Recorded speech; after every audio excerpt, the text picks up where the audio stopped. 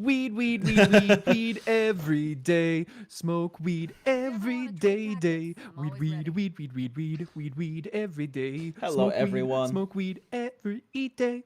What? Hello, everyone.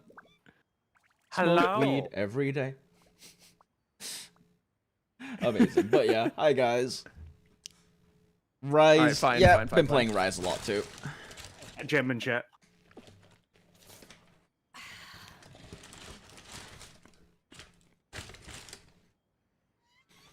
Okay. Alright, I'll play it. I'll play it. Oh yeah. There you go. We also share screen one, so y'all can see things live. Okay. Morning, everyone. Or evening for me, I guess.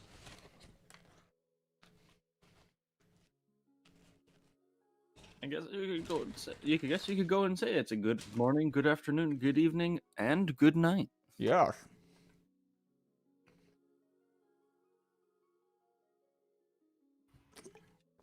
How am I feeling? I am tired and drained. Tired. And have been for quite a while, but For like 2 weeks. yeah. Got spooked by a child. I'm definitely gonna be getting some child Just translations remember, here, if I guarantee you. If you want good music, come to my stream. It's because we're true. listening to Blend W right now. Look for Weed La Weed. Okay, we'll play Weed La Weed next. It's true, Tuner has the better music at his stream. At twitch.tv/tuner. Alright, anyway, I guess we'll go ahead and start pulling now. Am I pulling first, or? Oh, sure, we can watch you pull if you want. Okay. Share my screen. I feel like this is the smallest day one testing stream we've ever had, but also I haven't made any videos in like 2 weeks, so let's see. All right, let's watch. Oh no, wait, fuck, wrong button. Pop out. Let me know when you got it. Yeah, okay. So we're gonna watch Tuner pull first, and then I'll pull. Okay. Oh, let me turn this down a smidge. Okay. Oh. I mean, one really nice thing about Child guys in chat is just that his two best teams either run Fischl or Xiangling, and both are free. So like, he works well with units you definitely have. Hold on, let me sec. Genshin announcements. Meaning Switch Axe and Raise.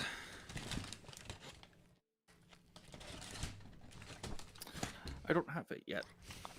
So should be a viable cryo spell for Diluc. Nope, cryo units don't really work well with Diluc. No, so far I'm heavily excited for testing her in a reverse melt comp with Klee taking a similar role to Child. Yep. The other version of that is running Chengling and Bennett, which I think is probably going to be better, just because you have Bennett on field and Chengling off field. Because the Xiangling Bennett synergy is like really fucking high. Winter Effect. Wow, I got a purple. Kidding. Wow. Okay, there's one. Yay, Tuner got one. Tuner got one. I'm not like the other people who got 4 Barbaras in one pull. Lol. What? Yeah. Oh no. It's the JoJo time. Why do I hear JoJo Why does music? cryo work with the Hutan, not Diluc? Because Diluc shatters. In order and for that's 2. in order for like cryo melt enabling to work even like partially with a pyro carry, you need a Jing to clear off the pyro aura with hydro, but Diluc shatters, so when you freeze shit he just gets shatters instead. There is that weird thing that was recently discovered with Diluc where he can melt if cryo gets applied first then hydro. Barbara. I think. Do you remember that testing, Cleeful? I remember something about it. I haven't gone in and done my own yet on it. 'Cause I was waiting for specifically for Rosaria. Because I remember them mentioning something about there is a manner in which Klee can melt instead of shatter. Same with Diluc. Yeah, I think it requires you to cryo first, then to do a freeze with like cryo first, then hydro though, which isn't realistic to do. Would be potentially worth at least testing to see whether that's the case or whether they've just completely changed it around, because they could have just completely changed it around. Yeah, definitely. But yeah, because Diluc like and Klee shatter, it kind of screws them on the whole like trying to get melts out thing. I feel like I'm going for C2. Like I think that's my most important breakpoint for Rosaria right now. Yeah, the two like Rose carry teams I can see right now is either 5-star. Hey, wait. Is either GenCon? oh hey, maybe you'll finally get a child because you don't have one. We Gamba? It's time for Gamba over at twitch.tv/tuner. Did we win 50-50? Yes. Child? No. Not child. For those who don't know, over at Tuner's Twitch at twitch.tv/tuner, occasionally when pulling and stuff, we'll do like a gamble where people can bet their channel points on whether, in this case, like it'll be child or not. 200K. Oh god, I'm about to lose 200k channel points. That's a lot. By of win, do you mean honestly? That's why I put the parentheses, because honestly, if I win the 50-50, it will be me not getting child and me getting a gene. But I figure. Oh, so this way you can interpret it how you want. I see. No, I put in the parentheses so that I can't go back later and be like, well, I got genes, so I guess I won. Yeah, gotcha. Kick mark. Wait, did Jinx say to visit twitch.tv/tuner to Gamba? Yes. Yes. I did. I'm gambling right now. I guess I might as well dump all my points in there. Remember, we get more money from watching Twitch than you do on YouTube. Keck. And if you have a Prime and you want to support the channel and what we do, you can throw it here. Wait, how do I spend more of my points on this? I don't know how... Votes? Why is this you can vote as a mod now, so... Yeah, but I don't know how to spend more than 10 points on this. Oh, right under the 10 points, there should be a donate. This is a fucking text field. Okay, yeah, I'm dumb. Sorry. I have 17,000.3 points to throw into the child vote. May my Prime sub give you good lucks. Thank you, baby feets. All right, we throw all of our points in there. We all or nothing, boys. All or nothing. Is it done? Microspy, thank you for the Prime. 5 seconds. 4, 3, 2, 1, 0. All right. Okay. Baby feet. Okay. I'm kind of hoping that it isn't child, but I mean, although I guess it would be nice to have him since I don't. So. Why not both? Why not? I get 2 5-stars. Barbara, that's a good sign. It's a fucking Mona. Is that like C3 now for you? Yes. Yeah, it's C3 Mona. Lord, it's a Mona. I gambled right. Hooray, thanks for the points. Well, I have 0 points again. Yeet. Fuck. Oh, well. I'd like another rose if I can get it, but... Break it down, break it down.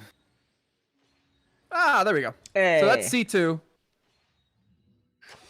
I guess I gotta... I like to save a little bit so that I have refreshes. So. Okay, my turn. But wait, hold on. I still gotta... Oh boy, Jinx's turn. Ikuzo. Oh, wait, no. Tuna's go. Oh, yeah, that's right. You're a weird who spends all of your fucking star glitter on pulls. I mean, instead why of not? hoarding them like I do. What? Why? Why hoard them? Side here. Huh? Nah, spend them all. Because every month there's a chance that I actually need a constellation that's in the shop. The only one that I need is Kaya. Yeah. I also don't pull as frequently as you do. I'll save it. I also don't pull as frequently as you do, so I don't really have that much. Fair. Okay. Same tier 2 Okay. extent, but I also just have 200 lying around, or did, until I spent it all. Okay, and now it's my turn. I'm streaming to you guys, right? Yep. Yeah, Yes, you are. yeah. Okay. Let's check my history first, because I actually don't know. Oh, yep, I got Hotel 2-1 Polika. Yeah. Sounds about right. Alright, so we are on the 50-50. Okay. Turn this up a little bit. I think you guys are a little... Are you guys a little quiet? You're a little quiet. Okay, there we go. Alright, 3, 2, 1. Yikazo! I need to spend Rosaria. points, so here's a redemption. Wait, so wait, what? Am I reading your message in Uwu? Lol. I need a way to spend points. So here's a word. Hey, that's a C8 official. I mean, at least you don't have a C7 Kaching. Wait, Oof. do you... Oh yeah, you do have a C7 Kaching. Christ almighty. I'm going to regret this banner so hard, because Tuner it's probably going actual to get me whale. my C20 visual. Yeah, it's probably gonna Hey, get me I like a got C10 two. I got two Barbara. of those Kachings. Two of those Kachings were in the same banner. Oh, here we Or go. in the same poll. Zo. Which 5-star better for Klee, Atlas or Prayer? Atlas, right? So it's the same situation that a lot of other crit weapons find themselves in, is that they might be worse than the attack weapons, going optimal substats to optimal substats, but there is a case to be made where if you have skewed enough stats, that Lost Prayer can become better than Atlas just by fixing your crit stats. But it is a case-by-case basis, and generally Atlas is superior. Oh, right, I have all of these to dump in there. I was gonna say, you kind of have a low amount of... Yeah, we got $128.93 in the Goth GF fund right now, so I'm gonna be pulling that. I'm gonna be pulling until I get a rose at least. Imagine if you spend 100 and you don't get a rose. Probably need to also... I can't decide if I should be pulling for more rose cons first, or if I should grab Alley Hunter first, though. Based off initial math, Alley Hunter is best in slot 4-star for Venti and Fischl, but I haven't done Fischl numbers myself. I have done Venti numbers, at least at equal refinements. At equal refinements. Yeah, that's the problem. I have an R3 stringless. Ah, Yeah. We'll probably just be pulling for rose constellations first, honestly. nice placement. Oh, wait, let me pull up chat. Alright. Ikuzo! Nice, Babadoo.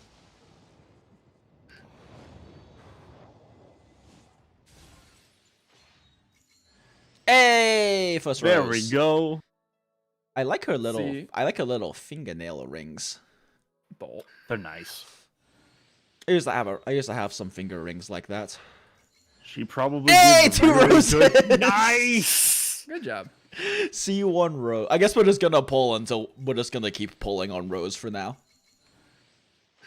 Are you gonna go all cons at once, or are you gonna save some just in case? Huh? The problem is all my other 4 stars are already like at C6, so for compare, Right. I will probably be doing some testing up on. I might not enable her C4 right away because it gives her extra energy generation. Yep. Ooh, does it? Yeah, so C4 is like her C4 gives her When you 5 crit. instead of 3 particles if you crit on either hit of her E. Ooh, I like that. Yep. That sounds new.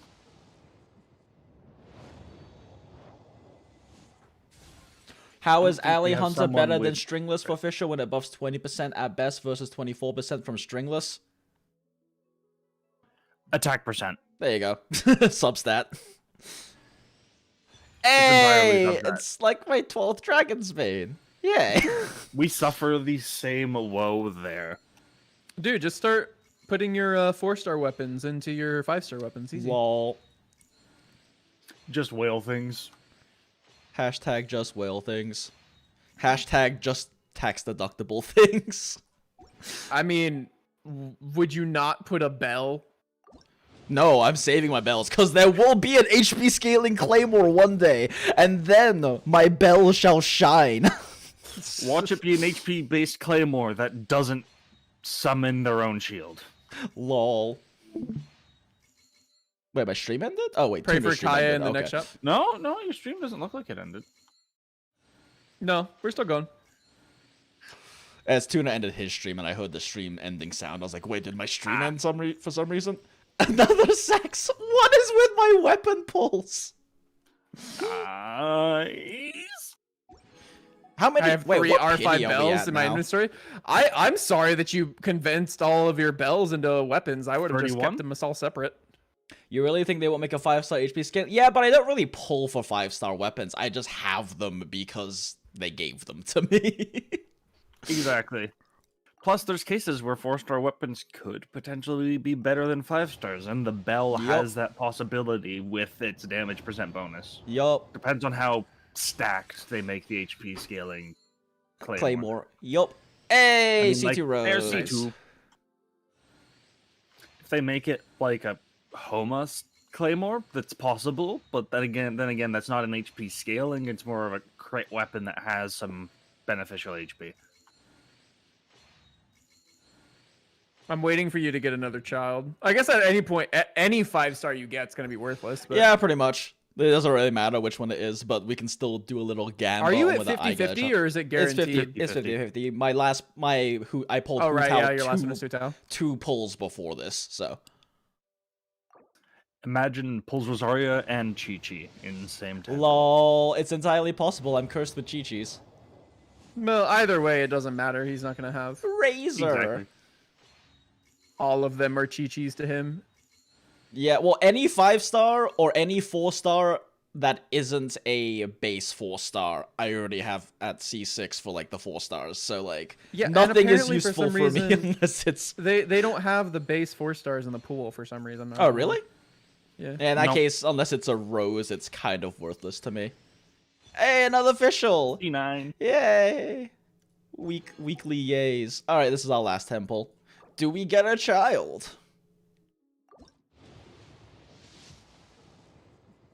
Hold on, we gamba. Possible. Alright, we gamba. Unless it's the first one. Nope. Okay, Alright. okay, Nope. we gamba. Alright, we gamba. We gamba, chat. Same one for do we win the 50-50? Yes, child. No, not child. We start prediction now. Remember, if you haven't followed, you can get an extra boost of points. We gambin'. Honestly, do we have more FGO songs? Because Holy shit, a lot of people think I got child. Oh, wait, no, it's evening out. Okay. Yeah, it'll even out. Somebody probably just was like initially like, here's 200,000, and it's immediately. I have 0 have a points lot to of gamble. points. Shit.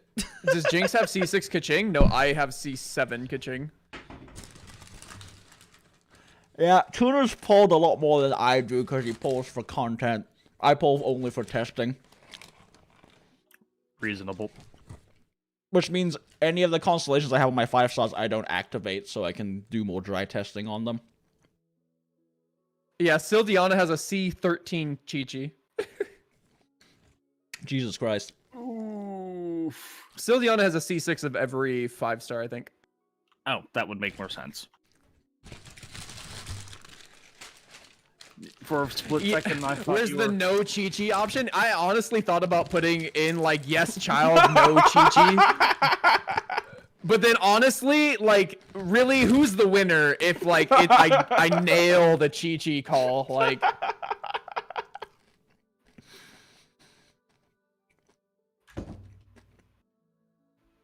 got Rosaria within 20 pulls. Yeah. Congrats. Nice. Is this music coming from a YouTube stream like the old one? Yeah, I'm basically just doing like pick random songs off YouTube. I don't have a playlist. You want a C6 Rosaria, no child, pretty much. Yeah, because especially since I plan on using her as a Fizz Pike user, C6 would be. Ooh, that's gonna be really fun. Yeah, I'm gonna do a C Pike official. Then figure out what I'm doing from there. Yeah, if we get any other donations, I'll put them in the Goth GF fund for pulling for more rows. Jingcho would be actually pretty good for How would you design a character that would make Chi-Chi shine? I've talked about this before. Actually, while we wait go for ahead, this. Jinx. Go ahead, Jinx. Oh, we're good? If you made a character that had like a 200 attack Nova, like a 100 to 200, depending on how much they got healed. But every time they healed, they did like a 200% attack Nova or something. Chi-Chi could be good there because basically she would heal a lot for minimal investment. And then like the main, like the carry would just keep Novaing, and I don't know, something like that. Basically every time they get healed, they increase or they do a damage burst, something like that. Okay, cool. So we got 28.93 in the Goth GF fund. If we hit like 50 or 100, I'll dump it into more rose pulls. Okay. Let's see what we got. It's gonna be the last one, isn't it? Probably. I see you shiver with anticipation. Oh my god, is it actually good? It's a fucking Mona! Hey, we get Monas today. It's Mona Day. Cursed with Monas today. Mona Day. Remember that one time that I got Mona and you got Jean, and we were both angry at each other for like a couple minutes? I recall. Wait, dude, holy shit. I never noticed. They put like some shading on Mona's like... God damn it, I got more officials than I got roses. Yeah, there's like some shading on her hip that like makes her butt. I don't know. I've never noticed that before. Yeah, it adds depth to her butt. We need 3 more pulls for the 10 pulls, so I might as well spend some of this fucking official star glitter on it. But Jinx, don't spend your star glitter. I'm not saying you should. I was about to say, I'm not saying you should ever not spend any. I'm just saying I personally save some so I can buy shit in shop when it comes up if I need to. I do have a copy of Very Blackcliff at this point, though, so. Actually, speaking of constellations on Nikaza. Speaking of constellations on 5 stars, someone from my Discord has a C4 Chi-Chi, C0 Mona, and those are his 2 non-banner 5 stars. Damn. So every time he lost a 50-50, or what do you mean? Every time he lost a 50-50, it was a Chi-Chi. That's hilarious. And every time. Incredibly sad. Or unfortunate. We both ended at C2. That sucks. Yep, it is what it is. It is what it is. Alright, that's where's Rosaria at.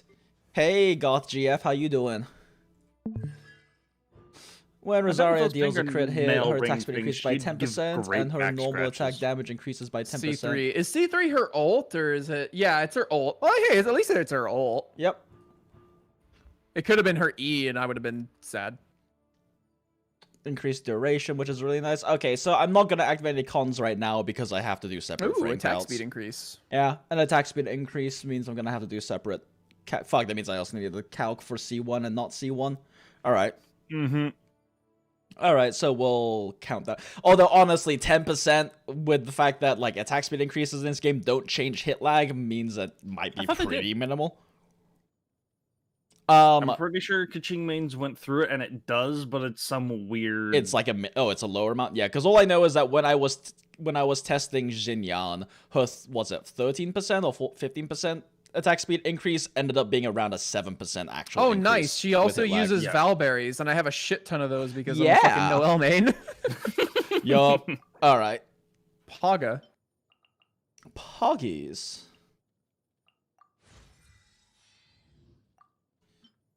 And now we slowly level her up. Slowly. One by one they march. Are you not holding it? Huh? No, I'm just saying slowly because we gotta do each ascension at a time. Mm. Featured Mona banner? I don't know. Mona's so weird. I know she's good. I don't... Fucking dash. She has an attack % sub. That's unfortunate, but she is a 4-star. Can't really expect much else. Yeah, it's not bad. I mean, if I think about it, I'm pretty sure if we get an attack percent 5 stars a sub, which will kind of suck, I think it's going to wind up hitting like almost 40%. Yeah, that sounds about right. Which honestly means you get an attack percent hourglass, you get their ascension stat, you just leave the attack there. You don't want any attack subs at that point, probably. Yep. Sounds about right. Depending again on their kit, they Feature might Gene want banner? it just Hell because yeah, they don't dude. need anything else. I will fight Gene till the day. I will fight Jinx until the day I die. Gene's a good character. Gene is a very good Gene character. is a very good character. She just has very minimal best in slot cases if you own every character. Her strength is flexibility. That doesn't matter much if you own every character. But that in itself makes her a really, really, really, really, really, really good. Wait, shit, did I miscount? Oh, fuck, I miscounted. Yeah, I needed, two, I need two, I guess I'll go kill that today then. Either way, we need to go craft up a chunk. A chunk? Since if I am gonna be running her as a mighty Fizz carry, I need to chunker. bring her to A5.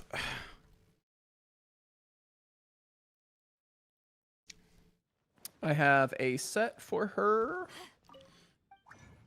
already. Oh, you do too? Nice.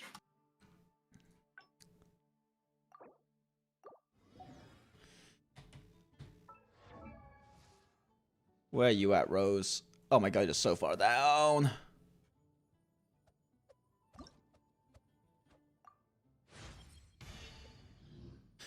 Oh, yeah, Okay, I'm gonna like inch her up a bit because this should bring her further up in the character list, so I don't have to scroll as much. Nope. Okay, no, she actually has to hit 61 for that to work. Never mind. Whatever. All right. Let's start leveling your shit.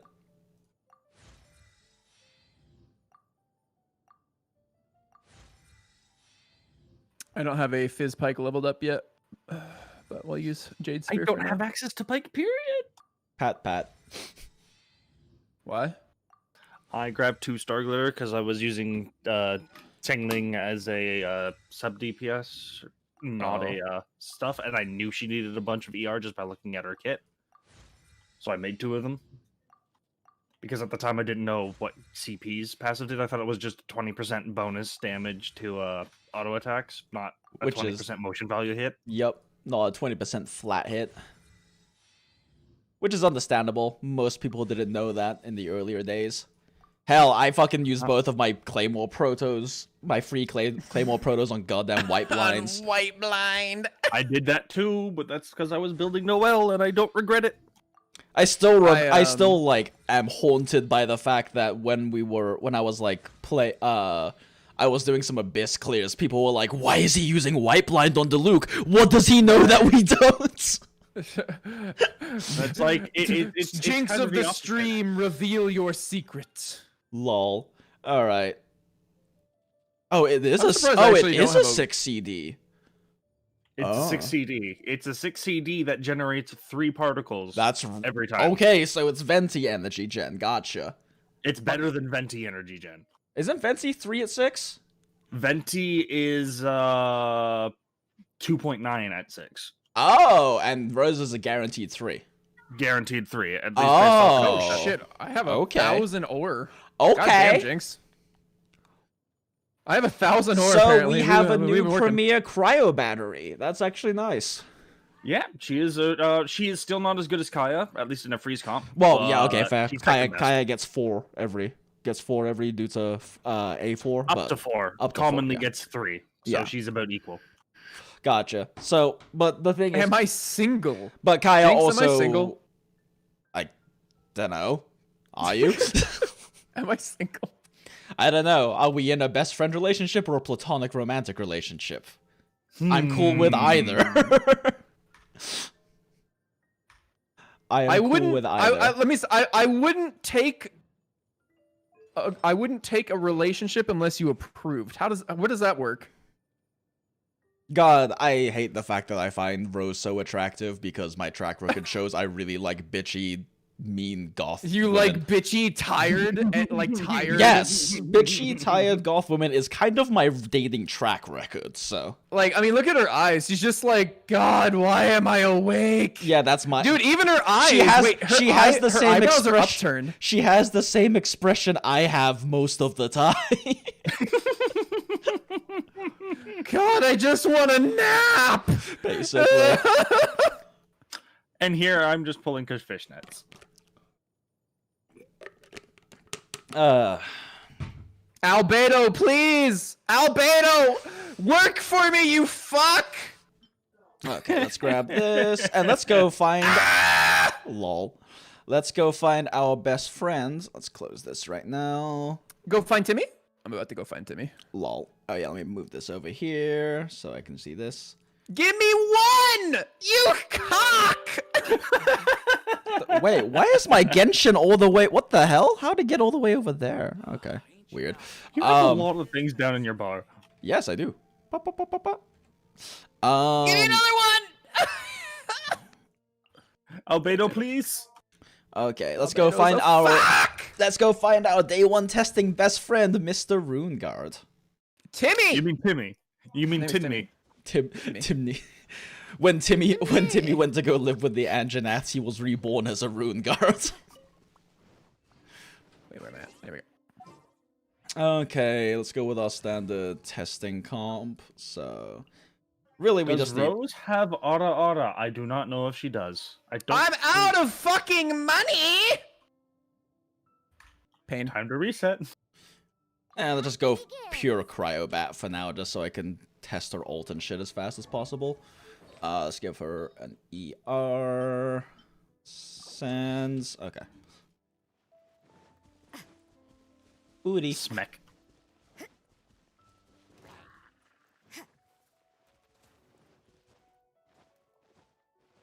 Someone in chat is asking Jinx to make a thigh tier list. A thigh tier list? Oh my god. Lol. That would be a very hotly debated topic. Yup. Especially because everyone has basically the same model. True. Although, actually, I think that Jean has a slightly wider hip. I can see that. They're all slightly different, but it's not massive. Ouch. Motherfucker. You will now die a very slow, painful death. Yup. I mean, I might as well get my ult up.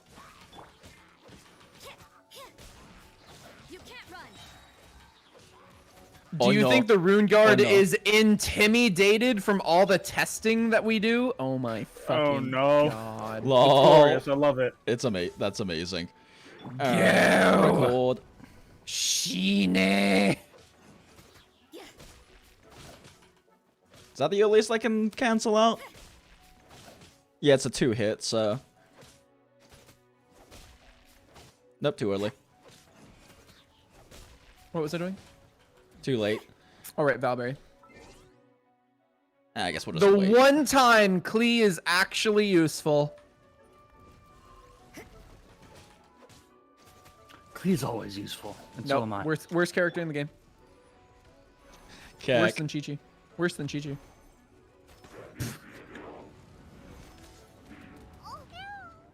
No! Damn it.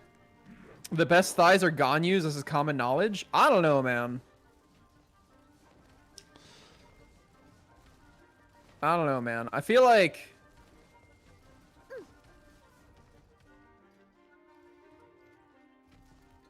We're listening. Oh, that's a dandelion. God damn it. Been debated by the dandelion.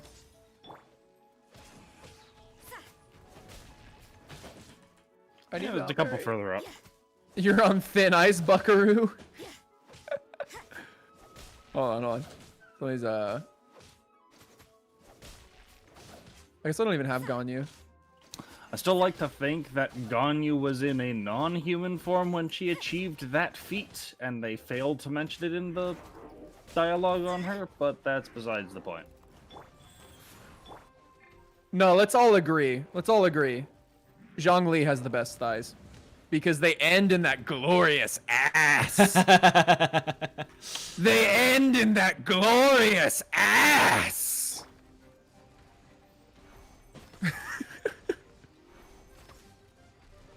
Indeed, 100%. Oh my god, I've been playing Valorant, so I'm not used to the 50% sensitivity anymore. Help. Oh no. I need berries. I think I need You know berries. what? For once, Does anybody have berries? I can say that This is actually a real... I feel like this is a really easy one to jump cancel just because of how slow and heavy the hit lag is. it is. It's nice. But I find that now that I've actually started getting back into OSU, I'm starting to notice the 50% vertical sensitivity for the first time. Yup. All right, that should be. Why are any good of to us start playing with. Genshin when we could be playing Monster Hunter right now? That's my actual question for you. Lol. Because I don't have it yet, because I'm waiting for capture card. New Switch X is fun. It looks like it's going to be enjoyable AF. Yeah, it's a lot more morph heavy than it used to be, which is neat because they put so much power into like 2 specific morph moves. So like instead of on down, you just were going with. Yeah, instead of you just doing either quadruple or triple. Oh, sorry, sextuple or triple slashes on downs, you instead do double slash into axe morphs, loops. Because Rise PC is still 6 months away. Yeah, but hear me out. Is Rise What is you know how much a guaranteed 5-star costs? $350. You know how much a Switch with Rise costs? $350. It's true. Unfortunately, that doesn't work out to non-American money. Save this as. In fact, actually, people were doing a Venti giveaway. I was planning on doing just like a fucking Rise plus Switch giveaway. Honestly, that's probably a really good idea. Get them the limited edition Switch, make a whole event out of it. Where are my rose clips?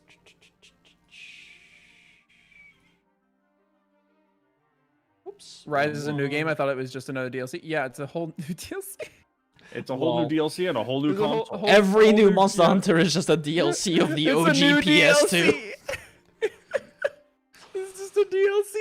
Every single Monster Hunter since the original PS2 is just a DLC. They have the same monsters, guys. It's so lazy. God, lowering Keizu's such a fucking shit monster. I can't believe I can't believe people like this game. God. It's one of my favorite monsters because it actually makes me look at it and detest. I gotta go all the way over here. That's the starter. The joke is, I don't know if you heard about this, but a famous Dark Souls speedrunner got bodied by low rank Keizu and went onto Twitter to just rant about how shit Monster Hunter was. Oh, that guy, yeah. Keck W. I remember seeing that. I will say, we talked about this earlier on stream, but I do agree with Parallax that this Monster Hunter has much better. This Monster Hunter has much better positional baiting, which brings it a bit closer to like what you expect out of a Souls game, because Souls games have really good like positional baiting AI. Yeah, like it's very consistent. If you position yourself in certain ways after an attack or combo from a boss, they will follow up with a very specific attack or combo. Yeah, it feels a lot more old Monster Hunter in that regard. Yeah, World. But World was such a shit show of AI comparatively. It was. So like, I will say this one feels much better AI wise. Yep, especially Nergi. Oh god, Nergi's just like, which move do I feel like using right now? Oh. The Superman punch. Yep. Superman punch. Behind you, Omaiwa Moshinderu, Superman punch. Oh my god, you can oh my god, you can input the jump before you even before your hit like finishes pretty easily. Where the fuck is So I can't use the jump as the keyframe. That's the first new pose, or that's the first new blend after Pose? Is this a JoJo reference? Lol, after the hit lag, so we use that one. Is this the Poses challenge stream now? Yeah, this looks like an incredibly easy one to jump cancel, frame perfect. It is. From Hey, what I've heard. Benji. Just like one thing that I've trying to get Kaching Mains to start doing with theory crafting is having it so that. Oh wait, shit! No, can you do it earlier? No, wait, no, you can't. No, never mind. Sorry, continue. You're saying, Cleeful? Yeah. So we're aiming because like technically the first hit of her normal one has like 480% motion value a second, just because it's 10 frames for whatever it is. Yeah. But that's based on just when it hits. Yeah, and it's not ever actually going to be that, because you have to include jump frames and a bunch of other stuff like that. I should be good for now, gamer. Okay, that frame. I don't see anything useful here. Too early. What are your stats right now? Although I can. Which is Hunting Horn? I thought they 1700 buffed attack. Hunting Horn. They changed Hunting Horn. So it's not actually a direct numerical improvement or a decrease. It's just changed. Yeah, I can't find a It's good frame for different. that. We'll just skip this. Hasn't been calculated yet. Okay, This makes is where I sense. get hit. Okay, zoom, zoom, zoom, zoom, zoom, zoom, zoom, zoom, zoom, zoom, zoom, zoom, zoom.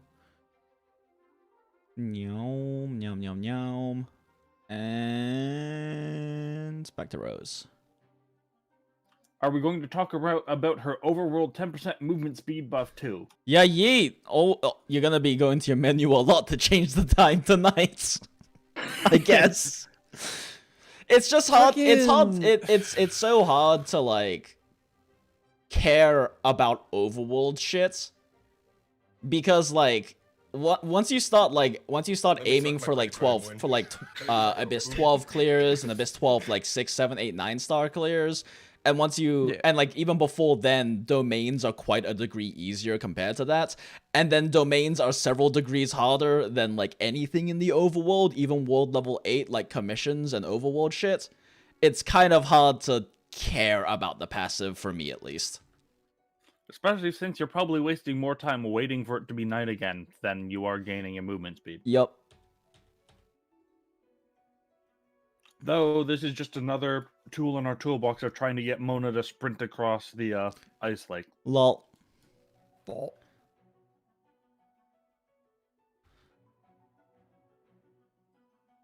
At least she's a tall character. I'm just always glad when they Same. introduce tall characters. because Same. Then Same. fucking. You know what I want? Hmm. I want a chibi. I'm short guy hopping character. here, right? Yeah, this is short hops. I've been talking about that for a while. And everybody goes Monka because like I have to call them a Shota because that's what they would technically be. Slowing When are her we gonna down, get a they just, Shota character? her combo just looks really good. It's It's a really good looking combo. And like, it makes me want to run her as a CP carry if just because I actually get to use a normal string for once. I'm thinking Yeah. I'm not going to do that, but that's just because I am actually planning on building a strong unit specifically for her. And gotcha. Going full cryo, and then I can utilize Yeah. Homa better. That's like the two comps I feel like I can see her running. First would be like a Fizz carry where it's her plus Fischl as a core, and then your other two or whatever. Yeah. Yeah, that's kind of what my intended Underdog. core is. Versus and then like the- a Chongyun, her, and Jingcho as a 3-person core for like a classic Kaya freeze, but with her as the carry instead. Mhm. Yep. The question is whether that is better than Kaya or not, though, because like her MVS would have to be beating out Kaya's charge spam. In terms, either that or her abilities total damage. Well, would yeah, have to beat out him. her total MVS, I mean, but putting everything. Yeah, Although makes she sense. does have an edge because she has an attack percent sub. So like we would need Yes, to do she like does. full damage calcs, not just MVS comparisons. She's fucking Exactly. ballad too. God damn it. Yeah, she's valid too. Kaya!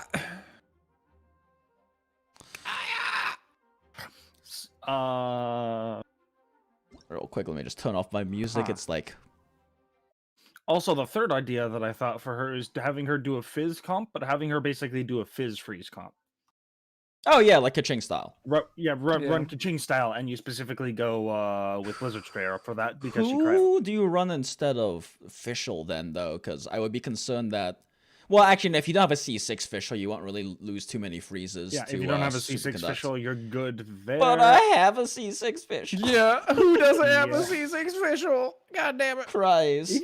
even with C6 official, it's still potentially possible. So We'd long have- as we you just have- another cryo yeah. character along with So you. that's True. We just have to. We 2, just have to test how. 3, Just have to test what the uptime looks like 4, if you run like her plus Chong. 5, Yeah.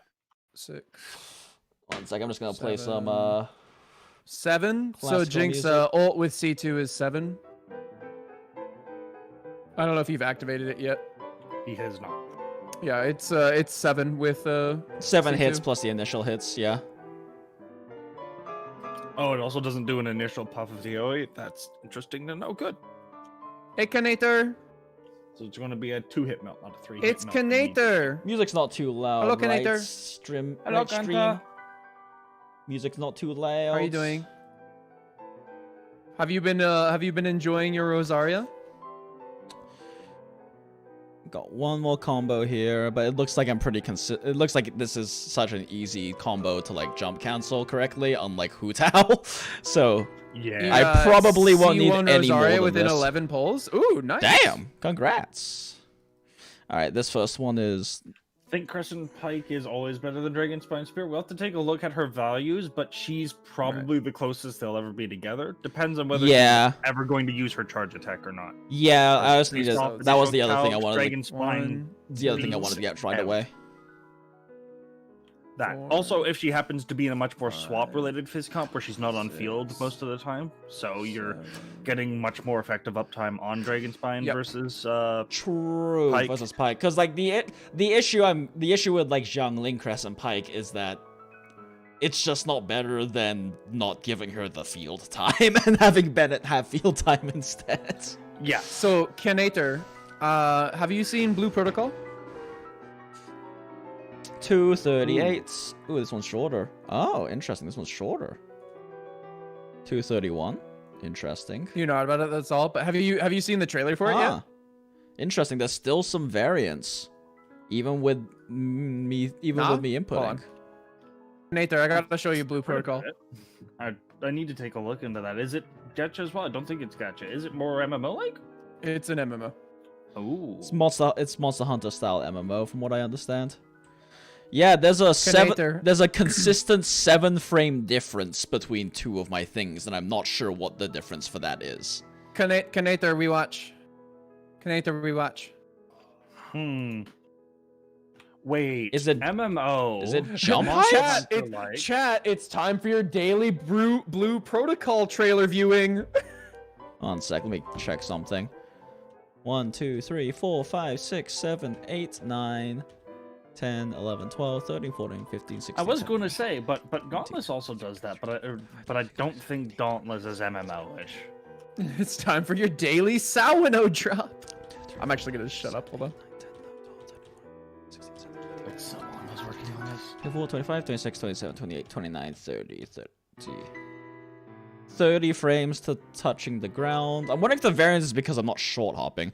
1, 2, 3, 4, 5, 6, 7, 8, 9, 10, 11, 12, 13, 14, 15, 16, 17, 18, 19, 20, 24, 25, 26, 27, 28, 29, 30. No, it's the same. It's like 1 frame different. Where is this exactly 7-frame variance coming from?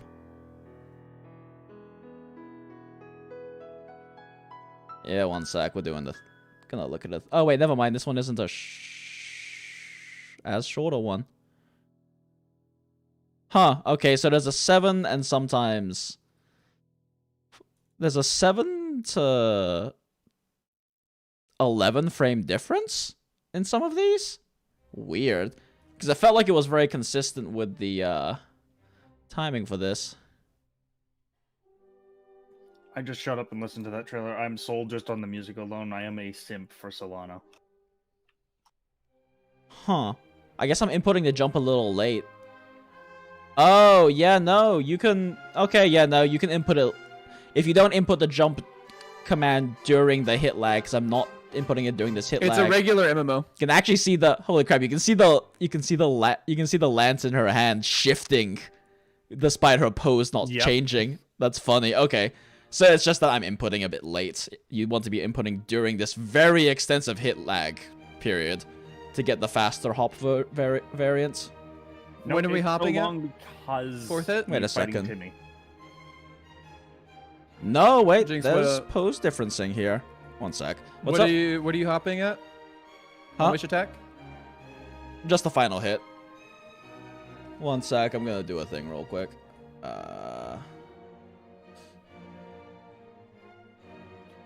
Crop. Blue Protocol Global is 2 years away, I believe. You never know when it'll be out. You never know. They could fast track that. Or it could never come.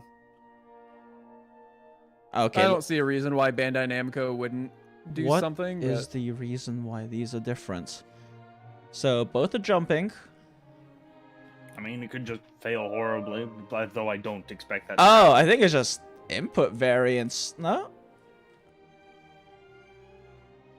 Okay, so on this one, I am inputting the attack 1 frame sooner, it looks like. Oh no, several frames sooner. Are you canceling it after 2 the frames sooner. swipe? Yeah, after the swipe.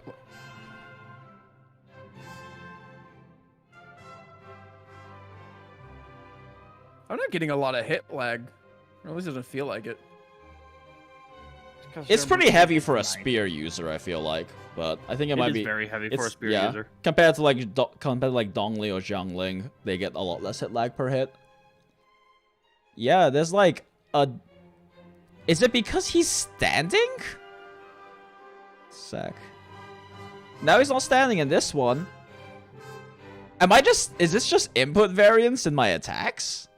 It's probably that. Yeah. That's what it looks like. Because they're pretty What much are we doing? exactly. They're Testing, like 1 or 2 combos. frames off right here. Yeah, there's only a 2 frame difference. So where is the... Oh, nope. It's right here. Interesting. Am I getting reduced hit lag because he's sitting on this hit? I don't know. I'm pretty sure hit lag is about as consistent as the wind, and that you get there is hit lag frame variances Yeah. within each individual stuff. So like a hit lag isn't always 6 frames; it could be 6 or 7 frames. Or Yeah, something that's like fair. Whatever, we'll go with the lower one anyway. I can also attest to this because there are times with Chengling fighting a unbuffed lava turtle that her 4-hit feels super snappy, and another time where her 4-hit feels like it's taking forever because she's stuck for like 15 frames on each individual hit. Let's see. Okay. 1 hit, 2 hit, 3 hit, 4 hit. Is this an N4 combo or an N5? Am I dumb? Dukaya plus Rosa on 1, Fish Turbo 2, might work. It's possible. 3, 4, 5. It's an N5. Okay. Is R5 Crescent Pike strong enough to outdamage Homa? In terms of pure physical damage, it will outdo Homa in terms of pure physical. I don't know if the calculations are done yet. I haven't done them on whether, when you take the whole picture into account, whether that would be the case then. Because she does do a lot of cryo damage with her ult, and does a decent amount of cryo damage with her E. Okay, let's see here. Talents. Now I need to transcribe these. I think the easier way to do that would be to just freeze this. Oh, the way I can just screenshot. What am I doing? Easy.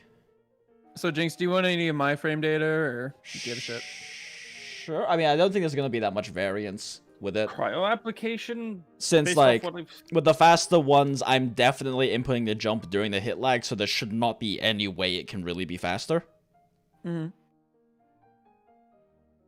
So we're doing the whole thing, and then like on the final swipe down, you're doing a jump. Is that what you're? Well, trying not the to do, swipe or- down, the horizontal swipe after the swipe So Yeah, you're down. going horizontal one swipe. last full combo.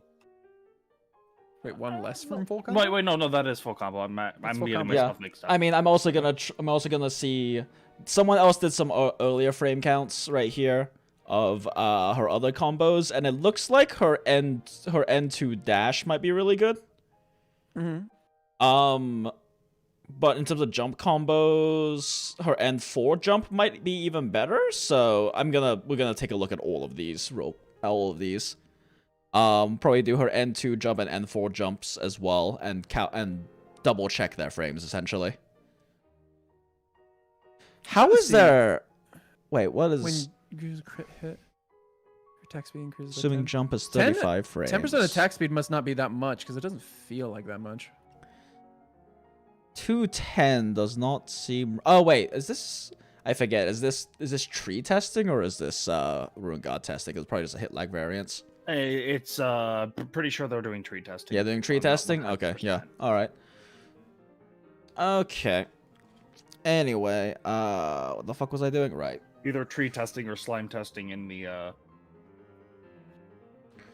Actually, there's a question. In the given information about her during her test run, what kind of jack stats does she have, or does she have any at all? Oh, good question. I have not actually looked at her test run yet. I'm gonna go take a look at that real quick. Be right back. I.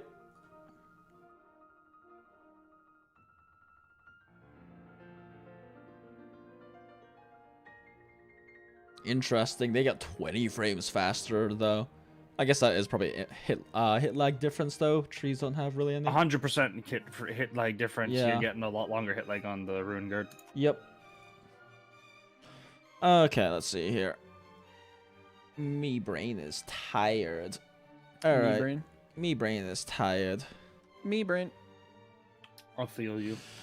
76.3%. Okay, so she's got a Love Lady Dragon Spine Spear, so that's nice.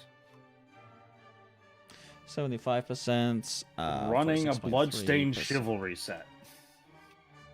Well, I think they're intending her to be a Fizz carry. Fizz carry. Yeah, I mean, unlike Jinyan, she's actually seems to be designed to be one since she's one half a superconduct. And, yeah. 101.3, and then 60.5. With a 54.4 and 91.9 for her plus crit and crit damage. 6.5. That's actually, she's pretty balanced. I would consider this an easy to achieve, but relatively high end on the easy to achieve for free to plays. And 2, and 3, and 4, and 5. CA. Okay, cool.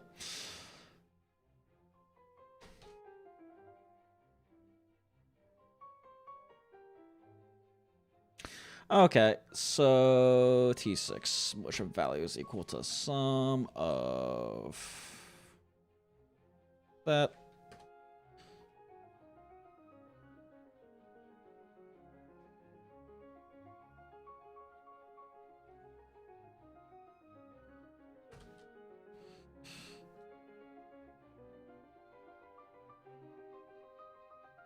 Ooh, only 121.6.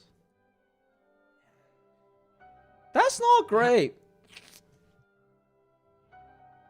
Not gonna lie, half the reason why I want to run Changyu and Rosaria is so I can run Jean and get the extra attack speed. That's not great MVS off the bat.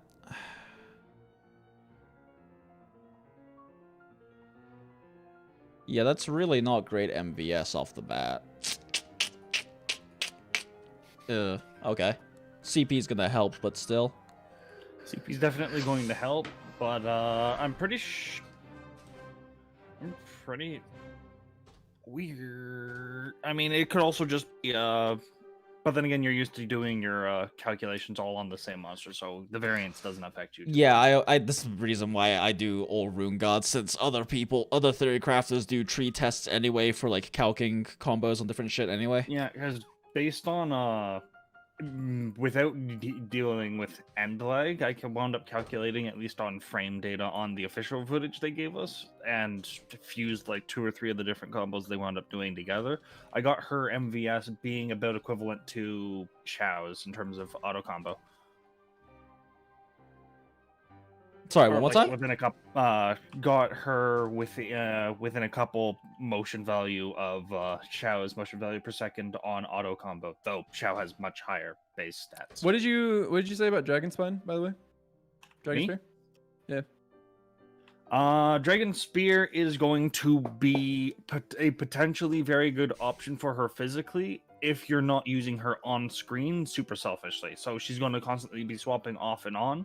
You're going to spend a lot of time off screen letting the cooldown burn, so you're going to get a much better uptime on the projectile on it, potentially allowing it to actually make up the difference again, because it's relatively close to Crescent Pike. At least Refinement 1 to Refinement 1. R5 Crescent Pike starts to take away with it again, just because its damage scales at doubling over the refinements, whereas Dragon Spines does not.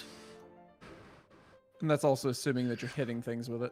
That's also assuming you're hitting things with it and you're getting the cryo hit with it specifically. Even with CP, it's not that impressive. It's still lower than Xiangling's at T6 at a 231 frame count. 8267. Let's try some dash cancels instead. Let me turn on sound again. Dude, that N2 cancels. Or N2 dash seems really bad. And she has Xiangling's charge attack too, which feels Yeah. fine, I guess. Fine. Feels terrible. It feels terrible if you use the Hu Tao. Because Hu Tao is so much faster to cancel out of. Yep. At least when she's in her E.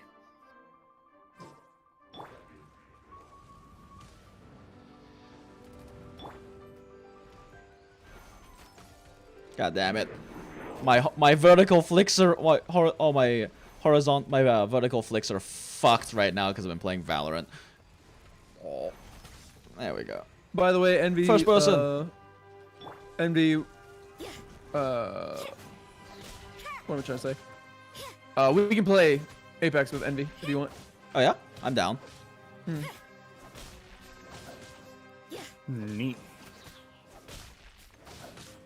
There's really no reason not to dash cancel this instead of jump cancel it.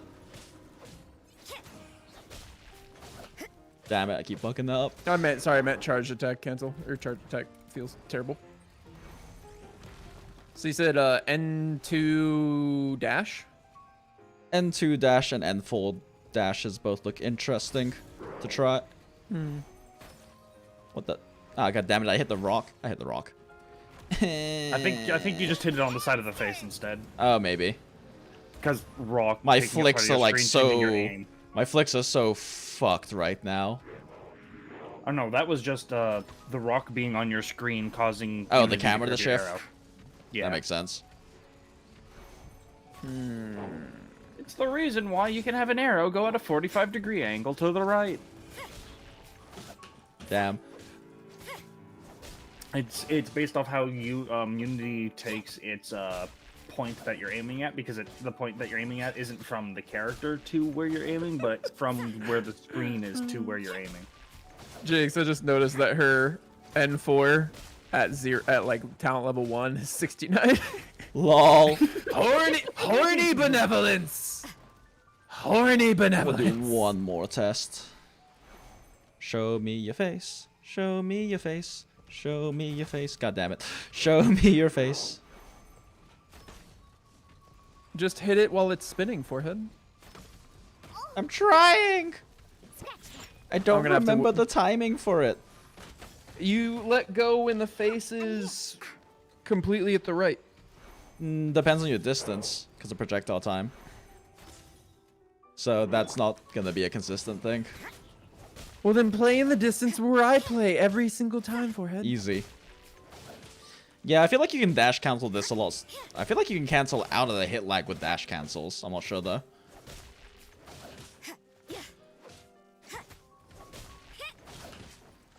Okay.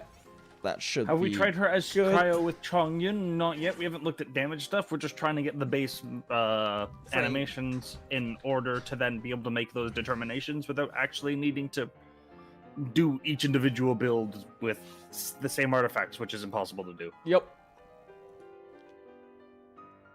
What Cleeful said. Is she good as perma-freeze with Chongus? She's probably going to be at least on par-ish with Kaya. Yeah, we still need to see how she actually stacks up compared to Kaya. Because the thing is Are they technically, Kaya, I believe, has higher motion value per second-ish when you use With them the charge properly. attack. Especially with the charge attack and stuff. Yeah, he's Not that setting I use around it. was I think it's 185 or something with charge span. However, the problem then becomes Rosaria has access to better weapons. Yup. Black I'm Sword's sorry, not, Black but there ain't Sword's no not bad. sword that could. I mean, the black sword's not bad, and like technically, Jade Cutter's I'd say about on par with Homa-ish, but like, Once we get a crit damage sword, 5-star. yeah, we'll have to wait and see on that. And on the sub, on the effect, because a lot of the time, the thing that winds up making 5 stars really good is what passive effect they get. Yup. Okay. Woo. Homa, good.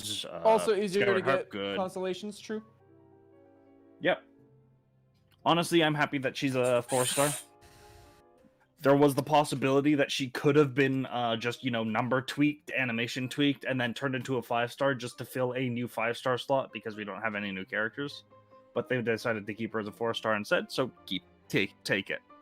Well, It just winds up becoming the question of, are we going to be getting her on regular, just you can always pull her off banner after this, or are they going to continue the trend that they're doing with the weapons? oh yeah, shit. You can dash cancel out the entire hit lag on the last hit. Yep. Hey, boo. We're at the gas station for energy. Okay, tomorrow. cool. Can you check when the next? What's better for her, Sec. Dragon's Bane or Dragon's Spine? I would probably go Dragon's Bane if you're going reverse melt comp, Dragon's Spine if you're going fizz comp, and something else entirely if you're doing neither of those. Probably Blackcliff. Yep, Blackcliff should be pretty good. Deathmatch as well.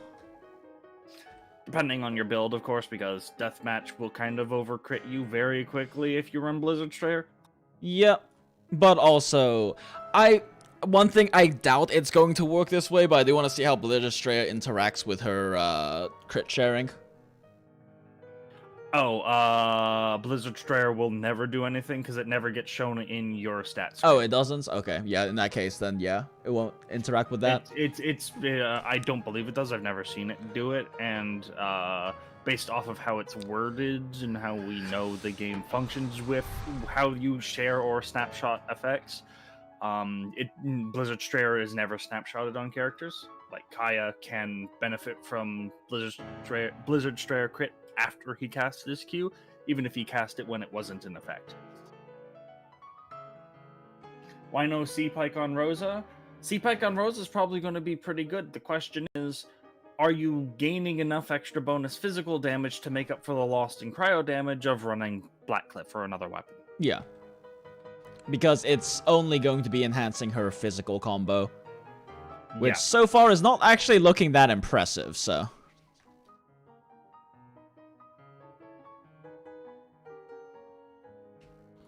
Though, to be fair, if you have her C6, she does get the benefit of what that C6 gives. True. Makes me wonder if she might be... Because, like, I guess compared to Kaya's constellations especially, her cons seem to give her quite a bit more. Like, her C2 is just... Her C2 is a Kaya C2 without a kill requirement. Basically, yeah. And Kaya C2 is one of the strongest C2s in the game, but it has the kill requirement issue. Yep.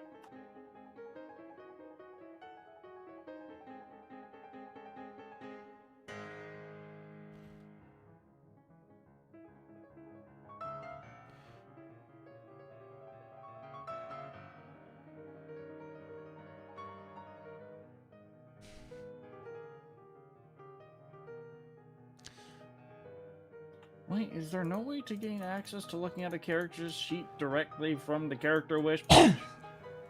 Lol. The weapons have the have the little magnifying glass. Why don't the characters? Gotta go to the archive. Gotta go to the testing run. Wait, can you not see the sheets from the archive? I haven't really messed with the I archive. haven't looked for it yet. I know the button muscle memory is faster this way. Gotcha. Wait, who left? That was Tuna. Oh no. Where'd Tuner go? Oh no. Definitely, Dash is definitely more input variance for frame perfect, but you can cancel... Sooner. Yeah, you can, like, my fastest so far has been, I think, 2 frames after hit lag starts. You can probably get it 1 frame after, if you're fucking frame perfect. Oh! Her C4 just gives her flat energy, so that's going to be Yep. irrelevant of energy recharge. Ah. That's going to make her much better in the carry role than Kaya, though Wait, Kaya's is C4 a flats? C4 is just, it generates her 5 energy. Oh, I thought it was 5 particles. I misread that. No. Okay, no, gotcha. It's just 5 energy. Gotcha. So it just lessens her ER requirements. Yeah, it's basically a Ganyu C1. Gotcha. Or a Chi-Chi C1. Hey, Chi-Chi still doesn't have the worst C1 in the game. Wait, who do you consider the worst C1? I mean, Barbara. Barbara? What's the C1 again? Generates 1 energy for herself every 10 seconds. That's not that bad. Christ. I did the calculation. Hey, at least it's not Ning C4. Ning C4 has the potential of saving your sorry ass in a potential situation. In an incredibly unlikely scenario, but yeah, I guess so. Also, you have to take into account that that's assuming you have 0 resistance and then you gain some resistance from it. What happens if you already have some resistance built because we eventually gain some content, or you gotta just tank a hit? Yeah. What if all of a sudden she's the thing that takes you from 50% resistance to 60% resistance? Now it's a 20% damage reduction. True, it's or a 20. More. It's a 20% effective health increase, but also the question is whether that actually hits a threshold of saving your life or not, because it's only relevant if it hits that threshold. Which is kind of the issue with those kinds of effective health things, which is why, like, you know, in Monster Hunter World, we pretty much always ran like health boost 2, because 3 didn't really change thresholds in 95% of cases. At least, you know, at least back in Behemoth times when we couldn't fit literally every skill and then like 6 non-damaged quality of life skills into the same goddamn build. Makes sense. Also, can I just say, praise be the return of RNG charms. Oh? In Rise. You like the RNG charms? I guess over decos. I much prefer it over decos. Makes sense. Because between having a charm, which I'll admit, once you go to Iceborne and you can get like Agitator 5 from just one charm, fine, that's good. But the capability of designing, like back in Old Monster Hunter, because I'm a major fan of what a lot of Old Monster Hunter has done. The one thing I really wish they kind of kept or brought back from Old Monster Hunter was how you upgraded weapons from Generations Ultimate. Yeah. I don't making think I like every single weapon potentially viable. Just due to the fact that each and every one of them can hit top tier or just one tier under top tier level raw values. 1, 2, 3, 4, 5, 6, 7, 8. Versus 9, 10. what I've been hearing from one of my friends who's been playing it currently, where I think it's, what is it, dual blades? There's a sleep, or is it paralysis? I can't remember what it is, but there's one status dual blade. It's the only dual blade in the game, and it stops at rarity 4. But I much prefer the idea of being able to get a set of armor, just go out, farm the monster mats, and build the decos you need to make that set work. And then sure, you might, to get to the next level of that set beyond that, need to RNG farm your charm, but that's the last step. Oh, I'm You an aren't idiot. This missing 3 attack boost. Especially considering that things like attack boost, crit boost, and all that stuff were relatively rare drops, meaning you'd have to farm so much. Yeah, this is definitely the cleanest one. I had to come back to my goddamn computer. Cleeful, fuck off with that. No! The Monster Hunter World's deco system was way better than this RNG charm bullshit. At least every deco you got served a purpose and you had the deco. There are charms that you're gonna get that are just fucking worthless. They are literally a waste of time. In no way, shape, or form is the new charm RNG system better than the deco system. I've heard both. I I ways will from people. fight you until I fucking die.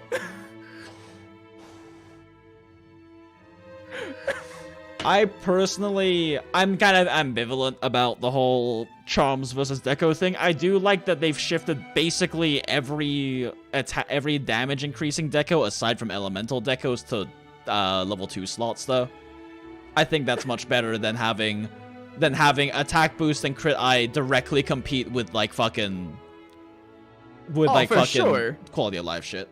For sure. And I think we're gonna find later, like, I think we're gonna get better armor sets that have better use of like level 2 deco slots and shit, but like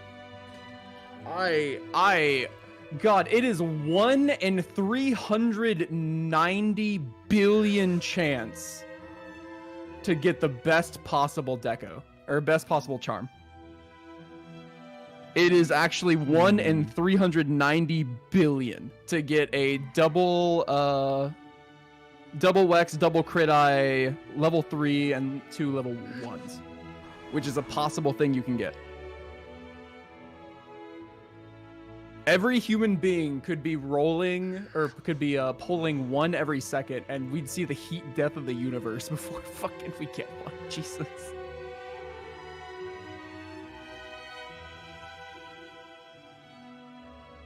Yeah, what like, good God. I'll take fucking Monster Hunter World's deco system any day. So you're saying it's possible? It is possible. Fuck that, no.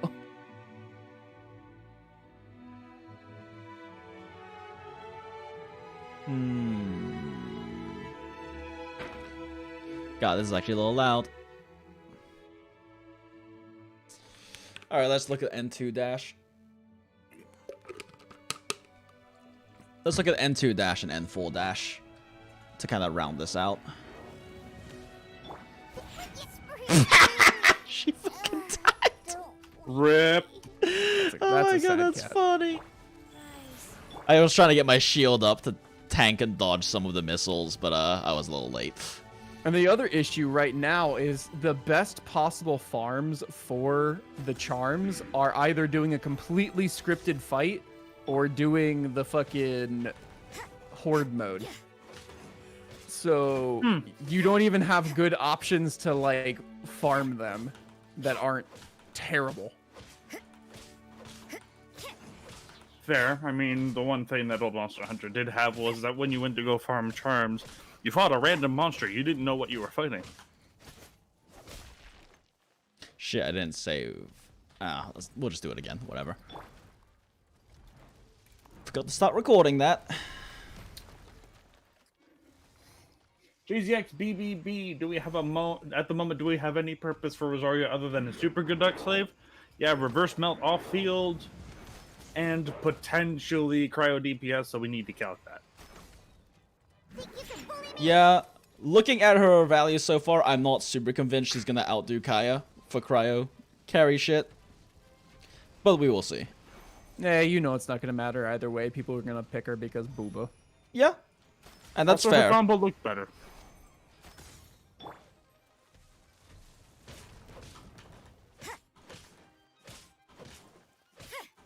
Just foreguard charms and only use the set forehead. It would be fine if there weren't just the worst pieces possible for some of these sets. Like right now, we have basically no good armor sets for the head or the chest, I believe. Unless you're running a rapid morph weapon. Our John Helm is literally the most efficient piece in the entire game. It's 2 rapid morph. It's 2 rapid morph, 1 other thing, and then like 2 level 2 slots. Nice. Yeah. But that's only if you're using a rapid morph weapon, so. So charge blade, switch axe. That's it. Yep. I really don't know what we're gonna do for like videos because I mean, it was weird. We want to talk about how it was weird to recommend people like, oh well, these decos are rare, like these charms. That's why it's probably thing, best. But that's not an accept. That's why we should just go with like having a 1 Wex charm or something like Yep. that.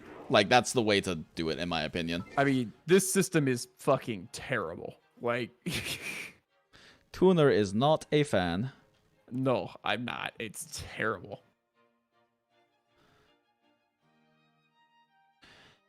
Okay.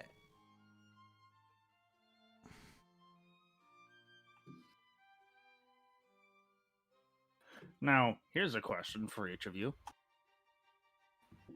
We all know that you have your personal preferences in Rise, but just in general, what's your favorite Monster Hunter weapon? Including potentially ones from other games that are not currently in Rise. We wouldn't be able to answer that because neither of us have used the magnet or the other thing. So we don't know Makes anything sense. about Frontier. Yeah. I mean, I've only played Monster Hunter World and Rise, so. And I've only played GU, World, and Rise. Ah.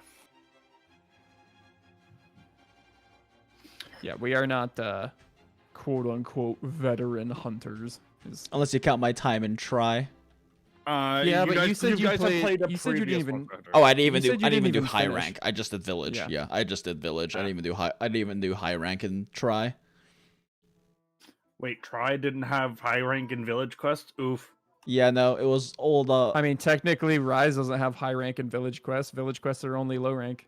Oh. Yep. It doesn't matter that much, honestly. Though hub quests scale to single player. Makes sense. Yeah, they scale to single player. It's definitely feels like it's more HP compared, like higher than like solo village quests, even at low rank. But it's not that big a difference. Makes sense. Makes sense. Like the It's set, like the highest rank quests are 7-star quests, and every 7-star, I'm in a good run. I'm clearing in like under 9 minutes, so it's really not that bad. It's not that bad. It's not the difference of like GU going to online hub and it's like, oh look, like 30 or 40, it's like 40% more HP Yeah, because it's multiplayer health regardless of who's there. yeah.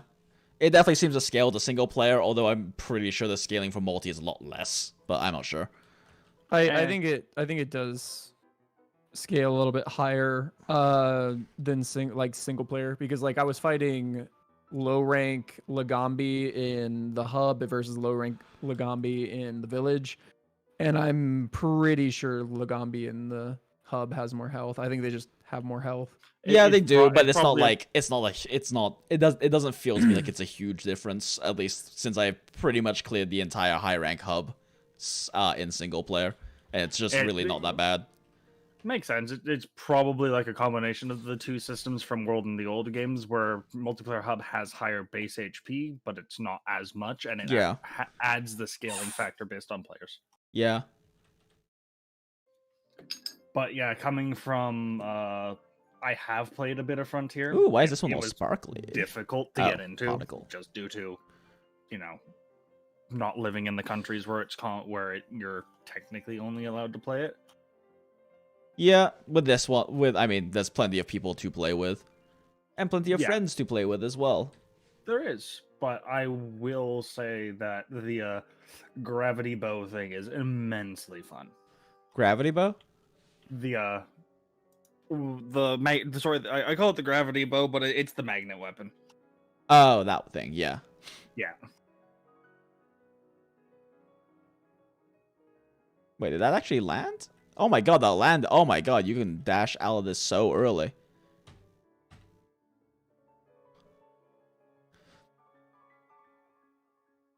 I'm really hoping N2 dash doesn't end up being her best combo, because it's gonna kind of suck.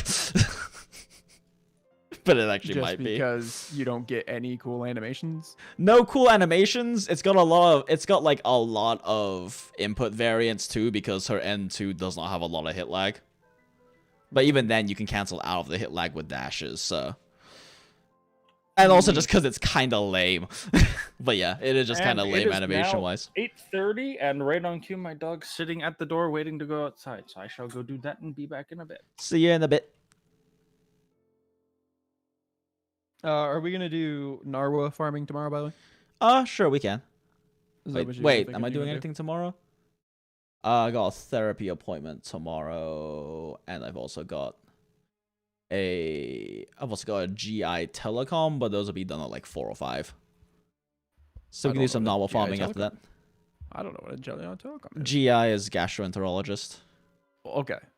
So wait, then I do know what that is. I just didn't think that you would need one. Me? Oh, I have Yeah. chronic GI issues. Oh, I did not know. Unaddressed chronic GI issues.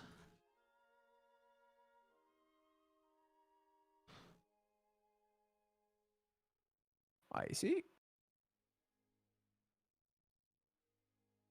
There are many potential health factors that can account for my chronic fatigue issues.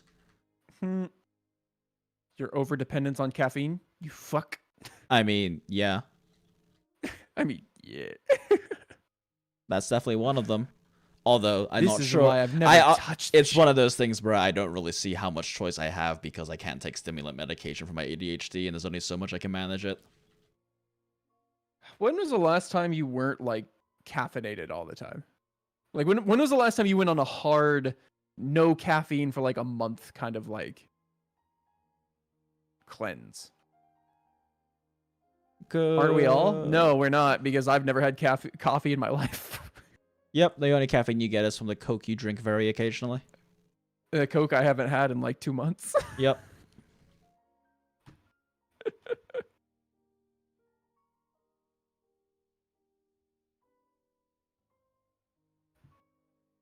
Remind me, Okay, this is probably Kaya's enough. ult is 8 seconds, correct? Yep, they're both the same at base.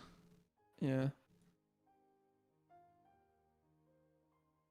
Wait, what? Kaya's Yeah, I've 8 never seconds, but Kaya's is definitely going to apply more cryo because its ICD is 1.5 versus 2, since Rosa's hits every 2 seconds. Yeah. Yeah, I've never had coffee. I've never had alcohol. I've never done drugs. I've never, like, weed or anything. I've never smoked a cigarette. Never had tea. I've never had... How is that one so much shorter than the others? What the hell? What other kind of like coffee pills? I've never had... Oh, Caffeine energy drink. pills. Yeah, I've never had I've never had an energy drink before. I'm good. Holy shit, how is this? This one's definitely the fastest, but how is it so much shorter?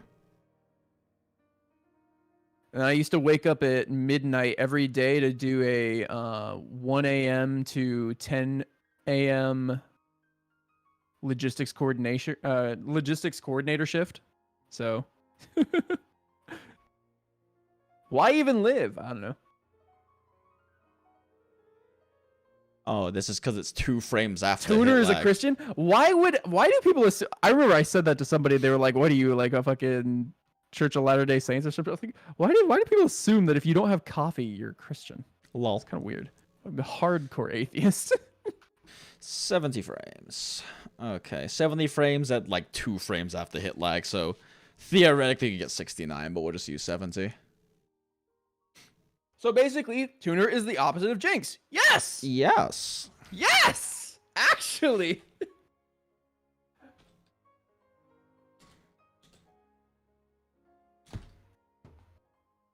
We are like the exact...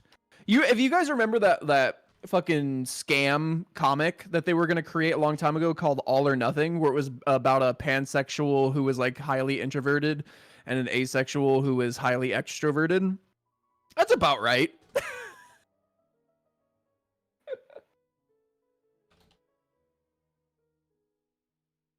Yeah, All or Nothing. That's about right. Oh, never mind. N2D isn't even better than isn't really better than N5D, so and We has a complete each lot other, like more Joker and the Batman. lot more variance for fucking up because you have a lot more frequent dash cancels. So yeah, N2D not better. Hey, Jinx, you want to know Thank how God. I got these scars? Lol. My father was a fiend. Cack W. Alright, well, thank goodness. I was scared that N2 was going to be better, but it's not. And then we do N4.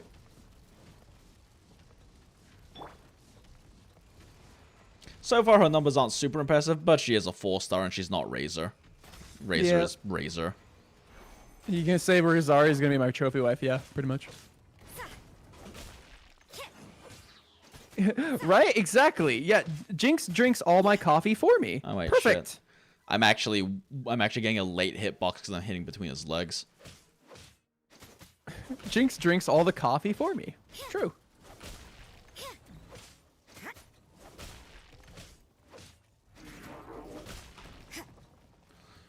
Oh, that's actually a close to stamina neutral combo. It's a very minorly stamina negative. Nice. Yeah, I was gonna say, for me, what would suck about the N2 being the best is this fucking It's negative It's bullshit. Hu Tao jump cancel level fucking negative stamina. Yeah. Yeah. I mean, you know me, dude. I don't like to be fucking stationary. I don't like this bullshit. You fucking switch axe fucking... I don't get to move around. I'm an SNS player, dude.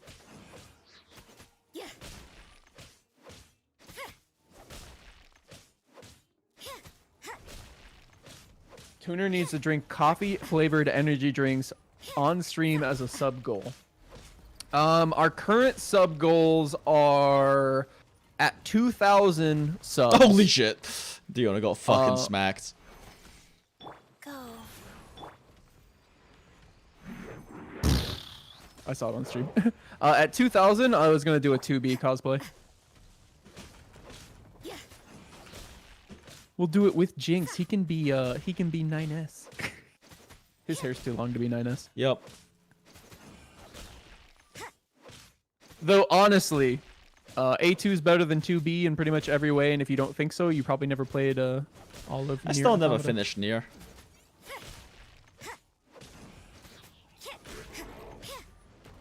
We could do the twins. Okay, let's see here.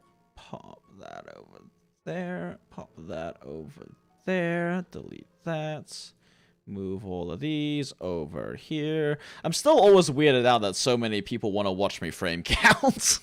I feel like this can't be that engaging, but lots of... I mean, it helps when, like, you got somebody, like... True. When I got sounding board. Yeah. Although, apparently you have... I mean, people say you have music, but I can't fucking hear it.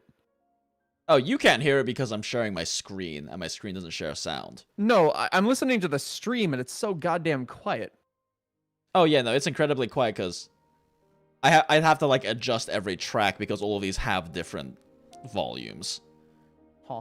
And I don't get around to actually doing it a lot of the time. And I mean, people are waiting to pull, and they're like, hey, is this character even worth pulling or not? Although I would assume most people are just like, I don't care, booba, depressed booba waifu, step on me, mommy, go. Is it just me, or is this one also a lot easier to dash cancel properly for some reason?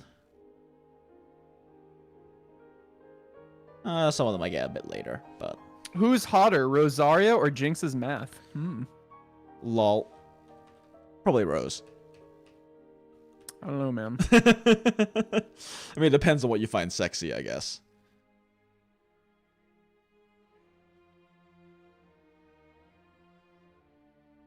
If you're one of those people who insist they're a sapiosexual, which I have never met a person who said they were a sapiosexual who actually was. Damn it, that was my cleanest cancel, but I don't have a starting frame because it was the first combo.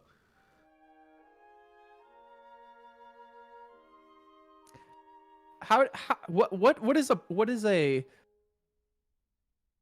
is being attracted to people who make you laugh? So there's attracted to people who are smart, but what attracted to funny people? Huh. See, the reason why I have never met a person who said they were a sapiosexual who actually was is because saying you're a sapios, like, it's one thing to have a preference for intelligent people, but saying you're a sapiosexual means that's the most important thing to you. Like, well, yeah, but like, what saying that you're a sapiosexual, like, for instance, the best example of a sapiosexual I can ever think of is in Grand Theft Auto 5 Online. There's this really, like, fat dude. He's got glasses. He's, like, pasty. He's, like, balding, and he, like, walks around with a cane. In the story.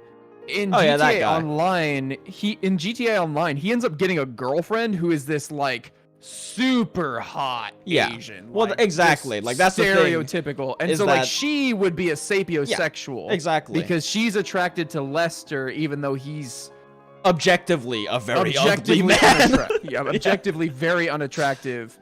But she values his intelligence. So she would be a sapiosexual. Yeah, exactly. And in that way. I've never met a person who has said, I mean, I'm not saying they don't exist. I've just personally never met a person who said they were a sapiosexual, but didn't have some kind of like who I could truly say did not care at all about someone's appearance or other factors. Oh, true. Jinx, have you been using the new Discord link, by the way? I'm not sure if this one has it, because it's an old one. Let me check real quick. I'll edit it right now. Don't worry. Keep okay, you got it? Alright. Yep, this one. It's literally just Mathalos now. Yeah, I know. I haven't gone through to all of our older videos and changed it yet. I need to get around to that, but Has Jinx not pulled Rosaria yet? It's on the screen, my guy. Lol.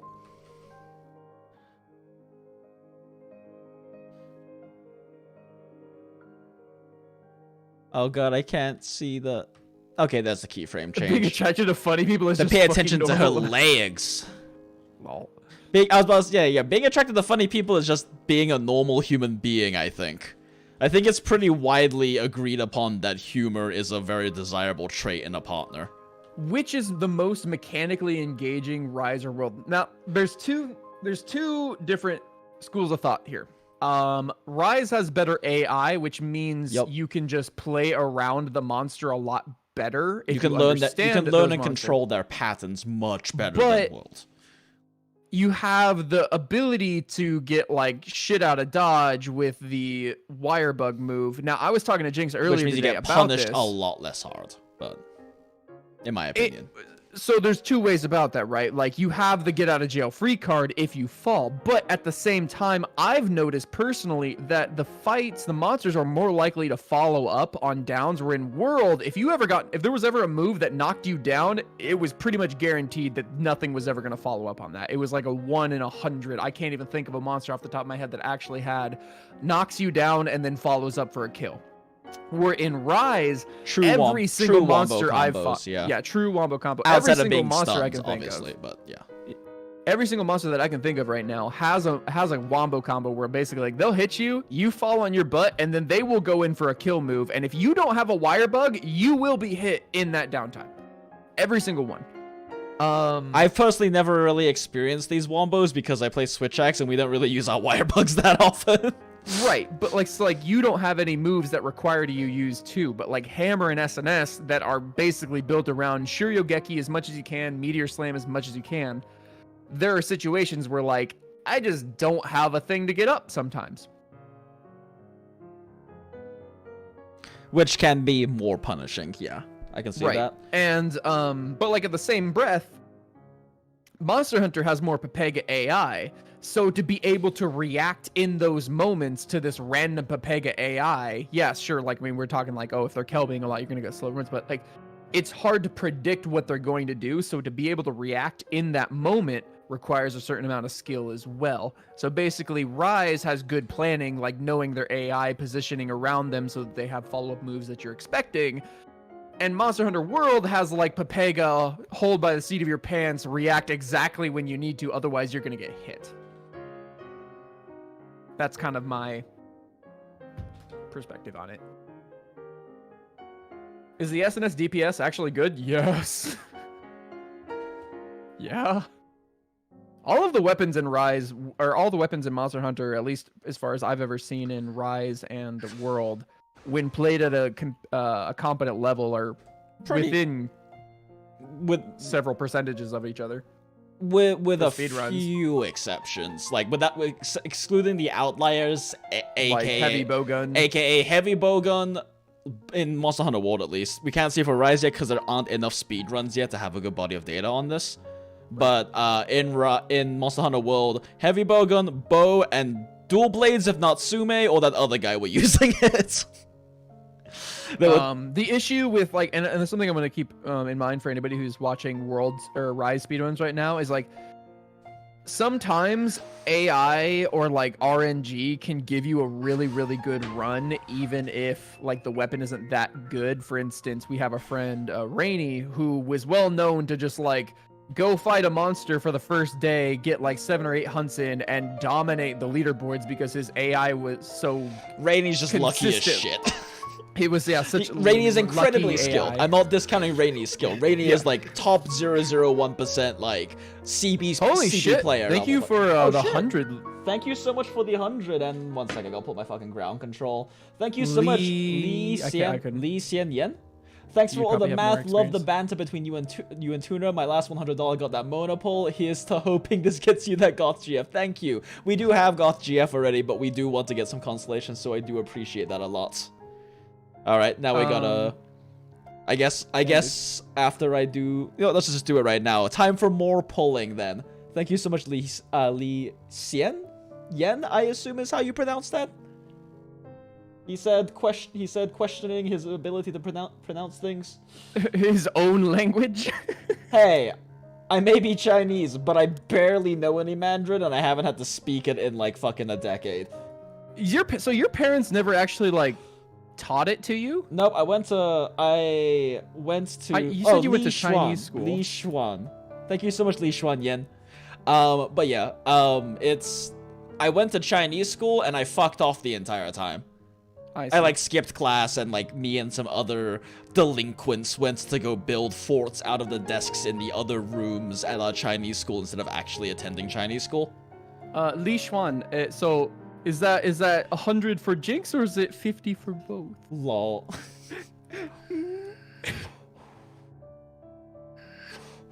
But oh wait, sorry, what I was saying about world. Right, or Rise. So basically, like, no matter what you see right now, what you see right now for speedruns, keep in mind that, like, it won't be for another 2 months or so until we have enough speed runs together to get a good idea of which weapons are actually ahead. Yup. Is he gonna drop another one? Just, okay, don't spend another $100 just to fucking... Hey, Pega? they gave us $100 and said, here's hoping it gets you that Goth GF, so we have to put it into Rose Pulls. I already said if we get any donations, they're going to Rose Constellation Pulls. I'm a man of my word. I just don't spend an extra $100 for joke. It's okay. But thank you. It's not for joke. Sorry, what was it? Oh yeah. So I would say it would be at least another month or two before we have enough examples of speedruns to really get an idea on which weapon is like the best. Oh in goddamn, Rise Li right now. Xuan Yen, thank you. Another 100 for fuck me. just so Tuner's happy too. Okay, so that one's going to Tuner, obviously. Thank you so much for the support. It's really sweet of you. I was already happy. I get to talk about Monster Hunter now, a far superior game. I'm happy. Wait. Hold on, Jinx. Wait, we have to show them Blue Protocol. Jinx, show them Blue Protocol. What? Hold on. I gotta get you the link. after the polls, then yeah. Well, send me a link to like a video on it, and after the polls, we'll look at that. Ikuzo. But thank you very much, man. I appreciate it very much. Much appreciated. Blue Protocol is thank you. out? No, it's not. Oh crap! Do I see polls? Yeah, Li Xuan Yen gave us 100 more for Goth GF Constellation polls. Thank you, Li Yen. And then gave another 100 to make Tuner happy.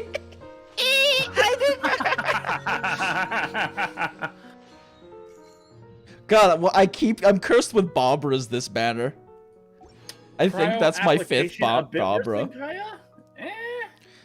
It should be worse considering it's a 2 second versus Kaya's 1.5. But it's versus Kai's 1.5, yeah. But in most cases, it shouldn't matter too much That's fair. because call you're you not Lee? using them to melt Hey, clear. C3 Rose. Well, Lee, what I'll tell you is, my mom had a kind of a unusual name growing up, and she always got like people would just be like completely pronouncing it wrong. So she instilled in me like Holy shit, pronounce people's- C4 Rose! Nice. Nice. Oh You wow. pronounce people's names right. That's my you know, unless second they tell you double otherwise. Rose pull. Yep. Hype. Poggy's in the chat. Wait, we don't have emotes on Twitter, on fucking YouTube. Whoops. But I'll think about getting C6 later, but I'm not worried about it now. yeah, but it's just like, sure, she got 2 seconds versus Kaya's 1.5, but you also have to think all her damage applies cryo, which means it's 100% melt capable. Whereas Kaya's is not. That's true. So I guess it depends if you're in terms of her acting as a cryo enabler. It's not. She's probably worse than Kaya, but her ability to reverse melt her damage is much better than Kaya's. That makes sense. Much better than Kaya's. That makes sense. Yeah. So for reverse melt setups, she's looking better. People keep asking if you're related to Bruce Lee or Jet Li. God fucking damn it. Lol. Hey, a Rust! How many Rusts is that? I lost count. Hmm. I'm not even sure if I'm at R5 yet, but Rust is one of the ones I haven't actually, I have not yet refined up. I mostly refine up stuff that's like, I guess it might be a good idea for me to refine up my Rust because it needs refinements to like beat Viridescent Hunt on Child. Mm-hmm. And that's generally when I bother refining up, is when the refine ups actually are required for it to have an edge. That's why I refined up my Dragon's Bane, because it's required for that in order for it to compete with Deathmatch on Hu Tao. Mm-hmm. So Blue 3, the reason why we use Diluc Vape and not Diluc Melt is because Diluc Vape is more consistent. It's hard to get enough cryo aura for Diluc. Oh, it's not hard, it's Melt. impossible. Yeah, it's actually impossible. Well, I mean, in like fucking Venti of Cryo Venti ult, you can. I'm trying to remember if you can or if you can only get Diluc's ult to melt and like a 1 or 2 of his E's. I'm trying to remember. This got tested a long time ago. I'm pretty sure you can get all E's and his ult to do it, but the E's do require a placement, and you can't go E and get it done. Yeah. You have to do specific. Hey, C5 Rose! There we go. Holy shit, Li Xuan's money is doing some fucking work right now for the Goth GF. Oh wait, Project BBQ is fucking Nexon. Oh, that sucks. That's not a good sign for me. That's actually a bad sign for me more than it's a yeah, very good Nexon thing. has Very not got a bad. great Nexon. reputation. That means it's gonna be pay to win bullshit. It's gonna be like, oh, you're gonna try to level up your weapons, have fun when they break, unless you And pay Barbara. money. Well, thank you, Li Xuan, for the C5 Rosaria. At this point, I have so many of these faints. When she gets on the standard banner, I'll probably just throw all of these at trying to get her Yeah. to C6. But much appreciated. Thank you, Li Xuan. You played Or Final wait. Fantasy 14? I've tried it. I got past. I slugged through a Realm Reborn and literally landed on Heavensward's doorstep, and I was like, I can't play this game anymore. Jinx Oh does no! not because I he does can't not play stand with in us. the ult. No, let me in my ult. Let me in my ult. I just want to heal. Oh no. Oh yeah, you can't dash through people. You can't dash through rune guards. That actually means you can get her A2 to proc. C5 Rosaria is all we need, unless they can. release some You just cryo manually Claymore walk fizz behind them. damage character that uses fizz reduction and. Oh hey, you're right. It did work. I remember seeing that. I remember seeing someone did testing in EU that you have to dash through them to backstab. Oh wait, no. If you're already behind them, you dash to their front. Yeah, that makes sense. Okay. Yeah. I'm dumb. Yeah, so you can, but you have to manually be behind them for you to get the crit rate increase. And it's On the it's characters only that you can 5 teleport seconds. Okay, so snapshot for Yeah. ult basically. It's snapshot for her ult. Yeah, it's just for ult snapping. Yeah. Honestly, I mean, she's a cryo user. She gets to use the cryo set anyways. Whether you want to use cryo set on her or not, though, is a question for sure. Use cryo set and use Homa forehead. Lol. Yeah, she's so sad in that pose. Yeah, she definitely has like just a sad face. It's not even resting bitch face. It's like resting sad face. Retching depressing face. So you Yeah, mean my well, face. if you look at it, you Resting look at her over- eyebrows, and she's got upturned eyebrows. Like she's just like. Okay, I'm trying to remember what the fuck I'm testing next. Alright, we need to... Okay, now that we've got those base frame counts, it seems the variance is incredibly minimal, so you probably just want to use N5 dash cancels. Probably. Yeah, like Jinx, look at her eyebrows real quick. Can you like zoom in properly? Real quick, there's one thing I want to check on this. Oh wait, real quick, blue protocol, fucker. Yeah, I'm just seeing what the MV difference is. So actually...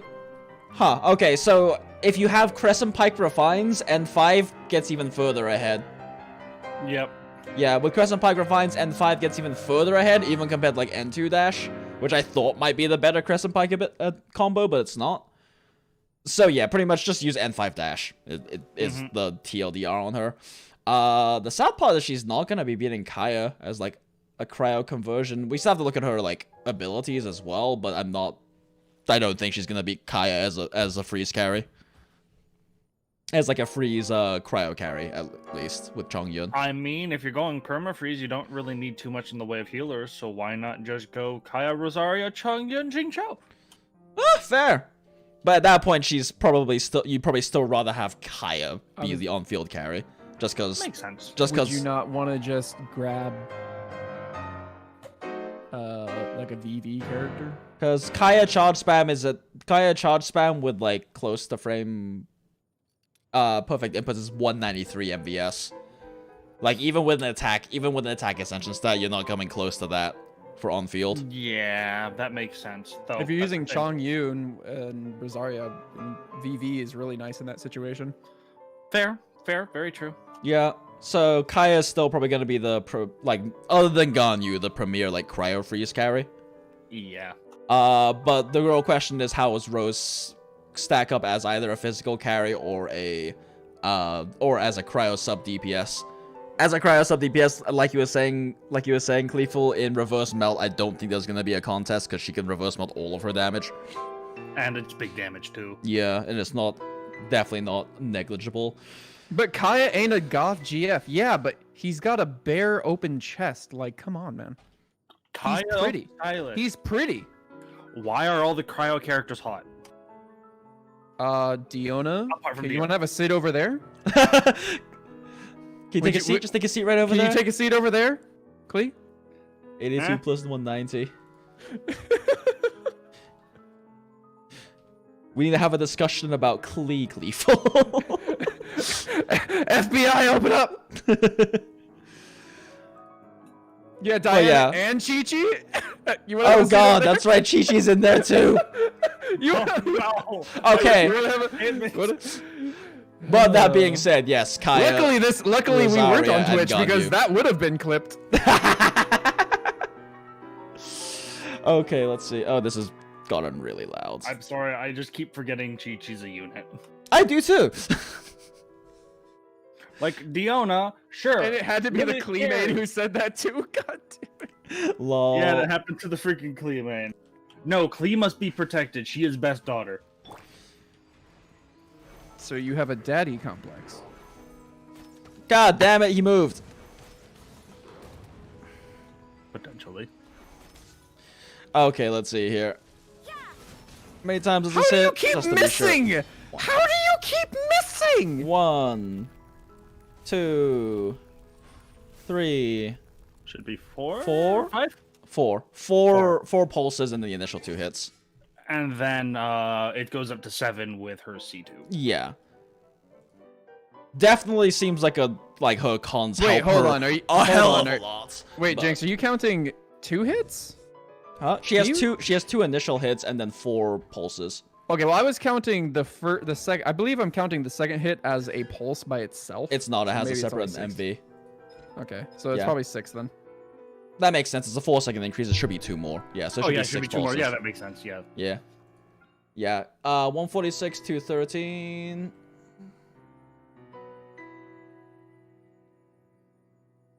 He is... It goes from 4 to 6. Nope. Q is 146, 213. So the verdict right now is that Rosaria is a worse Kaya. Now, see, what we were talking about is that she Specifically might as have a cryo worse. freeze carry. She might have worse motion values, but she gets access to better weapons 146, and then... because Homa and Jade Spear are cracked. Yeah. Though Jade Sword is also pretty cracked. And she gets fucking Sea Pike. Also that. Yeah. like, keep in mind that what we were talking about was specifically her ability as a cryo freeze carry, basically run Chongyun, Jingqiu, and freeze carry. Kaya's still better for that. His charge spam's just better than what she can put out as a melee, in terms of melee output. The best 4-star weapon is what, Widsith probably? Best 4 stars, you're probably looking at either, depending on your use case, you're either looking at Widsith or probably Alley Hunter. Now on the bows is really, really good. But it's how do you feel for specifically for Alley Hunter R5, Alley Flash? Alley Flash with Bennett in a cryo melt. Also really good if you don't get hit. Which you shouldn't because it's Bennett freeze. It's also Bennett freeze, yeah. Okay, so... It's really good there. I also think it's extremely good, again, and I'm glad I got it, because I'm basically, the comp that I'm looking at personally is going to be Klee, Alley Flash, Kaya, and Dragon's Bane Spear Rosaria. Or maybe Homa, depending on which winds up being better and whether I want to her ult spend the resources. definitely hits a lot weaker than Kaya's. Yeah, I mean, as we talked about, like, if Kaya has one of the strongest, if not the strongest, single button press with the C2. Oh, it's one of, but not quite the best. But yeah. With C2, but that's C2 extension.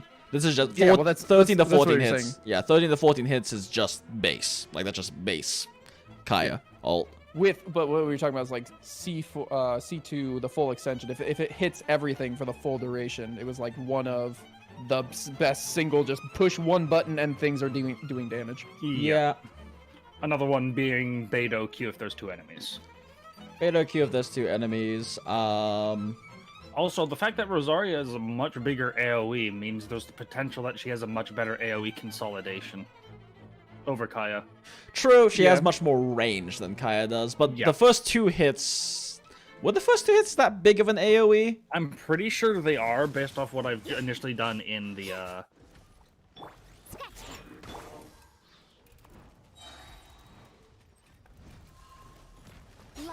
She better. Not really. I whiffed that first hit pretty quickly. Eldridge, because they're pushing her as a physical carry doesn't necessarily mean she's the best physical. She's better as a physical carry, but I mean, they've already shown with Dong Li on release that they aren't necessarily the best at that. Because Dong Li was not supposed to be a CP phys carry. He just happened to be the best one on release. Yeah, I'm more just sitting here thinking that the only time they can actually make a fizz carry just as a good fizz carry is if they make it the proper element. It looks like that second hit has the full radius. It has the full radius because it's the full AoE. Yeah, but the first hit does not. You need it looks okay. Pretty short range. You need I think a single target. Close to at least. Going back into it, the only time I can guarantee that when we get something good as a physical carry, let's go a little swipe to it's it. Going to be good. We're probably going to look at actually either that a cryo first or an electro character that's going to have kit focused around physical and will actually do physical damage on either their skill or their ultimate. Yeah. You know, like a physical Claymore cryo something, you know? Something. I mean, it's a possibility. I mean, hell, we could eventually gain a physical catalyst, in which case, I have Perception and Atlas be cracked. Oh, yeah. Oh, yeah.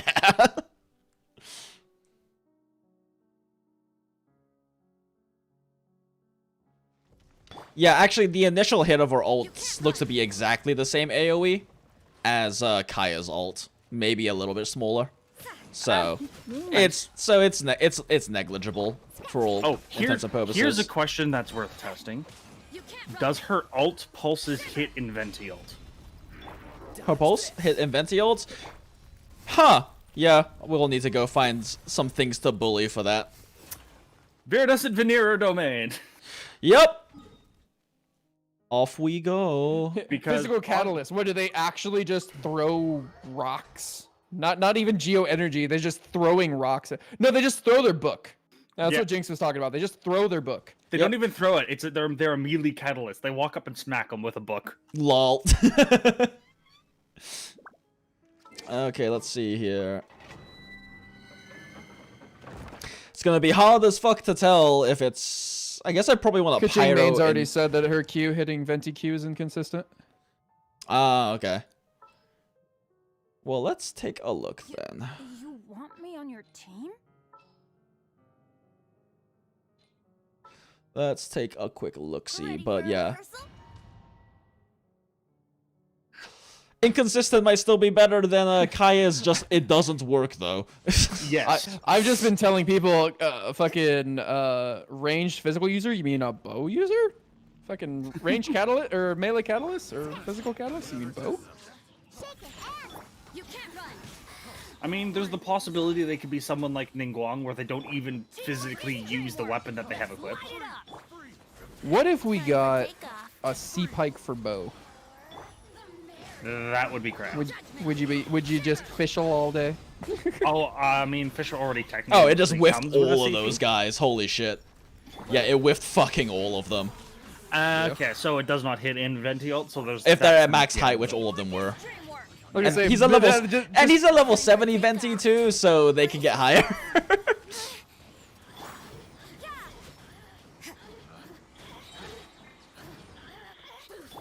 I know, I Yeah. want a physical archer too. I was so excited when Child was first announced and that he has melee autos. I was like, oh look. I mean, Compound actually, was he gonna has. be good. Child actually does have some really high MVS, like, physical machine gun Yeah. cancels. It's actually insanely high. It's just there's no reason to use it because Hydro.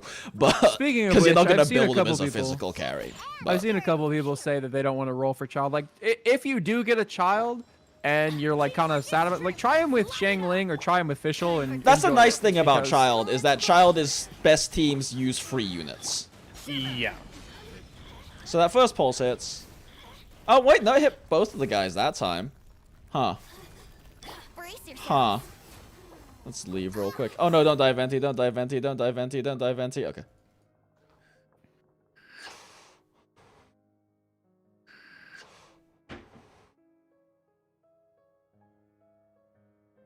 But yeah, also, Blue Protocol. When? Oh yeah, 1 sec. One sec, he says 10 minutes ago. We're testing things.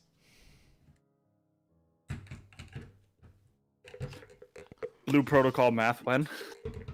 Lol.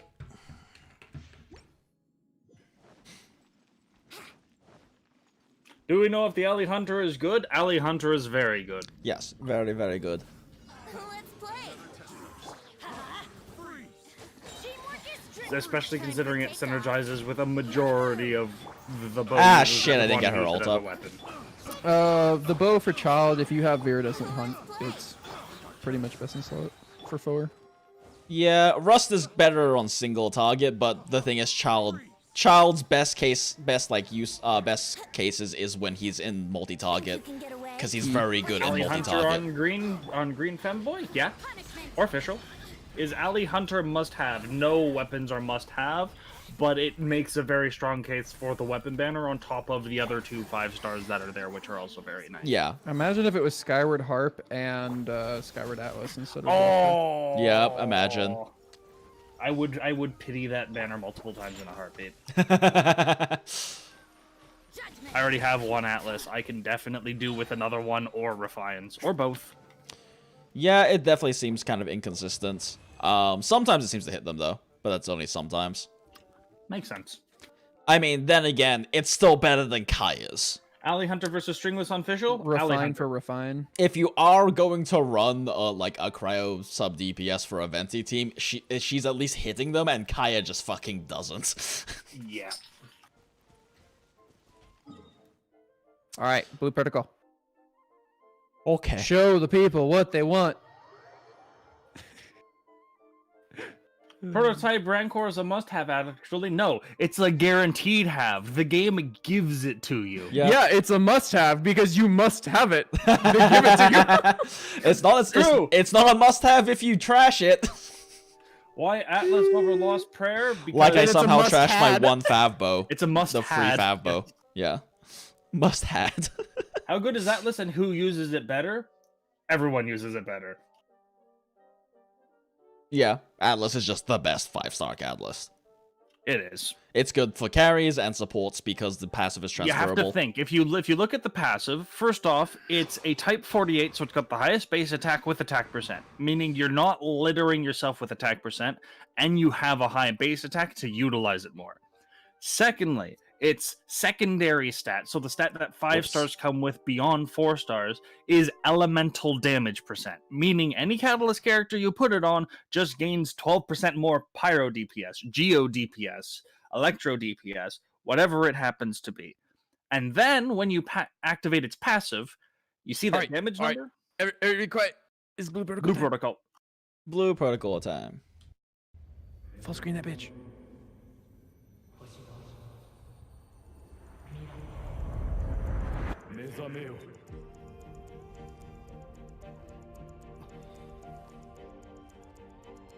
君はライジャなのか。私たちが時空を超えてきたというのはなんとなくお分かりでしょう。1000年もの未来からやってきた目的は It's a large group of players. アバリティアの解放です。 Man, Genshin 1.5 update looks great. 暴れてやる。出てくる怪物だろう。これはなんじゃ。それらを知ってしまったあなたたちには今からとある選択をしてもらう。 Actually, the way they handle their cell shading in this and the models in this game does look a lot like Genshin. お好きな方をお選びください。 I mean, this is very much the God Eater Code Vein. Yeah, but Guardian and Code Vein's modeling was a little different because they kind of went for the more edgy style. This is more like your like the vibe from like the modeling work and like the design in this game, and Genshin is more along like your Tails sort of thing, Yeah. where it's a bit softer. Code Vein and God Eater are both a lot edgier design-wise. Well, to be fair, old Tales style. Have you seen the trailers for Arise yet? Bamco's Monster Hunter MMO. Lol. Hype? Hype. I hope you'll be able to Is play that- it. Is that? Yeah, is that's there, No, that's it. No, that's it. Cowboy Join. Bebop the movie official trailer 2? Why the fuck is this linked? What? Huh? The I don't two know, 'cause- what? Because it's probably somebody else from the same channel that, like, I don't know. But the thing is, like, this is not random. They have to specifically choose what goes in here. Actually, it could be recommend. Actually, no, it can't do recommended for viewer. But then why does it think I want to see this as the next recommended for viewer? I don't know. No idea. Weird. Okay, anyway. But yeah, Blue Protocol looks hype. It's MMO Monster Hunter with Genshin aesthetic. With Genshin aesthetic. You can and actually make hopefully your good own controls. goddamn character. No more fucking riots on which character looks best or fucking. Because it's always your this, own. This character has weird shoes, or this character has stupid shorts. Xingqiu. Just make your own goddamn character. So, like, pound for pound, as a sub DPS, Rosaria just has less Blue damage Protocol than is not Kaya a gotcha. does. It's just a straight MMO. Let's see. How about Q spam 6 pulse? Also, when you with your E spam, are we assuming that your E spam you're doing 2 of them per ult? Huh? E spam is just looking at if you do it perfectly off cooldown. Ah, okay. And either way, it doesn't matter. They're both 6 seconds. So, like, they both Makes spam the sense. same, basically. If anything, Kaya's is probably better because it probably has less animation time. Makes sense. No, I was just more thinking because you if you do it just because I'm pretty sure they both have the same cooldown on their ultimates. So in true perfect world, you would cast their ultimates and 2 E's per rotation of the whole. Fair, yeah. Yeah, this is more so just to compare them pound for pound in terms of, like, assuming you sense. do the same thing with them. And Yeah. pound for pound, Kaya just has more damage than her. I mean, she has an attack percent substat, and I don't know what her base attack scaling is. Actually, let's check that. Let me go check real quick. Let's check their base right now. Need to use a base. Type 44 base. Do I have a Type 44 base? For You Kaya have to Type 4. use? I just don't know if I have a level 1 Type 44 available. Because my Rancor is not level 1. We'll just do a Type 41 base. Shouldn't you be capable of putting in a Type 45 and just subtracting one? No. No.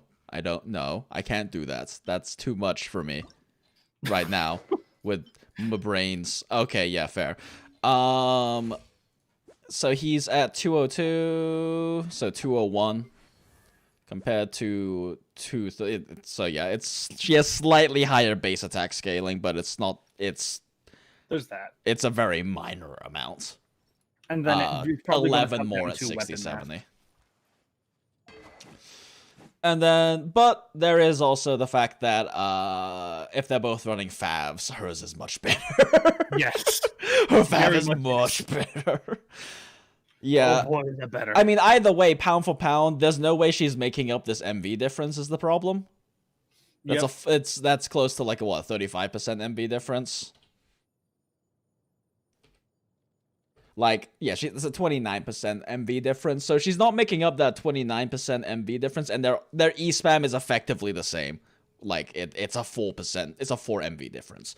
So, like, 129, so it's 29% more on Kaya, her base attack, and her better weapon choices aren't going to be making that up. Now, the big question that we have to go into is when we're doing sub DPS, if we're doing the melt, is we're 100% melting that Q spam. Yeah, that's what I was gonna say. Is that like in terms of just raw base values, Kaya's got more pound for pound. Yeah, but you can reverse meld every single hit of her ult. Whereas Kaya's what, like 3/5? It's one every three. Weird. It's one every 3 hits. Every third hit. Every third hit. So it's only it's almost 33%. Yeah, her cryo application. With few exceptions, you can kind of fuck it up if you're moving around too much when his ult's going, but it is every third hit he applies cryo effectively. Makes sense. So out of 13 hits, that's 4. He gets 4 melts. He gets 4 melts out of his combo. Yeah. So, I guess I'll just take a look at this right now. I mean, you don't even need to isolate the hits. You just need to multiply the melt modifier that you use and multiply that by 0.33. Let's just look at 0. Yeah, let's just look at 0. Let's look at EM 0, and I can move a calculator into this later if I need to test other breakpoints, but just to see. Rose Q4P. And then I'll catch you guys later. Okay. Bye, Tuner. Thanks for joining. Bye. Kaya Q13 hits. Okay, so...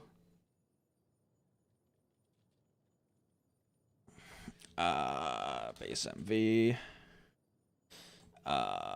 meltable percentage, adjusted, melted MV. Okay, so base MV is 1099, base MV 13 hits the more reliable one. If you're very particular, you can engineer a 14 hit every time, but it requires like very weird positioning relative to the enemy. Yep. Using Kaya, I can now 100% agree. Yeah, because you can get the 14 hit if you stagger the hitbox so that your initial hit is just barely staggered with the first icicle hitting them, which requires you to be at like this weird like 45 angle from them with you facing at a 45 angle from them, and then you can get 14 hits. It's weird. But yeah, so meltable percentage is 100%, and then let me just move my fucking. I might as well just do this right now. Where is Spoopy Frames? There we go. Let me grab my EM calculator. nice. You got one built. Yeah, I just I copy and paste it instead of having to redo it every damn time. Makes sense. Yeah.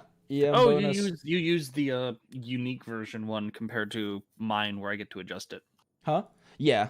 There's a base form of that formula you have is derived from, which actually has a mod value built into it, so you can just choose between whether it's transformative or. Yeah. I specifically only have the vapable one, because that's what I don't care that much about transformative reactions. But See, yeah. I'm the person here trying to make the cases for them because I I'm know. the one who came around and said Venti Swirl does a lot of damage. Yeah, it does when you actually look at it. Still not enough to does. justify if you are investing in your Venti to justify it, but Like you're not going to heavily invest in your EM, but it's what makes Stringless and Windowed so good. really good on him. Yeah. Okay, and then we have Dragon Spine Spear passive cooldown is too long to catch up to Crescent Pike. Yes, which is why if you're playing her in a more swap-oriented style, but she still does physical damage, or even if she's cryo damage, there's a potential case to be made for it over Crescent Pike, but that is case by case and is very specific to a unique team comp rather than just generally best. Okay, and then how much of his ult is meltable? We said 4 hits out of 13. Well, let's see. First hit, second, third, fourth, fifth, sixth, seventh, 8th, 9th, 10th, 11th, 12th, 13th. So yeah, 4 hits. Yeah, so equal to 4 divided by 13. 13. Wait, shit, that formula's not right for that. Whatever, we'll fix it in a sec. Percent. Okay, so equal to this. This times. 1 second. This times this. Wait, I need to. Wait, no, that's not right. +1? My brain is not working right now. I'll be right back. I need to grab a little more caffeine. I'm like. Okay. Yeah, be right back. Would I ever make a video on Animo or GeoMC? That's potentially a thing that I've been looking at. It's just right now I have a bunch of stuff on my plate that I need to get done with Venti video, Swirl video, a Rosaria, Impresario, and a couple of other things to get done. Still recovering from being sick. Everyone else. But, definitely looking into it. I'm probably going to do just a whole Traveler video altogether once Inazuma comes out. Whenever Inazuma comes out. Because then we'll have a 3rd or potentially 4th or 5th Traveler, depending on how they decide to play with elements, different unique forms of them and stuff like that. We may get a summonable Traveler. Who knows? We may get an Animo plus Geo Traveler. We'll never know until it comes. Rosaria for Amp Hu Tao. I think Kaya's better just because he has a higher uptime on his cryo, but she is definitely a good alternative, especially with the extra crit sharing. She provides value there. Is Dragon's Bane going to be good for support Rosaria? I don't want to call her support, but for reverse melt Rosaria, yes, Dragon Bane's is going to be a really good choice. Whether it beats Deathmatch, I don't know yet. Crit chance is very valuable, especially considering she can then provide that crit chance to your Klee, or your Chengling, or your Bennett, or all of them. Wouldn't Rosaria plus Kaya make Diluc melt viable, even if reverse? Yeah, but you're going into the thing of, at that point, Klee has higher DPS than Diluc. So why not Klee instead? Or in that case, why not Chengling and then use Bennett as a carry? You get into the point where Diluc doesn't have the highest on-screen damage potential when he's not reacting. Are you guys factoring in how much easier it is to get +3 Talcons on Rosaria than Kaya? That's around 21%. Well, it depends. It is. No, it's probably closer to 18%. Jinx, here's a question. Yeah. Are we potentially going to go into seeing what happens when we take into account Rosaria is a lot easier to get talent level 3 or Constellation 3 or Constellation 5 for those +3 talent levels? Oh, absolutely, yeah. Like, That's important. I'm interested in comparing her at C0 base first. Yes. But then I'll be comparing, you know, probably C0 Kaya to like Constellationable Rosaria afterwards. Yeah, I mean, like, I got lucky and I've gotten a single Kaya Constellation and I bought his other one and I'm still only at C2. Yet I also happen to have C3 Lisa right now, I think. It could be C2 or C3, it's been a while. But I did manage to pull her out during the Electro event thing. Oh boy, was that fun. The damage arena, the battle arena. Yup. Wait, am I doing this right? God damn, why is my brain not working? Oh, right, no caffeine. Give me a sec. That should be Sipping my base caffeine. MV times bracket 1 plus bracket melt bonus times meltable?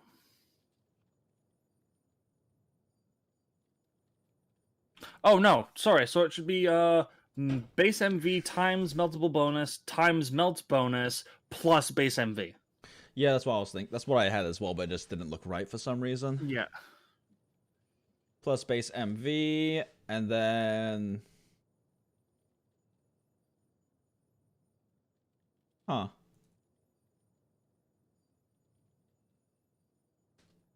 Wait, that's not right. Now my brain's like, why is the formula different between the two of them?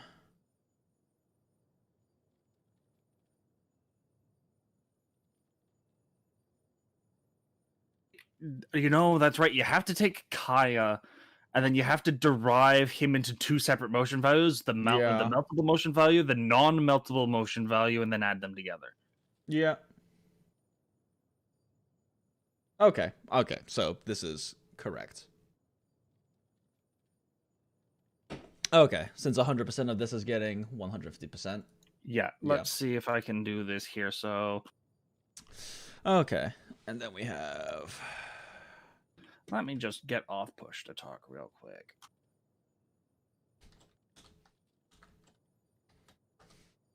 Now we take a look at There we go. There we go. That should be better. Let's see. 1417 times 0.3077 is 436. Minus 1417 is 980.9891. So we're going 436.0109 times approximately 1.5 equals 654 plus 980.9891. He's got 1635 based on my math. Yeah, that's why I'm like, this is definitely not looking right. Yeah, what you have to do is you have to take the 1417 and split it into meltable percent, non-meltable percent. That makes way more sense. Yeah, okay.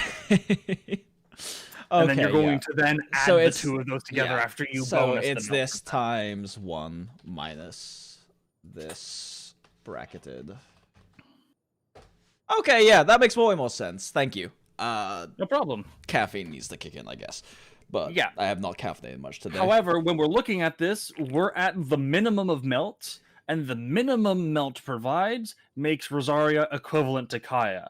Mm-hmm. However, this does not then incorporate into the fact that the more bonus you gain from EM for melting, the higher Rosaria is going to grow over Kaya because you're boosting more of her damage for each extra percentage.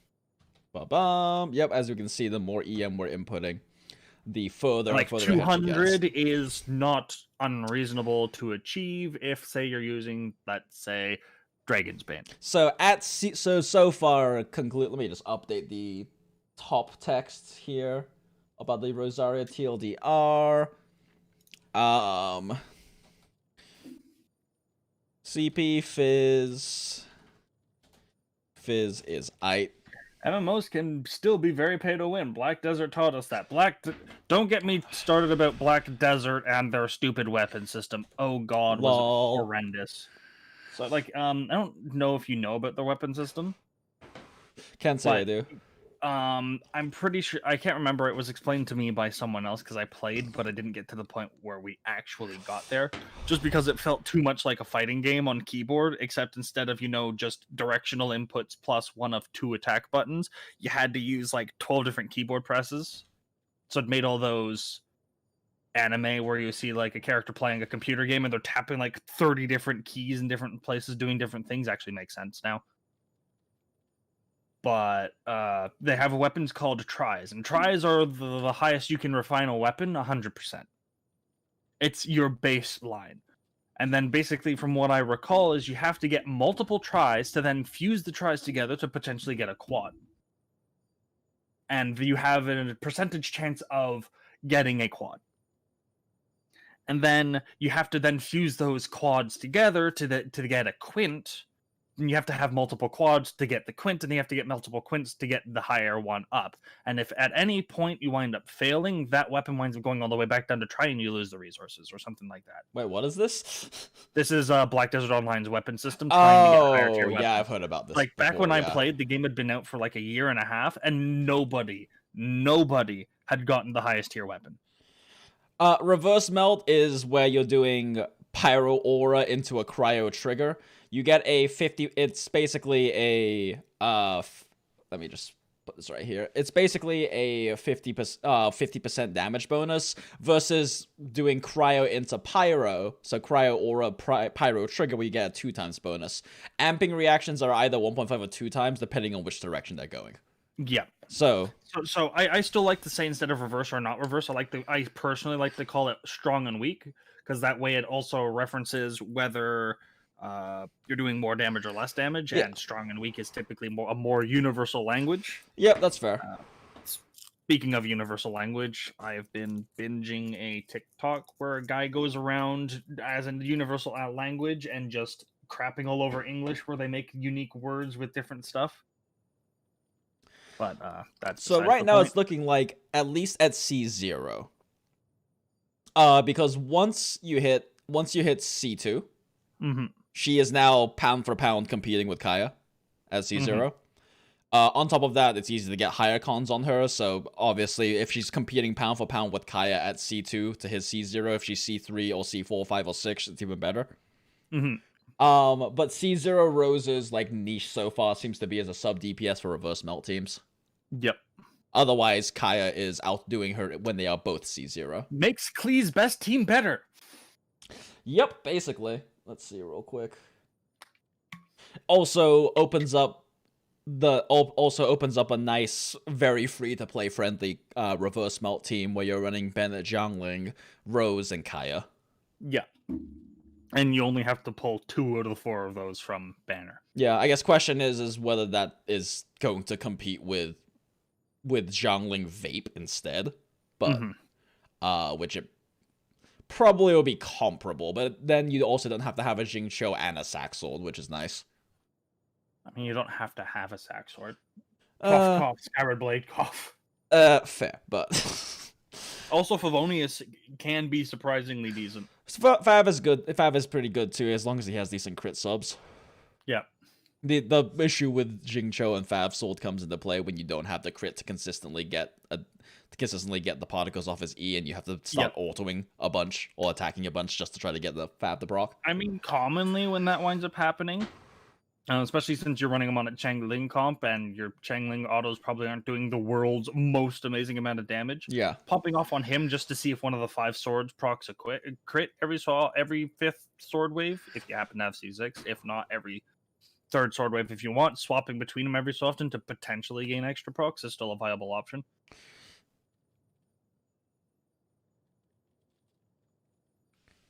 How does Rosaria compare to Razor as a Fizz DPS? Razor's better. Razor's better.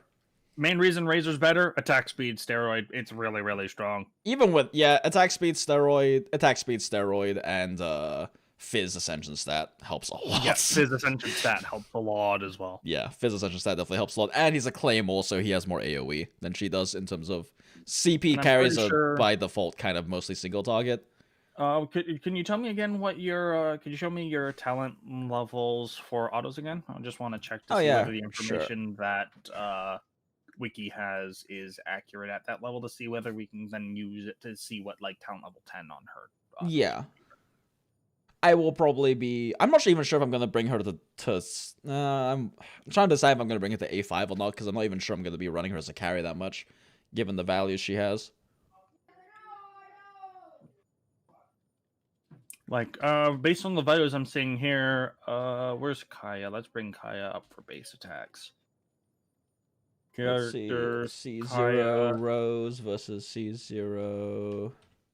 There's a 17 Kaya. base attack difference at max ascent at level 90 between the two of them. C2 plus Rose versus C0 Kaya.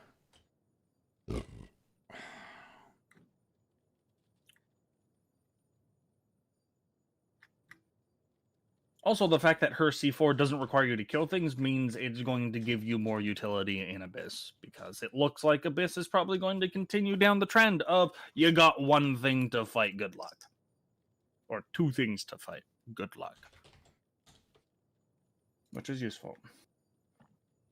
Gaia honestly works better with Hu Tao than Rosaria, in your opinion? Yeah, you're right. Yeah. Why not both? Because then you run healerless, because you have to run Xingqiu still. Xingqiu is a healer. Technically, yes. And technically, Hu Tao heals herself. Yes. Yeah. I mean, it's going to be a very high skill execution team, but it's going to be probably a lot of damage. It's probably Hu Tao's strong. It's probably going to be Hu Tao's strongest team for her hyper carrying, though. Yep.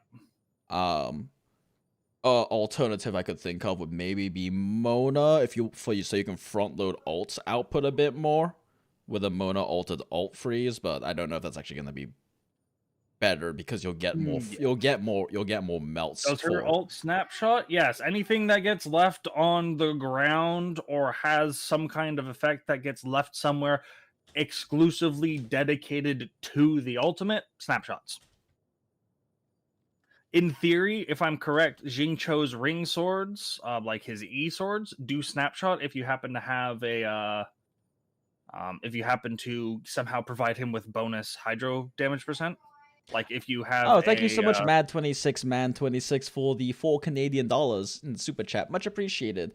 And yay, 4 Canadian rupees. Oh, and the message is an emote handing me a cup of coffee or tea. Thank you, I appreciate that. Why doesn't Xingqiu's ult snapshot? Because Xingqiu's ult does not leave a unique effect dedicated to the ultimate. It leaves a permanent effect, but that permanent effect is his E shield. What's Klee's best team right now? Most likely Klee, Kaya, Rosaria, and Bennett. Yep, for sure. I haven't done the team comp calculations and all that stuff. It's just the fact that Klee is the best, or is the best on-field pyro DPS in terms of total potential damage. It's just all the comps she currently has, she can't react her total damage because she applies way too much pyro. Yep. Klee has the best base DPS out of all the pyro carries, but she can't vape. What snapshot? You use ability and it takes a picture of what your stats are when you cast that ability and uses those, regardless of whether you gain or lose buffs afterwards. Okay, I think that's good enough looking. If machine gun hugging enemies, using your E, using your Q, using your charge attacks, just being Klee. Why can't Klee vape? Because Klee applies more pyro than Xingqiu can apply hydro. Yep, he can't keep up with her. And that's saying something. He just can't keep up with her, which is really saying something because it's fucking Xingqiu. Xingqiu. Yeah, but yeah, he's the only pyro carry that she can't keep up with. Or he can't keep up with. She is the only pyro carry that Xingqiu cannot keep up with. And the fucked part too is that because of the way the elemental gauges work, it takes twice as much elemental application for hydro for pyro to wait, no, never mind. What am I saying? I don't know. Yeah, so normally the reason why reverse reactions work so well is because assuming you apply an equal amount of both elements, so we're not even Yep. going to go into how gauge units works, but assuming you apply X amount of cryo and the pyro is the same, where you need to have twice the amount of cryo to get rid of the pyro, assuming you immediately use it all, because there is decay rates and all that stuff. We're not going to get into it. Whereas if you have cryo and pyro, you need over 2 times the amount of cryo for pyro to not remove the cryo. So meaning essentially if we have 2 units of cryo, 1 unit of pyro will remove both cryo. If you have 1 unit of pyro, it takes 2 cryo to remove the pyro. Meaning you can double, triple, or even quadruple melt depending on how much pyro you apply, but it is currently physically impossible without reapplying cryo to melt 2 times in a row. Which is why strong reactions or forwards reactions, aka pyro melts or hydro vapes, are entirely based around units that go slam once every 15 seconds with their ultimate, because you need that big damage number. Hu Tao's sort of an exception, but that's because she runs both vape and melt at the same time, so she's melting and then uses vape to save her ass when she winds up applying too much pyro, because she does that. Now, the one thing I will say, at C0, Kaya is definitely gonna be better than Rosaria for a Hu Tao team. But if she's C2, if she's C2, I wonder if she gets her more melts. She'll almost definitely get her more melts. Yeah, because the 4 extra seconds of duration, and not every one of Kaya's cryo applications can even melt anyway. Yep. So at C2 plus, she's probably going to be better. All right. Ganyu's still the best cryo applicator? Yeah, only because her abilities last the longest. But like, you're losing out on so much damage on Ganyu. Why? She's still not the best cryo applicator unless they're getting hit, unless there's multiple cluster targets as well. Also, that too. Like, the more single target you are. Oh my god, that is so slow. The fact that she goes backwards really hurts it. I mean, every single one of the, like, Zhongling and Hu Tao both do this, at least when Hu Tao's not on her E. I was really hoping she'd have a unique charge attack, Same. something kind of unique to her, like a ground slam Yeah, I or don't something. think But like, I don't no. think CA spam is gonna be the play on her. No. Oh wait, I can't even shoot this guy in the eye yet. Gotta wait. Oh, yep.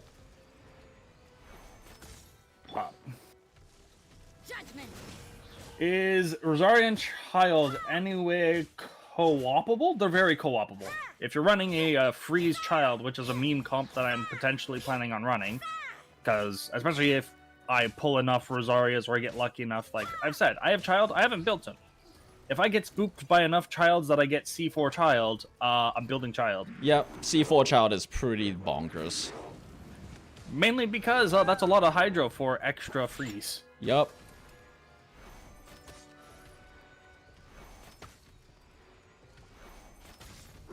But yeah, Rosaria and Child will work really well just because permafreeze. Permafreeze is a thing, it exists, and Rosaria provides off-field cryo application. The question is that better than Kaya? Is that better than Kaya? I mean... Actually, I think it even... technically No, well, because if you have a C0 versus C0, Kaya just has more pound for pound raw MV than he she has does. more pound for pound weight. It makes sense. Yeah. But at the same time, depending on the enemies you're fighting, she could possibly provide a much wider range of freezes. To be If fair, enemies just though, aren't being hit by Kaya's ult, they aren't getting frozen. yeah, but also if you're freezing enemies with Child, you have to be in range of Kaya's ult anyway. Makes sense. In fact, if anything, Kaya's is nice because it moves with you, so you have the ability to move Very your true, freeze yeah. location. I would Well, say it's Kaya, rare. but then again, you could also run both.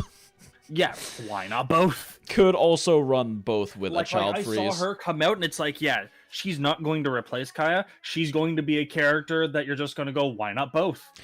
Yeah, She'll pretty have her much. benefits, but also at the same time, I think we are at least partially dampening part of the fact that she also does provide Child's Crit rate. like 10, like 7 to 10 crit rate, which is not an insignificant amount. True. Yeah, like the thing is, right now we're just looking at pound for pound MV stuff, but the Yeah. crit sharing is definitely not necessarily it's definitely helpful for sure. It's very helpful. So it could be a thing of, yeah, Kaya does more DPS, but Rosaria boosts the rest of your team's DPS enough to make the difference. But that then becomes how much DPS does your team do? How much do they benefit from the crit? And it winds up becoming we need a Robin calculator that actually functions, and we don't quite have that yet.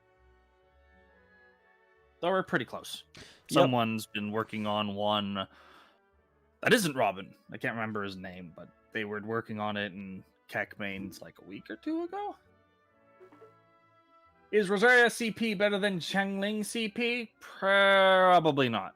Probably not. Yeah, in terms, if you're so running in terms both of of like the raw, who does more damage stabbing things with Crescent Pike? It's Jungling. The question really comes down to team comps. Yeah. In terms of that though, the main reason why is because Jangling has her 1-4 hit where she's only doing 20% per hit, and you're doubling those hits with Crescent CP. Pike, and then the higher your refines go on Crescent Pike, the further Jungling gets ahead. Yes, because she just hits so many more times. She hits so many more times in the same frame, which is why people assume when we say she hits so many more times, we mean attack speed. It has nothing to do with attack speed. It has everything to do with how much damage each hit does versus how much damage CP does and what that percentage increases. If you had a character that hit a total of 12 times through 3 attacks, and each hit was a total of 20%, it doesn't matter. CP just doubles their combo damage. If they hit for 100%, fucking blending in this. For each hit, and they hit 3 hits, Wait, CP's only a 20% damage. Why did that increase. one blend so much? What the hell? This one Does her crit sharing passive skill above 100% crit rate? I'm pretty sure it has text saving. It doesn't go above 15%. Yep, it's capped. 100%. It's capped at exactly 100. Yep. To be And fair, even though, then, if you could take it beyond 100, take it beyond 15%, I don't think it would be worth it over actually giving Rosaria crit damage to get damage at that point. Now, the one question I have here is, does Rosaria C1 reset itself, or does it not reset itself like the Xinyan, who feels really jank because of it? That's a good question. Because Xinyan, she gets her attack speed buff. But you can't reproc it while it's active. Yes. So all of a sudden you get really slow and then you have to wait again. And it's like, ugh. Oh, that sounds so like weird. Oh man, that sounds like a fucking pain to do. I remember doing that shit for Xinyan, and it was so not great. Oh no. And it lasts for 4 seconds. No. Oh no. It's happening again. We'll look at that later. Yeah. Like, honestly, at that point, I would say if it deals with her, we'd have to go to Keckmeans and ask them if it deals with her hit lag, so it actually improves it. So it is just a 10% increase in DPS. It's a relatively easy thing to do because it's just a modifier at that point. Yep. It only becomes and you just assume an uptime for it. But, yep. Which is pretty easy to calc out. And since it's just an attack speed change, the only times where assuming a percentage increase is not going to be 100% accurate is if we're doing a swap combo where it would potentially give you a third hit before you executed a particular swap, but that's very situational. Or the second option is generally which attacks does the bonus apply to. But since it's just an attack speed multiplier, it doesn't actually change the damage of each individual move. Just as a fun note, the blending from her charge to her hop cancel looks so fucking stupid. Well, I need to take a look at this in closer detail. Yeah, let's full screen this real quick. Look at this shit. So this is the charge attack, and then she whoops herself into a jump pose and hops.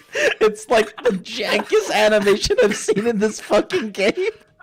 No, do you want to? It looks like English to just turn her that animation where she does that and just turn her into a spear and like give her to Zhongli and let Zhongli smack things with it. Yup. Oh my god. The only thing that's more jank than this that I've seen is Klee jump canceling with her doing her normal jump. If you time it right, the bottom half of her body starts the jump animation, but the top half of her body winds up still falling down. So she does the stupid Slavic squat pose. That's amazing. I just wish I kept the picture, but it's in my old computer.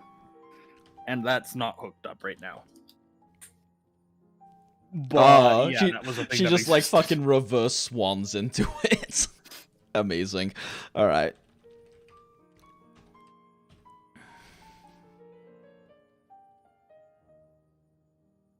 Oh yeah, did Beta ult snapshot? Yes.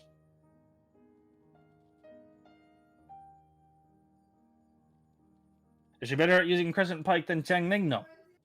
No, so far it looks that way at least. I want to say potentially if you're using her as a CP unit, overall DPS she'll be better than Xiangling just because she's going to use Cryo and you want to use Cryo, whereas Xiangling's Pyro and you don't want to use too much Pyro damage. And the issue with Xiangling is Superconducts. Yeah, and the issue with Xiangling is the jankiness of maintaining Superconduct while her ult is active. Yeah, exactly, there's that. And so like that's jank to the point where why not just not use ult? Yep. Well, mostly because Xiangling's ult is a fucking dump truck, but... It is. It is. There's also the argument only way that I can it's... see that properly working is if you're running... There's also the fact that she's Cryo. gonna have a much easier time keeping her ult up, because even as an on-field carry, Xiangling has issues with ult uptime because Guaba doesn't do dick for her in terms of energy gen. It's like, yeah, 4 particles once every 12 seconds, hooray! Yup. And that's on a good day. Yup. Does she look like a better cryo carry than Kaya? No. No. For as a cryo carry with a Chongyun converting, no. C0 to C0? No. But C4 or C5 potentially because she gets an attack speed steroid. I Whereas was about to Kaya say doesn't. I would probably say C4 because C3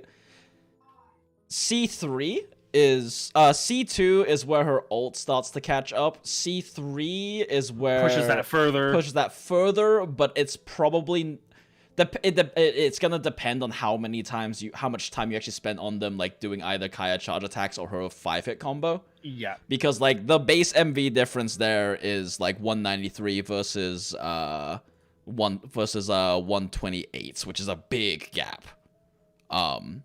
So I'm not really. I'd have to calc it, but I'm not really sold that unless you're doing very infrequent. Wait, you have carry time on both. For dash also, cancel, I think this winds up becoming an issue. It's not that Kaya has much higher M. I think the gap here is wider than it should be, specifically because you're doing these attacks on a Ruin Guard, and Kaya has less hits to have hit stun on. Yeah, that's true. But so I have a feeling that the gap is not going to make a massive significant difference, but it might go down to like she's now 140 and Kaya's now 200%. So like Kaya goes up a bit, but she gains more head. Oh yeah, that's towards right. him. His charge attack doesn't have hit lag. Yeah, which is a big factor. Yeah. Yeah. Although Whereas she's hitting what 7 times with hit lag. Yes, 7 times.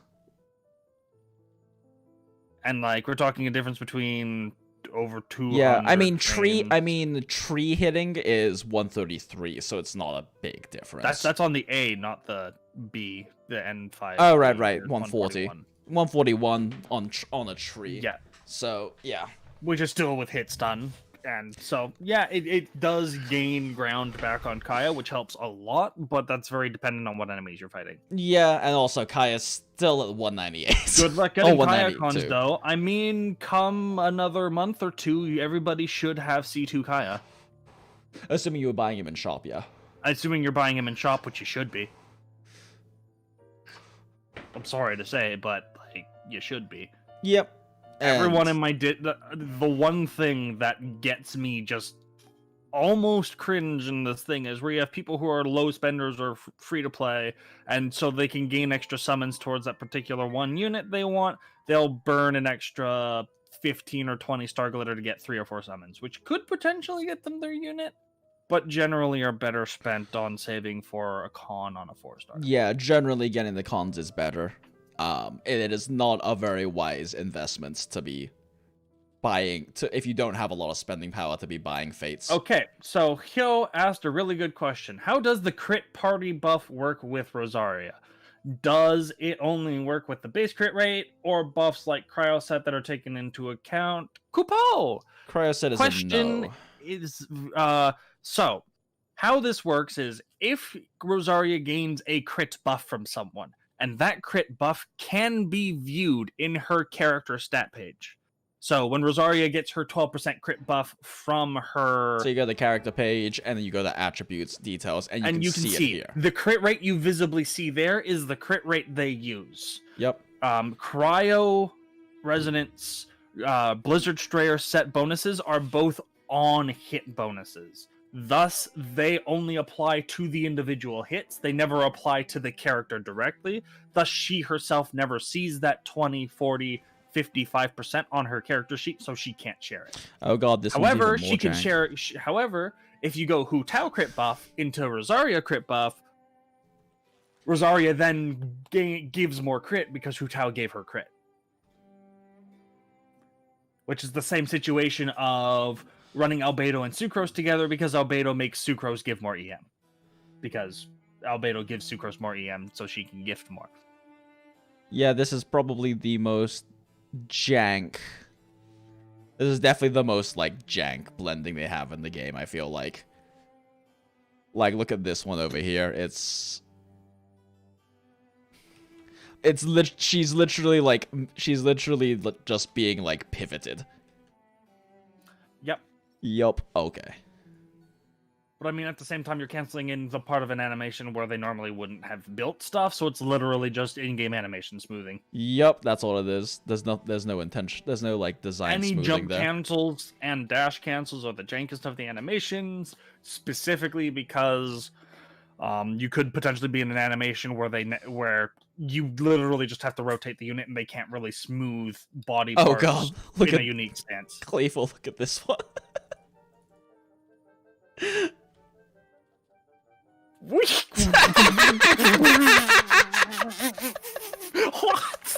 She kind of rotates and then adjusts herself into place. Yup, this is, oh my god, look at this. Look at that blending. She is like, I must go to my people. I must go to my people. Let me save the timestamp for this. 251:20. Pull up an Evernote on this real quick.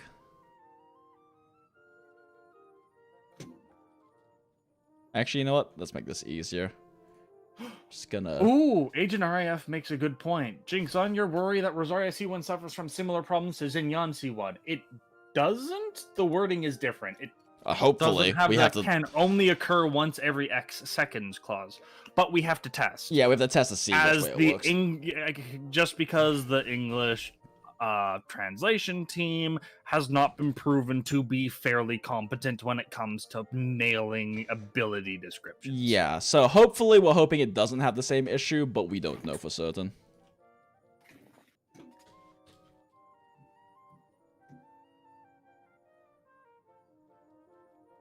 Do shield buff stack like Xingyan shield with Zhongli's shield? No, they both take damage at the same time. Yep. Can Klee Kaya Sucrose Diona be good? Better than Klee Jingcho Sucrose Healer? I would go, yeah, Klee Kaya Sucrose Diona. I'd probably go Klee Kaya Rosaria Diona or Klee Kaya Rosaria Bennett. But that's just because that's how it is, mainly due to the fact that you're melting or vaping with other stuff. Kaya doesn't get enough benefit from Sucrose. So I would rather replace Kaya with Rosaria and then run Sucrose there, if you're going to run a Sucrose. If you're not running a Sucrose, then replace Sucrose with Kaya, because you'll get just more base damage that way. Depending on how built your Sucrose is and whether you've gone for an EM slave or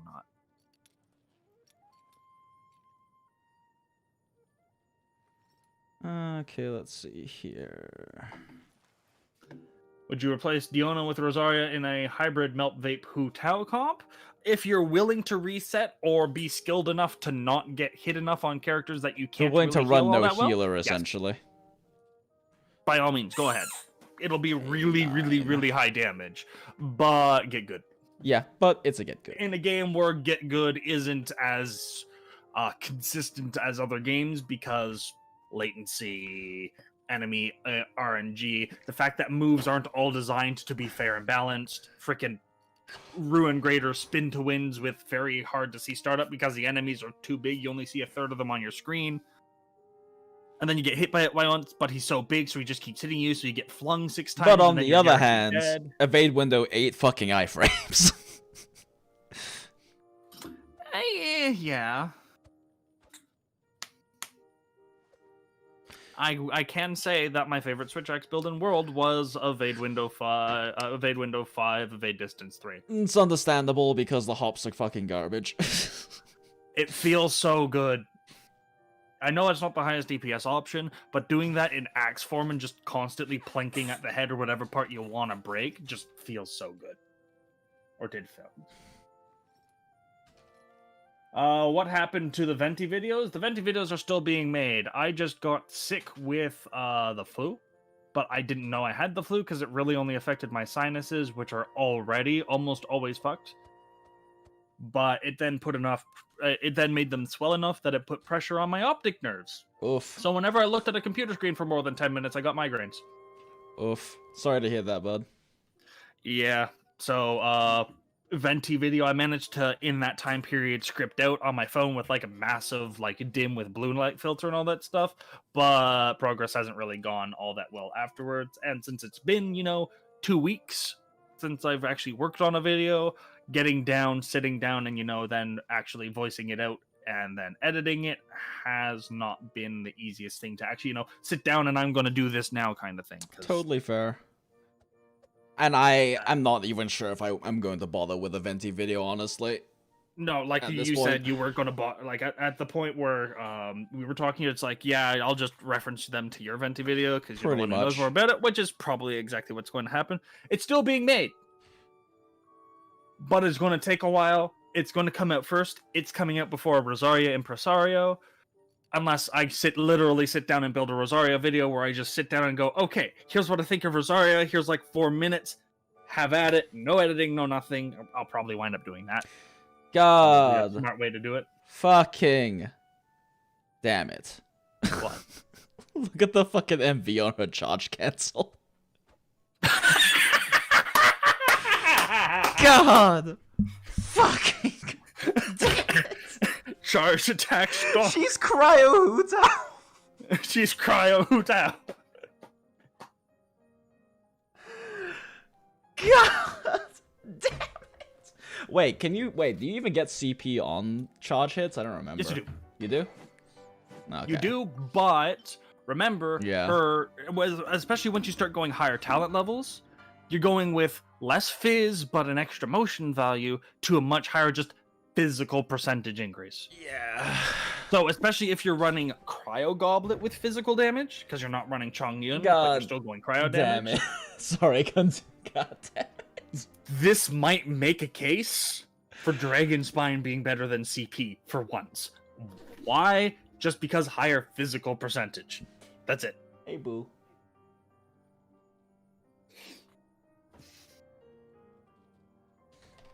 Try dark mode on all websites. Oh, I have dark mode. It's just literally the brightness of lights. Like, I could not go upstairs during the day because I would get migraines. It was bad. I basically turned into a vampire for a week to 2 weeks.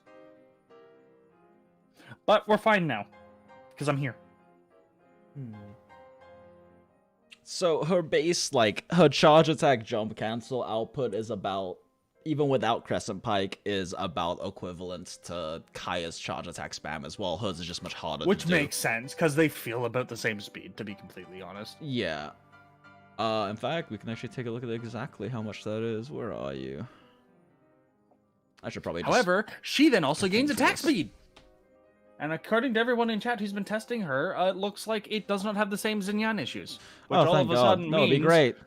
Oh, that's amazing. That would be great. Do you know what I'm wondering? Does the movement distance you have on charge attack and the speed you move change with movement speed? In which case, her movement speed buff is a potential increase into her frames because it takes less time for her to charge into the enemy before we cancel. Because she gets 10%. Yeah, Oh, and if it's nighttime, there's another 10%. Oh no.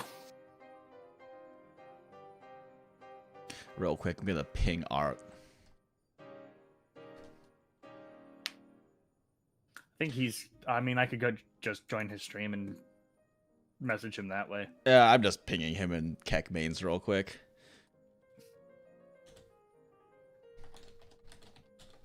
Yeah, they're currently streaming. I need to go figure out how to gain the Streamlabs leaderboard onto my channel. Ugh, it's been so long since I've touched Twitch channel stuff. I really should do more work on it, but... God damn it, she's a charge attack spam carry. I hate this. I mean, hey, just because there are charge attack spam carries doesn't mean you have to use it. I use Kaya's normals more than I'd care to admit, specifically because they're really, really cool. The teleport behind the enemy has actually saved me from taking damage on multiple occasions. Wait, where the hell did I save this? Oh fuck, it went on the artifacts? Whoops.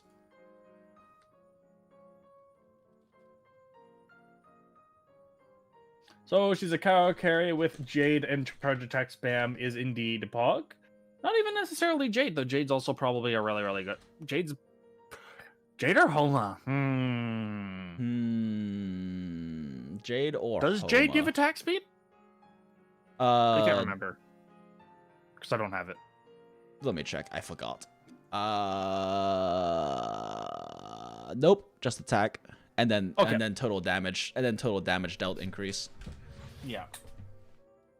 So, it versus Homa, probably Staff of Homa will be better, just because... I think there is an damage versus argument, crit though, rate. of it being harder to maintain the passive on Homa for her, though, comparatively. Even without the passive, I still think Homa's going to wind up being superior just due to the ease of getting crit rate versus being overstacked on crit rate. So it is going to be artifact dependent, but it's going to be a lot easier to make Homa more viable than it is. Is going it to be easier Primordial. to get crit rate? Because you only start with 5% base crit rate. You only start with 5% base crit rate, but remember we're talking. Oh, she also has cryo a passive. Yeah, she also has a passive that gives her it. Right. So she's got 12%, and then she gets 15% from cryo resonance, and then if you're running her as a cryo DPS, you're probably running freeze, which means you're running her as a freeze, which means you're running her blizzard stare. So there's another 40%, so that's 55. That's 67 plus 5. That's 70 something. You equip her with primordial jade spear, and she is already over crit. If you're getting the weapon to 90, which as a carry you should. Does it get Oh, there? I have the exact same frame count as Art for N1C. That's funny. Nice. 22 on 70, that's 99. Sounds like 72. Sure, you'd like So there. now, like you were saying, suddenly Dragon Spine is actually making a better argument. Yeah. There's the potential. Now, this is also R1 to R1. R5 Yeah. to R5. Dragon Spine doesn't gain nearly as much value as Crescent does in its passive, so I'm not 100% sure on that. But it's if somebody is leveled Dragon Spine for her and you're using her for charge attacks, it wasn't the world's why'd you do that over getting a CP kind of deal. It's a very viable option, and you can enjoy yourself in being unique and different from people who are just CPs. Good, go Bird. Which is better, CP or Dragon Spine? CP is better if you're doing normal attacks. If you're doing charge attack spam, Dragon Spine Spear has a case to be made for itself, but that's going to be much more calc related to see which one is overall better. And it's also going to wind up depending on what cup you run. If you're running a physical percent cup, CP is probably better. If you're running a cryo cup, Dragon Spine's almost always going to be better just because that's a lot of physical percent. I think it hits almost 60.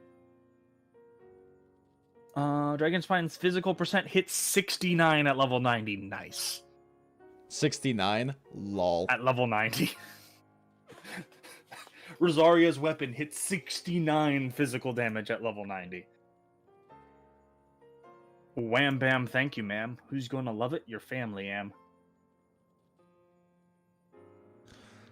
Zajev is saying, even with charge attack spam, it's barely more E attack on Fizz and way lower on Cryo. Way lower on Cryo. That's true. We are looking at type 41 versus 44. It's not just Type passives. 41, but based on the initial, like, I haven't looked at the whole cryo total percentage damage and all that stuff yet in my calculations, but just on the physical hits for charge attack spam, because it looked like her numbers have been equivalent to other numbers that were potentially released at some other point in time, whether officially or not, that I wound up using in some calculations. And in terms of just the physical percent on charge attacks, Dragon Spine's capable of being up to 20% better than CP. Yeah. I'm assuming Zajev has probably already done some calcs on effective attack for her between the two weapons, and it's barely higher on Fizz and way lower on Cryo, so unlikely it's better, but... Like I said, it has a case to be made for itself. Yeah. Whether it's going to be the best option or not, we don't know. Yeah. Either way, CP is probably the one you already have leveled up if you're going to be doing this anyway.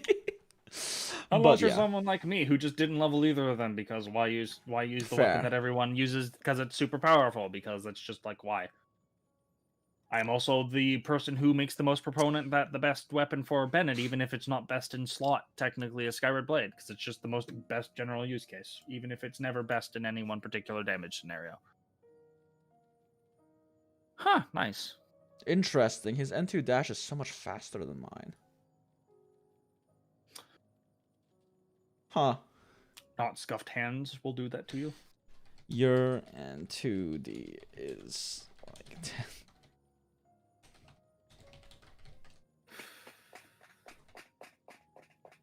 He's probably just counted N2 and then just on hit frames added X amount for however long dashes. So he isn't frame counted so much as he's just made the fastest possible in theory. Yeah, I'm wondering if it's not Rune God hit lag. Yeah.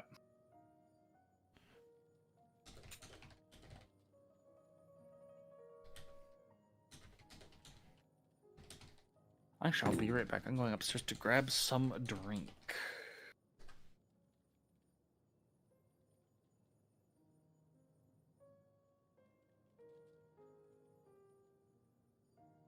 Okay, yeah, so Art's numbers are not using Rune God hit lag. Okay, regardless though, charge attack spam seems to be her best output, which makes her basically physical Hu Tao.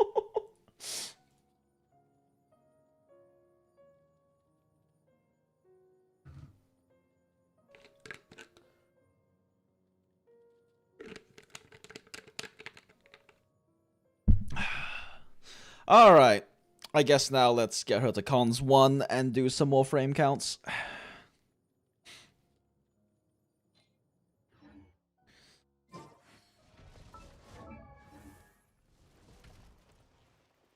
True, if you put her with Chong Yun, now she's a cryo Hu Tao, which is kind of funny. Okay. Anyway, we got those base counts on everything that really matters, I believe. Yeah, we got charge attack spams, and we got some files saved for that if I need a reference to them later.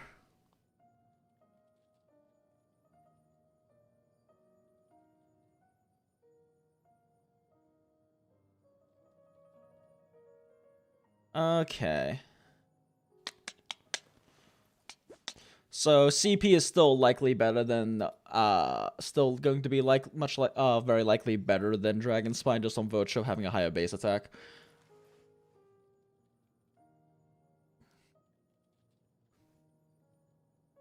Who is better, C6 Rosario or C0 Hu Tao? Not sure, probably Hu Tao, but not sure. But probably Hu Tao. Her base MV is not nearly good enough. And she's gonna be split unless you're running her cryo. Still, that's not bad.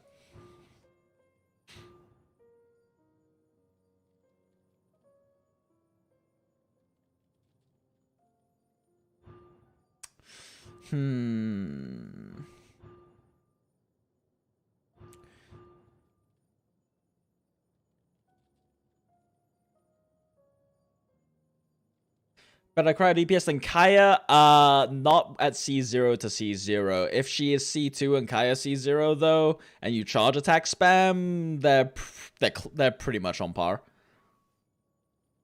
They're pretty much on par if you charge spam, which I should probably include in this top text since we just figured that out. Yep. Let's see here. Is Fizz better than Cryo? It's different. Depends on your team comp, depends on what you're doing, depends on what enemies you're fighting. Against Fatui, Fizz is probably better. Yeah. Rose, greater. Rose, roughly equal Kaya. So Rosaria is best used as a Cryo support Plus crit rate Chong, buffer. freeze, carry.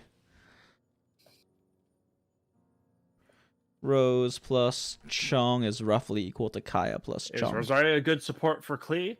Klee is a good on-screen support for Rosaria. That's one way to put it, certainly. Like, with the way you guys use the terms, like, and stuff like that, yeah, she's technically a support, but, like, I don't use those terms. Again, if you guys have ever seen my videos, if you haven't, go watch it, because I explain it. I've pulled terms from other gacha games I used to play.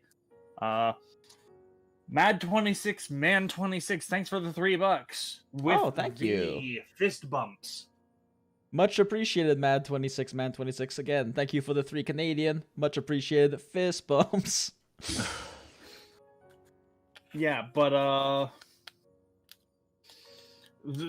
like going into it real quick, I mainly use 4 terms which come from different gacha games that I play. Those being Pivot from Pokemon, Chainer and 140% Nuker fizz. from Final Fantasy Brave Exvius, and Deployer from another game that I can't remember. And essentially what it turns down to is you have chainers which are there built around building and working around the game's element mastery system, setting up buffs, doing a bunch of other things, or otherwise being there to make your team do more damage than they otherwise would do just by adding 2 and 2 together. So bringing Rosaria to Klee provides you bonus damage in melts or reverse melts and bonus crit rate, which is more than just Rosaria damage and Klee damage added together. Pivots are typically the characters you'll either spend the most screen on time with, aka Klee, or the character who have the best cooldown timings for you to then swap between characters. Bennett and Albedo are very, very good at doing that because they have 3 and 4 second cooldowns. You can pretty much assume their cooldowns are going to be back up really quickly if you don't know whose cooldown is going to be available. And then deployers are just turret characters or people with long-lasting on-screen abilities. So Chengling, Fischl, again, to an extent, Albedo, those kinds of characters. Rose as an alt bot could also qualify.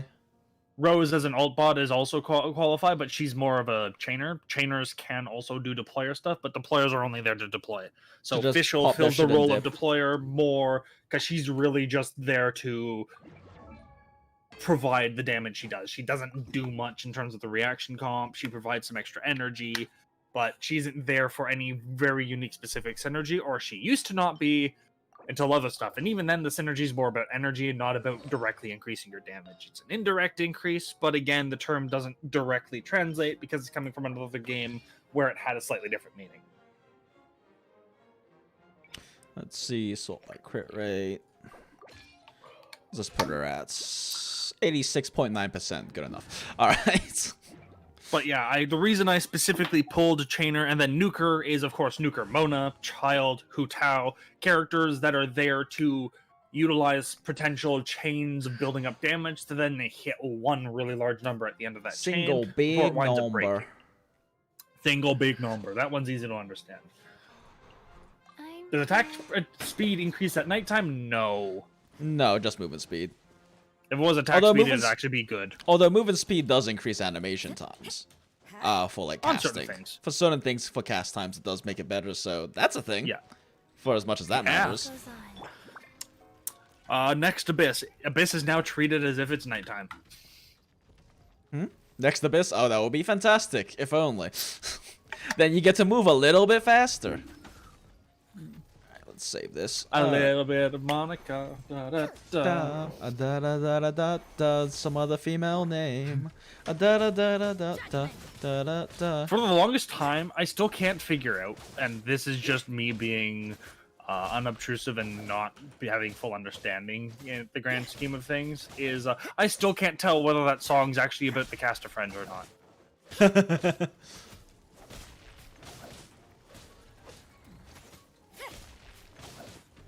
Yeah, this buff is not dropping. Do any characters have This buff is not dropping. It's just Pinhead staying up. Larry with V10? I'm assuming US dollars. Thank you for the Oh, math. thank you, Pinhead Hearts. Larry. Much appreciated.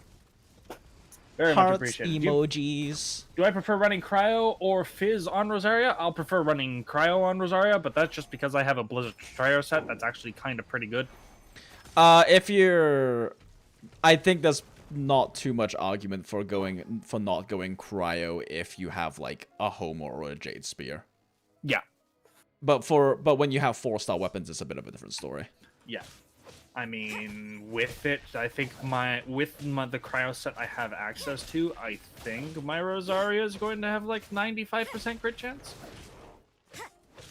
And I have Homa, so Bert, my Rosaria is going to bonk.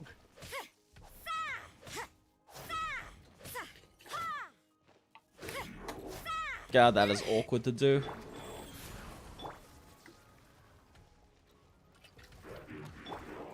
Wow, this... So what sets work for Fizz Rosaria? Physical Rosaria, you have Gladiators, which is not all that great anymore because she wants to charge spam, but if you're normal attacking, it's a viable option. You're better off probably running 2-piece Bloodstains.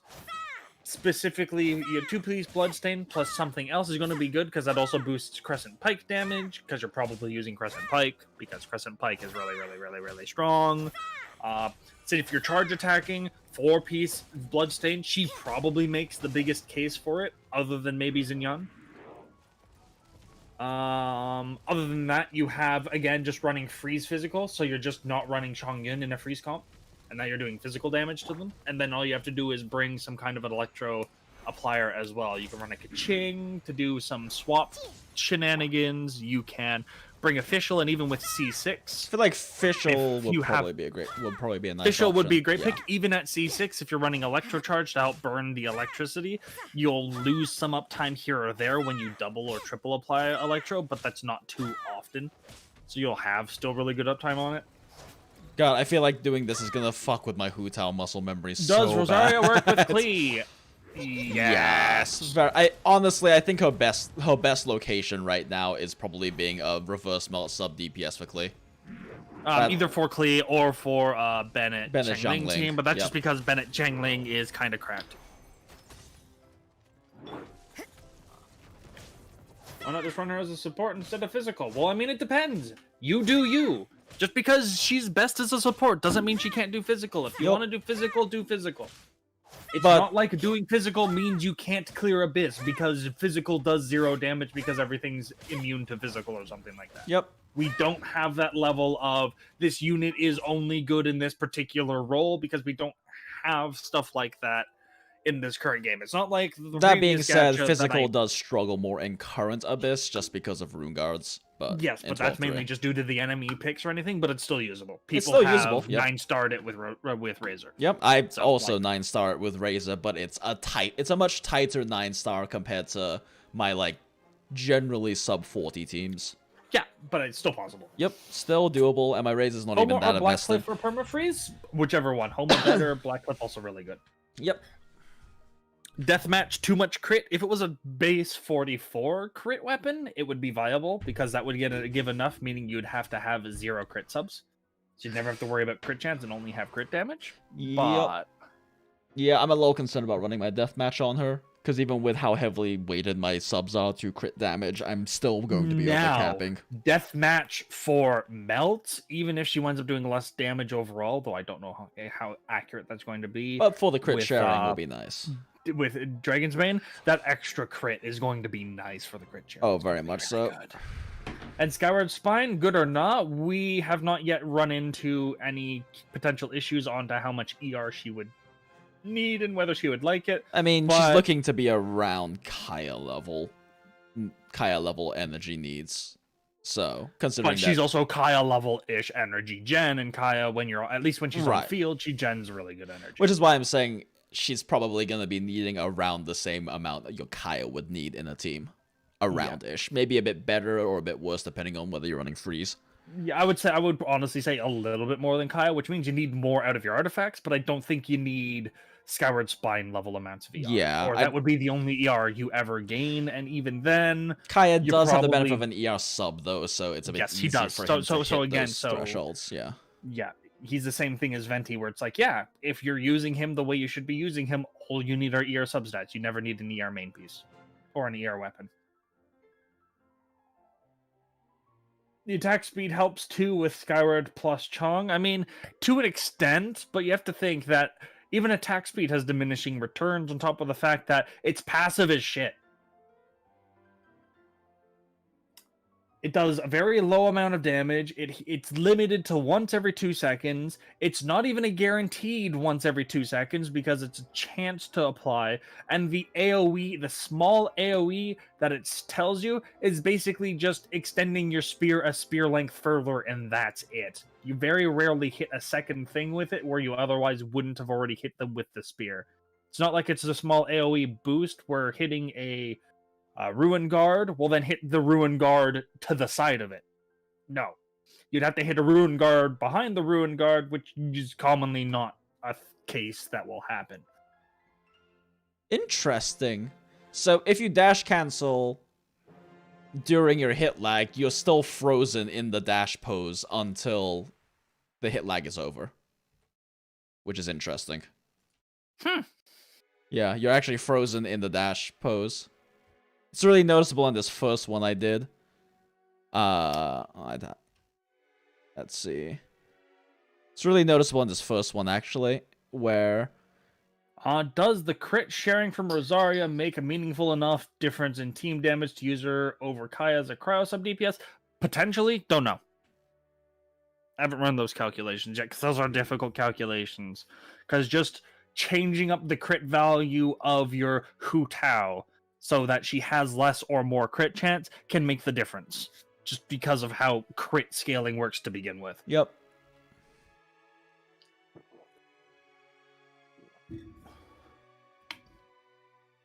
What talent should you upgrade first on her? I personally would say get everything to 6 unless you're exclusively using her as a sub DPS. In which case, alt, then and E. stuff. In which case, I still say get everything to 6.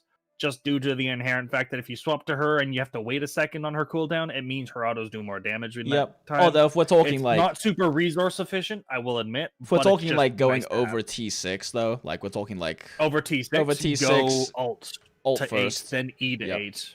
And then only, I would say only do NA if you're planning to use her as a carry. Exactly. C2 Kaya versus C2 Rosa? C2 Kaya is going to come ahead if you get it, but...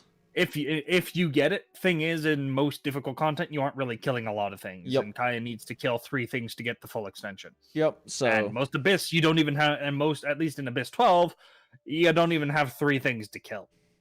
Yep, exactly. So, like, current Abyss especially, Kaya C2 is basically worthless, except for on floor 11. How I expect the next Abyss we're going to get, I don't know what all we're going to get, but I almost guarantee you, since Abyss Herald's this new big enemy we're going to get, we're going to see him at some point in the Abyss. Yep, and probably quite a bit of single target focus. It's going to almost 100%. I'm going to assume right now he's going to be single target focus, and what I would not be surprised is that because currently a lot of whales are just one-shotting Abyss floors, because you can do that. Yep. What if they start including mechanics within a boss fight, and now this is basically a boss enemy in the Abyss, to force phase change, exactly. Yep. I can see that, definitely. Or like, oh, you've damaged them to 50%, and now they gain the damage and vulnerability, and they stop at 50%. So now you got to set up 2 mounts, or 2 vapes, or something like that. Is Child C1 worth it? It's his second best con. So don't treat it as the world's worst thing when you get it, when you're gunning for a Rosaria, but it also isn't good enough that it makes or breaks him as a unit. Which one? Sorry, C1 you said? C1. Yeah, C1 is 20% cooldown reduction is big. C1 is really good. C4 is amazing. C6 is probably the biggest bait constellation in the game. It has potential. It has potential, but most of its potential usability is only when you're using him as an on-screen carry when you're never swapping off of him, and that commonly only happens in multiplayer, and we don't have multiplayer raids. Yep. And I kind of hope we never, unless they fix their netcode, because netcode is crap. As it currently stands, it is I think in my opinion, it is the most overrated constellation in the entire game. Is C6 Child, because a lot of people who don't have C6 Child think it's amazing, and literally every person I know who is a theory crafter, speedrunner, or just in general understands optimal rollouts and stuff like that very well, literally none of them will ever use C6 Child. Does Rosaria's E ability have iframe? No.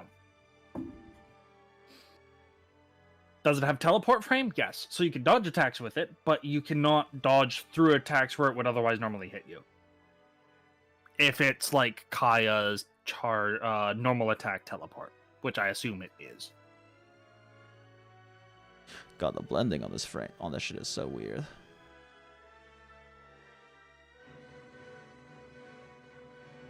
What's the comparison between Zhongli Fizz and Rosaria Fizz? Use Zhongli.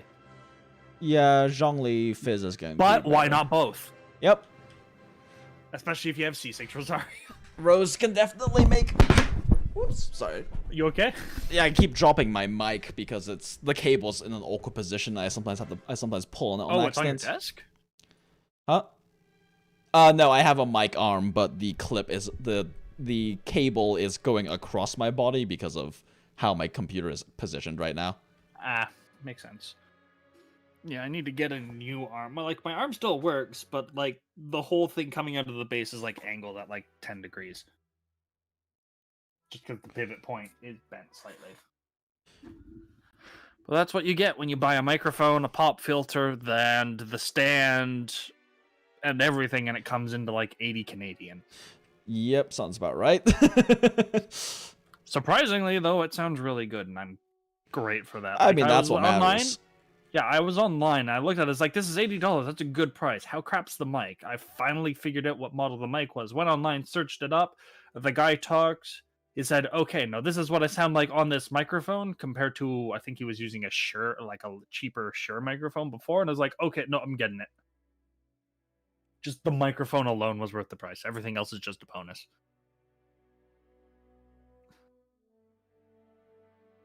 Okay, looking back in chat. Homa isn't very good on Rosaria. Oli, you take that back. It's goddamn amazing. Homa is just a fucking massive stat stick. It's just a stat stick. Like, it's good on everyone who uses a spear on raw virtue of just being a massive stat stick. It's not as good on her as it is on Hu Tao, but it's still really fucking good. Yeah.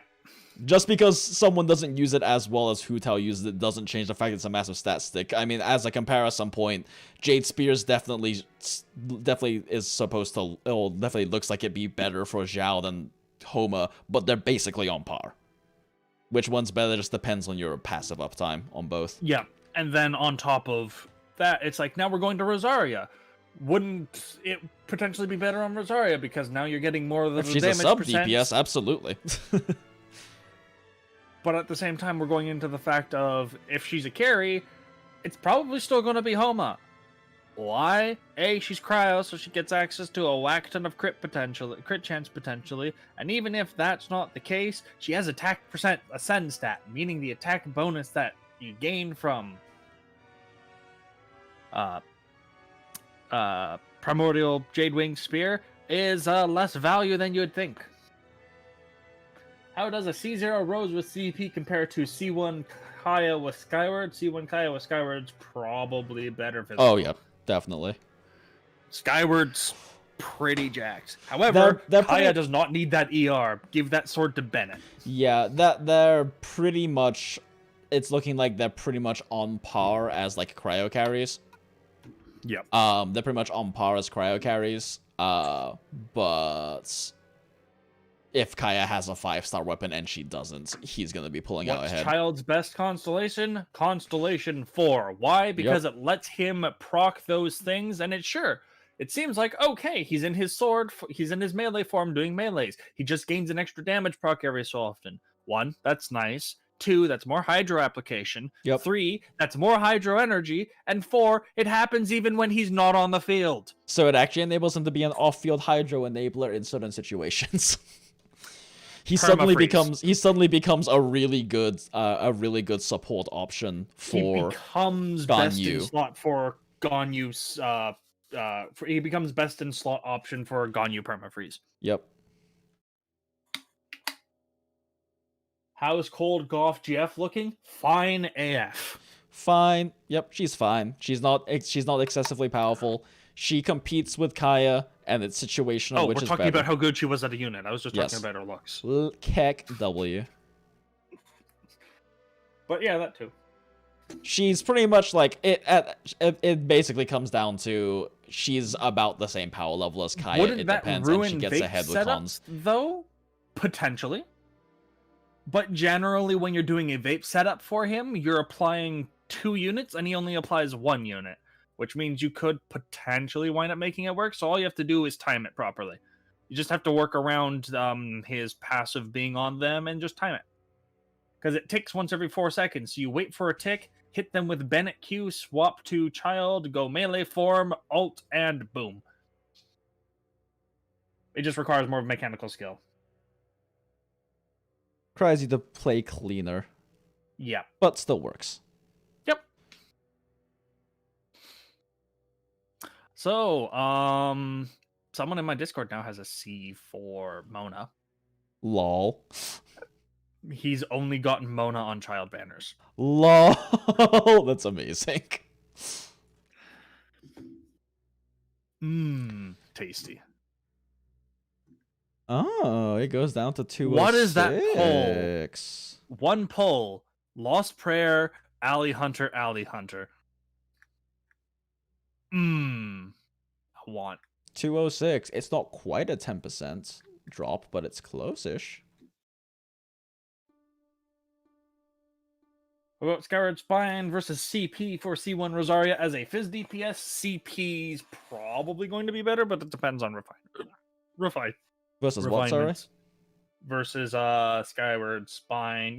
Skyward Spine? Yeah, CP, 100%. Yeah, CP definitely. Versus Spine. Spine is not really a great carry option.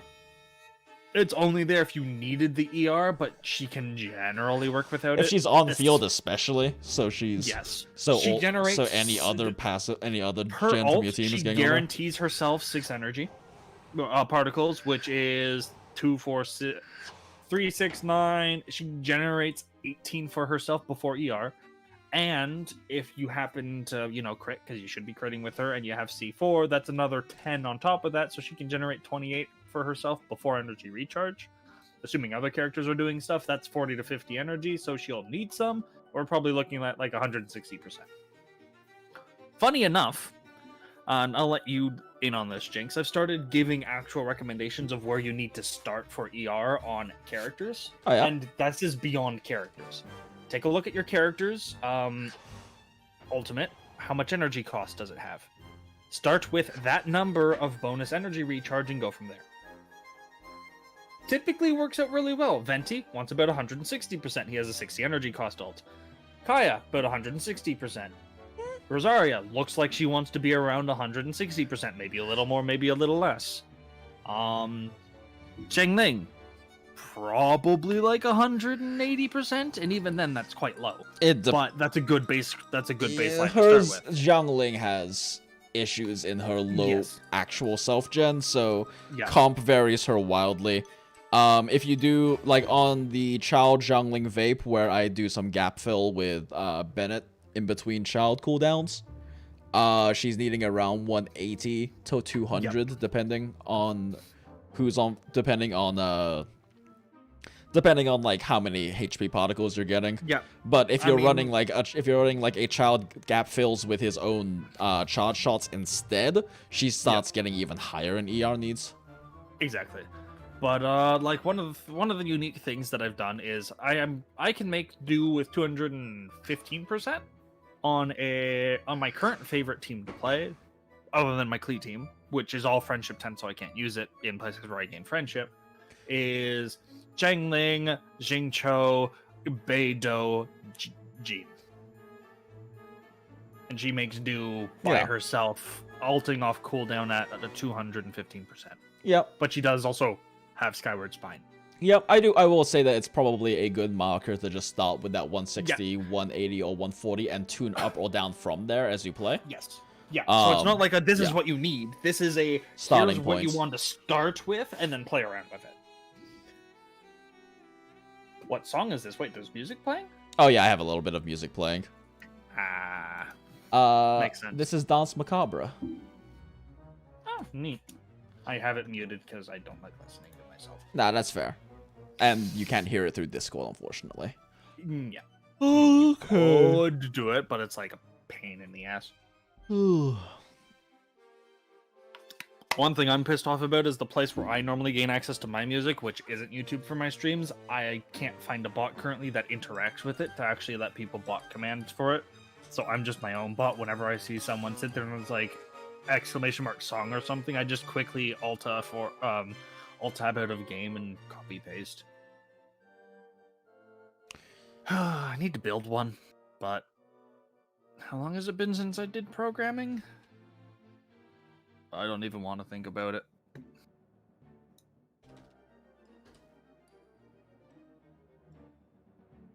I'm just standardizing these real quick since I failed to standardize them properly earlier.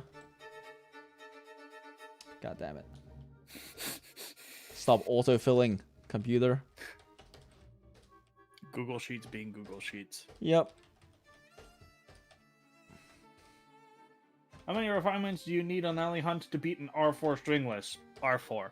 Maybe potentially R3, depending on what you're running in ER or EM Hourglass. If you're running an EM Hourglass, R3 would probably be enough of a difference. I just, in all my calculations where I have them, basically you need equal refinements, has always been with an attack percent Hourglass. Assuming good stats. So it depends on your substats. You could need R5 if you've got like 200% attack percent. Yep. But it seems like so far the general calcs for Alley Hunter is it's slightly better at the same refinements. Brian Dichella, can you get a TLDR on Rosaria? Yeah, it's at the top of the stream. Yep. Top of the stream in the white text. How is C6 to C6 for physical and cryo for Rosaria versus Kaya?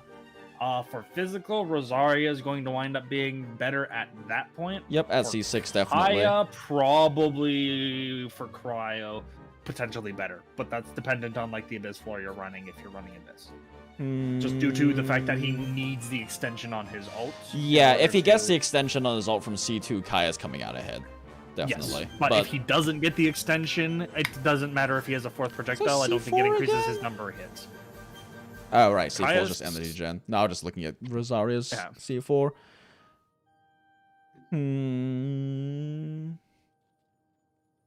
And Kaya's C4 is just a shield. Because, yeah, Which at is nice, I C2, Rosaria is basically on par with Kaya in terms of just their ability output. Assuming you aren't melting her damage. If you are melting her damage, it's a different story.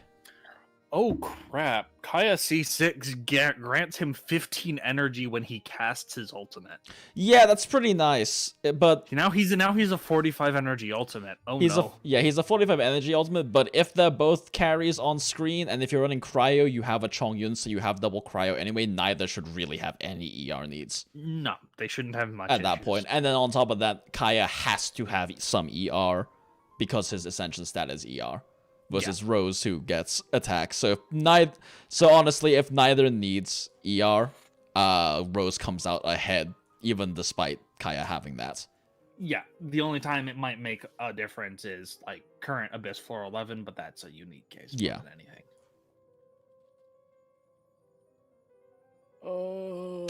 But yeah, Rose is not doing anything crazy as a 4-star, but she's not a weak 4-star either. No. She is exactly where I thought she would be. Yep, she's not a Xiangling, she's not a Beidou, she's not official. She's not a Jingcho, but that's fine. You could technically say she is official. Ha! Well, is that a conclusion on top of also including her crit buff from A4? That's something we currently can't really take into account in our heads. It's gonna be a lot more calcs percent- needed for that, yeah. Yeah, how much? Since it doesn't apply to her, how much of your team's damage is? How much of the total damage is coming from your team and not her? Yeah. Is it 25%? Is it 75%? Is it 90%? Is it 50%? It Now- really depends. Now, we'll just say roughly 10% damage, 10% crit rate increase for your whole team is really good if they're invested. It is. That's really good Yeah. and can definitely push. And in the cases where she's closer to Kaya, can definitely push her out ahead, but that's a hard thing to calc for. Yeah. Like, that's a thing that will actually require us to make some assumptions on how much of damage your team is outputting. If I give Skyward to Benny Boy, and only sword options for Kaya are Flute and Rancor, do they stay on poor? Flute, surprisingly, is really good on Kaya, considering he can actually make good use of its passive. Because you can do, like, N2C and get yourself 3 stacks. Which is nice. Did you consider the 10% normal damage bonus? That applies to her normals, but she's not doing very many normal hits, so it's not that spectacular. Yeah, although now that you mention it, I did not account for that in the MV here. But it's also hard to account for MVs because now we have to figure out how much damage percentage she's getting to her normals to begin with, and that's entirely related to what set she's running. Ah, shit, you're Whether she right. That's a spits cup or total something. mod, so it's additive with her fucking cup and shit. And her crescent pike sub. God That's damn it. entirely why I have not in all my calcs. I do not include her A1 because it's additive. And it becomes a question of how much damage percent. Well, you could think that fine. It's fairly easy to consider. She gets pyro damage bonus and she has pyro cup, and you're running 2-piece Crimson Witch. That's it, right? Wrong. Widsith, Skyward Atlas, Lost Prayer. I think that's it. I don't think we have a Lion's Roar style book yet. At least not of a 4-star variety. So, this is really falling within, like, expected. Yeah. Expected, frame saves, which is around 6-7% or something. Yeah. Because it does not adjust hit lag that much. Okay. It's incredibly minor. Would you run Cryo Rose yeah. over Fizz on floor 11? On floor I'd 11? Probably, yeah. I would, personal opinion, if you're boosting your cryo stuff, that's probably the floor we're going split, where you're using the floor bonus to give you the most that it can give you on cryo, then you're boosting your Fizz to get the most out of the physical damage bonus, specifically because you're also going to be fighting Fatui and Treasure Hoarders, which are also physical resistance reduced to begin with. So you get that -20 over other stuff. So running her split in that particular case would be best. But that's a unique build style specific to a singular Abyss floor, which may or may not be around for another 2 months. I assume not, but we don't know. Alright. Let's fuck around with Rose a little bit. Yay! We doing permafreeze Rose first, or are we doing or are we doing Chengling Bennett cheap comp melt, reverse melt shenanigans? I think Carry Rose is the thing on more so on people's minds, so we'll just look Makes at that sense. first. Real question is whether the fuck do we test this? I need to burn some condensed resin, but Crimson Witch domain to farm some Crimson Witch sets? I have plenty of Crimson. My Crimson Witch pieces are so cracked, my Razor's best set currently uses 2-piece Crimson Witch. Just because that's how stacked my subs are. Makes sense. Yeah. 2-piece Crimson Kaya Witch, plus nothing, Diluc and should allow for not more even like 2 consistent BCS. melting, right? If you're going to do that, use Klee instead. The thing I would want to farm is Noblesse, but Noblesse is kind of a bad place to test the comp. Yeah. Because you just need to bring a bunch of elemental counters. Be right back, I'm gonna pee. Sure. Is her C1 damage buff multiplicative? Has anyone tested this? It specifically states normal attack damage increase. It's the exact same statement that comes off of Gladiators. We assume it's just 10%, like Gladiators is 35%. So if you have Physical Cup of a 58%, it becomes 68% before anything else. So it's additive, based off what we assume.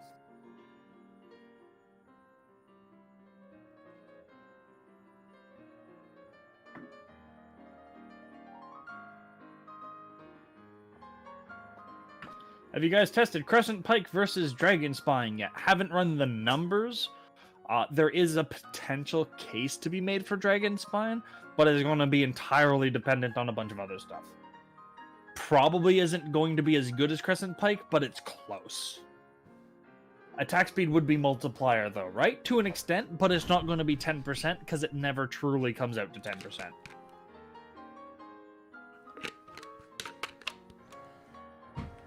Can she teleport at the range Venti Burst is cast? No. Honestly, probably the only good domain for like actual, or effective domain for actual testing is probably just Vanera. Prayer best in slot for Klee. I'll tell you this right now. Sorry to burst your bubble. No one singular weapon is best in slot for any one singular character. There will always be a potential substat case on your artifacts where another weapon winds up being better than the one that's normally best in slot, just because your substats are jacked in one particular direction. Except Homo on Go Hu ahead. Tao and Amos on Ganyu. Yes. They're so incredibly ahead of the other options that even with like really bad sub matching, it's still better. Yes. Those are the only two exceptions. Like those are explicit exceptions where the weapons are just perfect synergies for Yeah, one they're character. tailor-made for those two units. That's the only cases though. Skyward versus Prayers is debated all the time for all carries. Here's the thing. If you had perfect substats at any level of substats on Skyward Pride, Skyward Atlas, and you had the substats that made it do the most damage it possibly could, then you also have the substats on Lost Prayer to make it do the most damage it possibly could. Assuming its passive uptime is incredibly low, because it generally is incredibly low. Skyward Atlas comes ahead almost all the time. It's a the range it comes ahead, it's dependent. It can range between about a 1% increase to as much as like a 10 or 15% increase, depending on how the subs go. But it entirely becomes a debate on, sure, if you were to put Skyward Atlas on the set that's optimized for Lost Prayer is going to be better than Skyward Atlas. But that's not because Skyward Atlas is worse than Lost Prayer. It's just that in that particular case, Lost Prayer gives you more benefit than Skyward Atlas does. Due to the fact that a weapon isn't, here's a weapon, it applies to my base stats are always the same. Your stats change based on all your equipment. And since things percentage off each other, and how they work with each other completely changes up how things wind up coming out in the grand scheme of things. Wasn't it 8 seconds for Lost Prayers to pull ahead according to most carriers? Ningguang, for example, with Albedo has a lot of field time due to high uptime on Albedo E. Yes, but then who the freak are you bringing for your other two units? You're not going to spend 8 seconds. 8 seconds makes the weapon better, but not because the weapon has dealt more damage. You have to remember, during the first You're making 8 up seconds, sacrifices in your team because of yeah, it. you're making sacrifices in your team, or you're also coming into the equivalent of, sure, at 8 seconds it hits the higher damage buff that allows it to potentially be better than Atlas, depending on your stats and a whole bunch of other stuff, and it's super finicky and weird. But in that particular case, the first 8 seconds you were doing less damage than Atlas to begin with. So it becomes a, how much damage have you done in total over your out time period, and which one is higher? Sure, her after 8 seconds, if she ults after the 8 seconds, she gains more damage on that ult. But if you happen to snapshot her ult before her damage passive ticks over to the next level, you snapshot it at a lower damage percentage, completely negating any of that time you spent in her ult to begin with. Let's see here. Okay, so Will you guys do a similar stream to revisit Child? I think if anything, Jinx is probably just going to put here's a quick 5 or 10 minute revisit on Child. Here's all the new stuff we learned about him since we last talked about him. If he does anything about it, that's entirely dependent on him, though. I don't know. I'm not in his head. Sorry, what? I was not. They're listening. asking if you were going to do another stream like this one, but for revisiting Child, and I was like, no, you'll probably just make a video on it instead. I'm probably just gonna do a video. Yeah, there's not. I mean, a lot's been learned about Child, but there's not much of a reason to do a stream about it.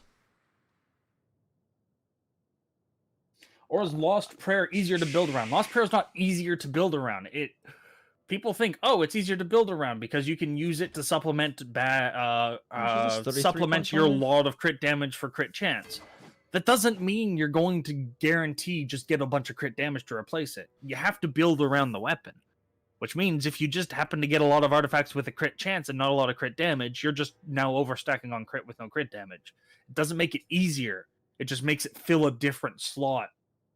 Where, like, normally you would go, okay, this isn't perfect, balanced stats. It can fix one half of it, but the other half, it's actually worse off than it normally would be.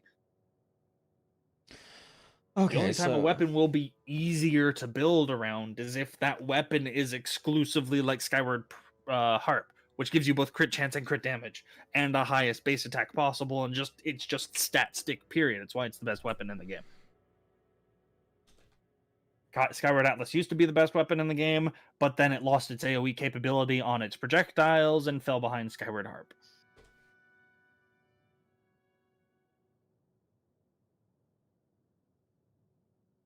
Harp is the exception, not the example for sure. Definitely. But a lot of people also fail to ignore the fact that Skyward Atlas provides 12% damage percent. And that's to all elements. Apart from physical. And that one weapon is exclusively the thing that rested my case for being wrong, saying physical is just an element. Because it's not.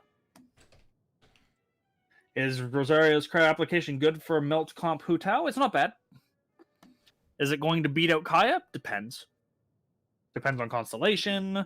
Depends on whether you want to use Booba or not. Depends on levels. Depends on what weapons you have access to. It depends. Okay, and then... Does that mean the current banner is worth it to get Harp? The current banner is probably one of the better weapon banners to roll on, period. Let me go take a look. What is all in it? I actually haven't looked at them yet, because, again, wasn't on internet. Skyward Harp, Lost Prayer, Favonius Spear, amazing. Great weapon. Favonius Sword, usable, especially if you don't have Sack Sword. It can be very usable on a bunch of people, especially on Bennett if you just want him to be the world's best battery in the game. Thundering Fury, Favonius Sword Bennett provides so much energy, no one will ever need any energy recharge ever. But that's a meme more than the standard role. Favonius Codex, useful for Mona. Barbara, if you're still using her. Keck, using Barbara. And, though she does do good damage, I will admit. And, who else? Alt Battery Ningguang, but even then, she can typically suffice herself. Barbara gets kind of Greatsword. surprisingly impressive in vape teams. If you vape, if you specifically vape a Barbara carry. Yeah. It's still not incredible, but it can get surprisingly impressive. Yeah, she's I feel like if anything, she's the proof of you can make any well-synergized team work with enough investment. Yeah. Sacrificial Greatsword is not really best in slot on any one particular character, but is not a bad option because it's a type 44 that helps you generate more energy. I have a feeling it's going to become more usable as we gain access to more Claymore users. But that's going to be entirely dependent on that Claymore user's particular reliance on their elemental skill. Like if we ever gain like a Jingcho who has a really strong but really long cooldown E that provides a lot of energy but is a really long cooldown, thus we can utilize Sacrificial Greatsword on its 21, 24, 16 second cooldowns to constantly do 2 abilities every time they use an ability to begin with. They'll start becoming very usable. It's just all Claymores we currently have don't want to do that or have some kind of mechanic in their E that limits their capability of spamming it twice in a row. I'm just quickly calculating how many combos you need to do every 15 seconds to justify running a Fizz Cup versus a Cryo Cup on a Crescent Pike R1. Ooh, makes sense. Yeah, let's see here. N1CJ, CR1. I would actually do that and then see if you can do the same kind of calculations real quick for Dragon Spine Spear at R1 again. Okay, yeah. And then we can just see whether the extra physical percent makes it more worth to That one's a boost your bit more physical. difficult to do because I have to actually assume full builds instead of just MV difference. Makes sense. Yeah. So that might be a later thing to do when I actually have Okay, yeah. when I actually have full sets Brain power. simulated properly and brain power in time for that. Yeah. I mean, if you want to do set stuff, we can work really quick on converting my Venti stuff to just work on Rosaria. Yeah, sure. If you Just want. because all you really got to do is plug in the different base stats, and it should auto-generate sets. Should auto-generate stats Yeah, for you. and That's it. as long as I have stats to work off of for certain breakpoints, that's the important part. I think safe breakpoint is probably Ascension. Is probably Ascension 5 with. So level Ascension 70 out 5. of 80 Yeah, 70 out of 80 T8. with an 80 out of 90 or a 90 out of 90 weapon. Yeah, I would say 90-90. Yeah. 90-90. But yeah, this weapon banner also happens to have Scoured Harp, amazing. Lost Prayer, probably the current worst 5-star book, but still a really good 5-star book, especially if you play multiplayer. If you play multiplayer, it's best in slot in literally every DPS catalyst period, because you get to get its passive going. Scoured Harp, best bow in the game, apart from Amos on Ganyu, but that's a synergy related thing. It's the exception, not the rule. And Alley Hunter is the new best Fischl and Venti 4-star bow. Though, in theory, if you have Windbloom Ode and you got all the refinements on it, it's equivalent between an R2 and an R4 stringless based on your attack percentage. So it's a very viable option as well. Okay, so assuming you don't have Bloodstained Chivalry and you don't have Gladiators, Yep. assuming you don't have either of those on your sets, you need 3.18 and 5 like full string dash cancels and 5Ds, or you need 6.14 and 1C's charge attack combos to make it worth using a physical cup over a cryo cup. Okay, now the question then winds up becoming, and here's the big question: how many frames do each one of those take? Yep, let's find out. And is it even possible to fit those within the 15-second cooldown of her ult? Assuming she has 100% uptime, which she doesn't. But oh, hey, I have 4,554 Primo Gems. That's a nice number.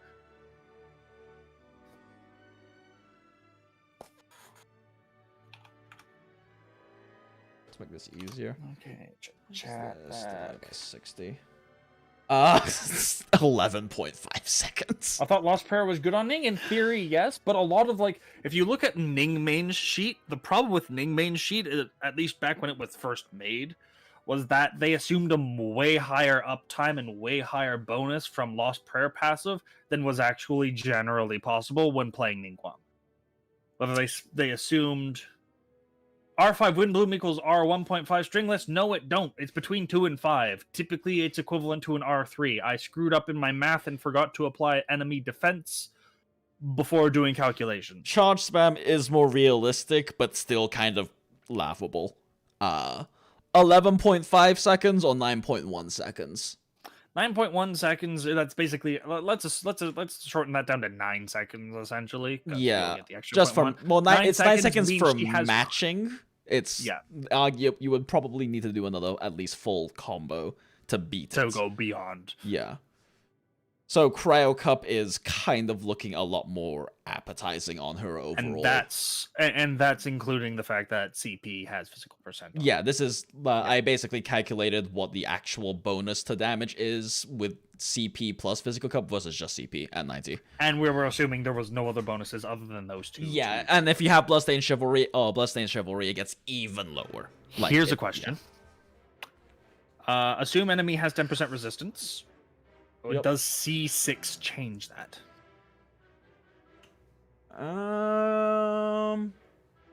It will, yeah. Sec. So Windbloom is kind of pog. It's pretty good, but that's specifically for Venti. Weapon banner is always a trap if you're free to play. I would agree, but the Homa banner was the one banner I said if you're free to play, you should still be pulling on weapon banner. Exclusively because as a free to play, your weapon selection is limited, so pulling on an amazing weapon banner to gain access to some additional copies of weapons, refinements on weapons, or new weapons to just improve your roster will help you immensely in the long run. Now, I'm not saying completely pull on it and go to pity or spend money on it, but it's definitely a viable thing when a really good weapon banner comes along with new weapons or something to pull on them just to increase your repertoire. Because if you keep getting units but you don't gain new weapons, because unfortunately we don't gain access to a lot of new weapons without pulling on weapon banner, or being very unlucky with pity,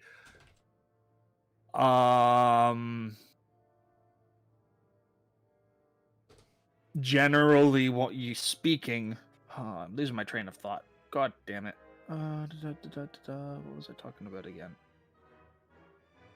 Oh yeah, talking about weapons. Not having that weapon roster means all these new units will no longer have access to a weapon without buying Battle Pass, or buying additional Black Cliffs or Royal weapons, which again requires recurrency you could otherwise use on character constellations. Or luck, and reliance on the free-to-play weapons we get like once every 3 patches.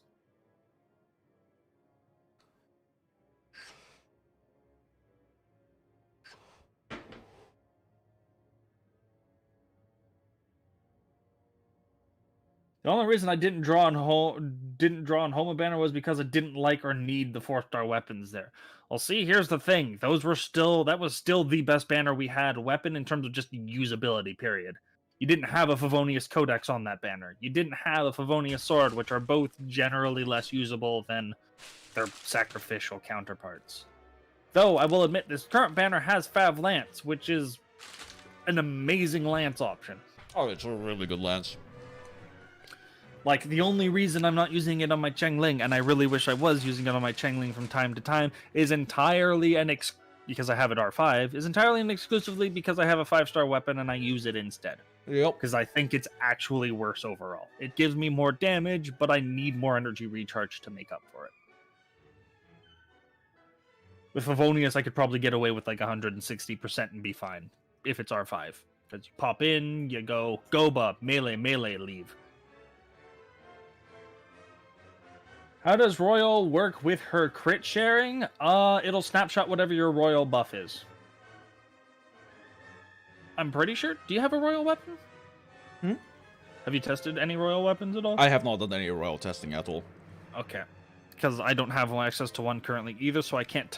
So I do not remember whether I believe the Royal buff. If I'm displays on your remembering sheet. correctly, I saw in Kek Main someone saw that it does snapshot what your buff is at the time, but like, good luck trying to engineer a situation in which you're at a good amount of stacks when you snapshot.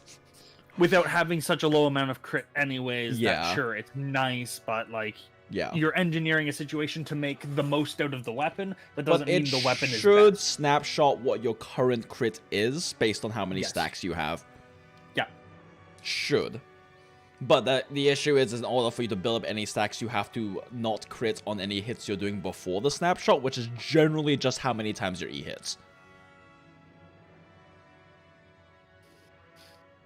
I have Ganyu Venti Child with R5 Stringless. Should I roll on Skyward, Harp, or Amos? Amos is going to be for quite a long time. Its banner could be absolute crap. I would honestly try and pull on this banner, but that's just me.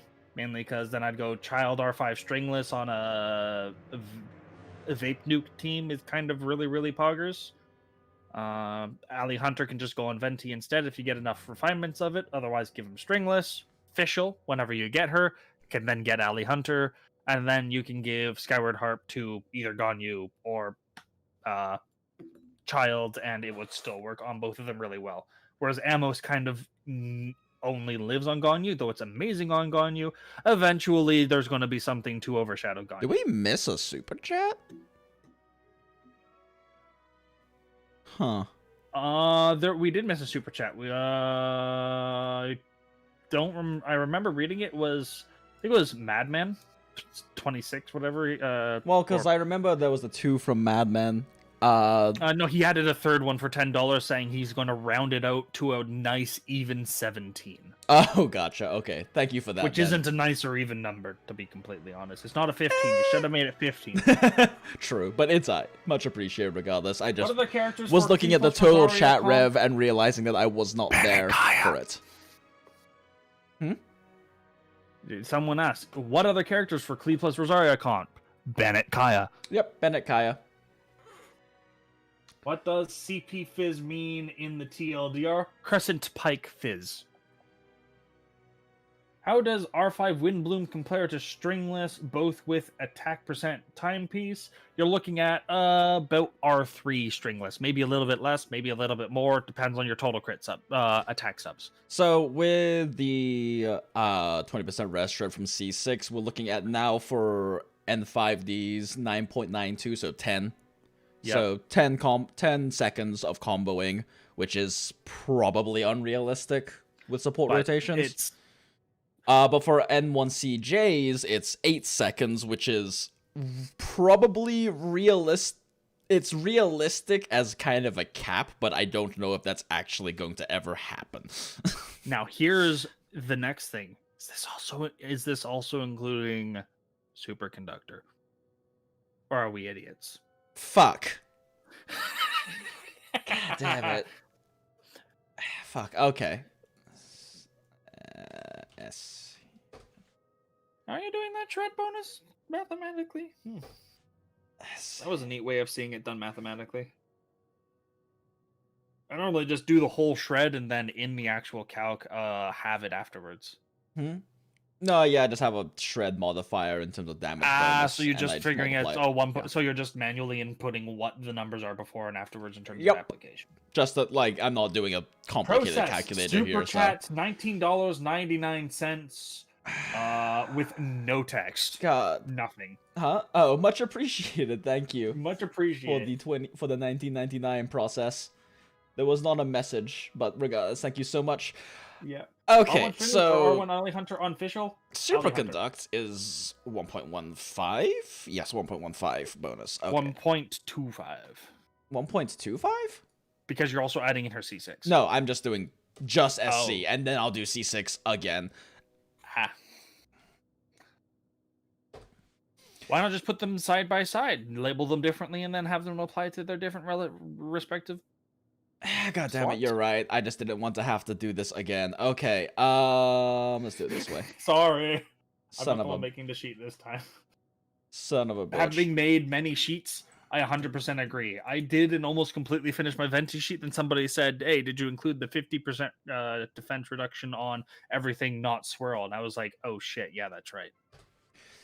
Okay. The swirl or transformative reactions don't care about the level difference between you and the enemy. It only cares about your level.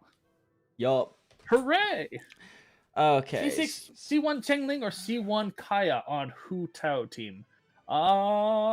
Depends. C1 Kaya with freeze with a freeze melt vape hybrid team in Jingzhou is more generally usable.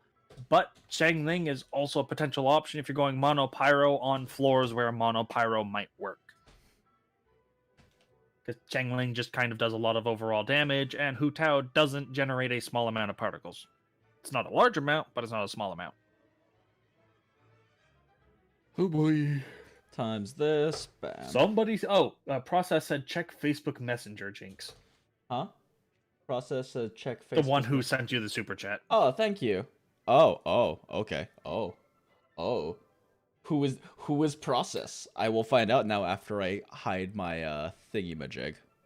Yeah, you should hide your thinking magic. Yeah, because let's not dox myself that hard. Let's not dox process either. I will not. Is Rosaria Aw. worth pulling for? Thanks, bud. I'll definitely hit you up when I get the chance to. Much appreciated, process. Thank you.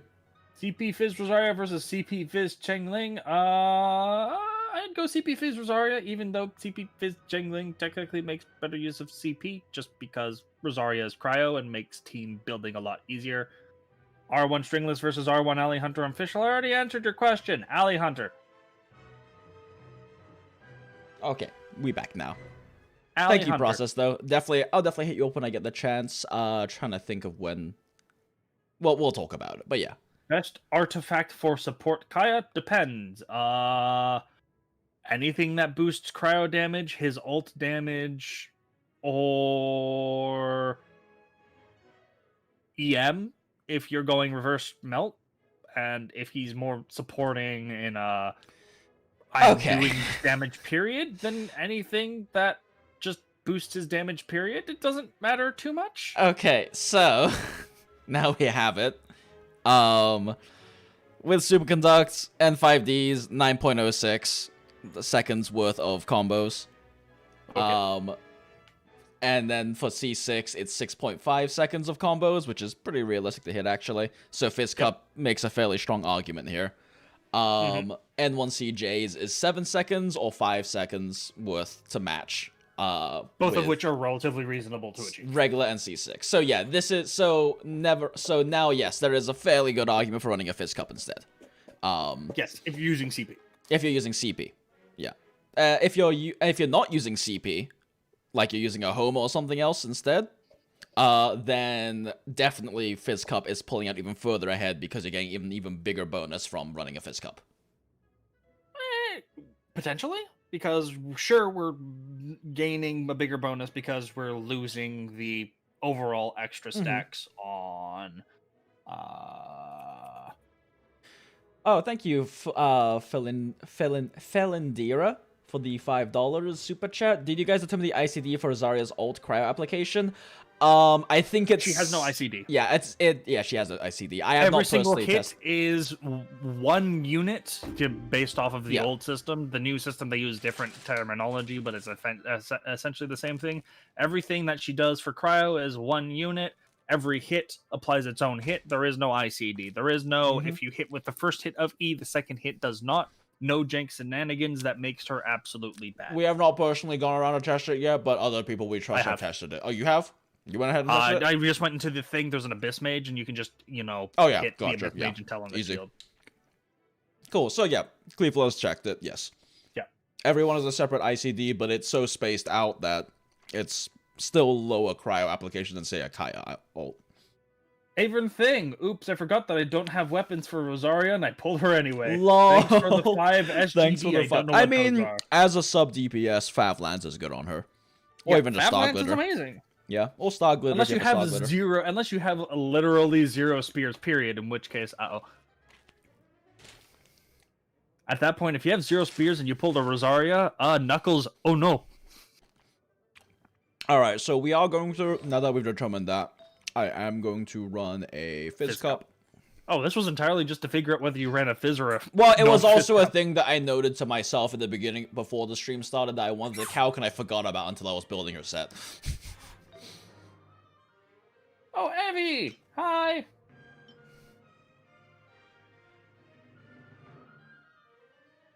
Okay, I didn't quite I'm not going to go connect the around and dots actually because they slightly- calc her best set right now, so let's just give her... You know what? I should have, because Avern. That's right. Hi, how are you doing? Enjoy yourself. Singapore dollars, Cleeful. I tried to figure it was probably something like that. But, like, personally, I would have done SPD because Singapore. But again, that's just where English typically puts the emphasis on Singapore. Another place, it might be Singapore, or it could be entirely related to...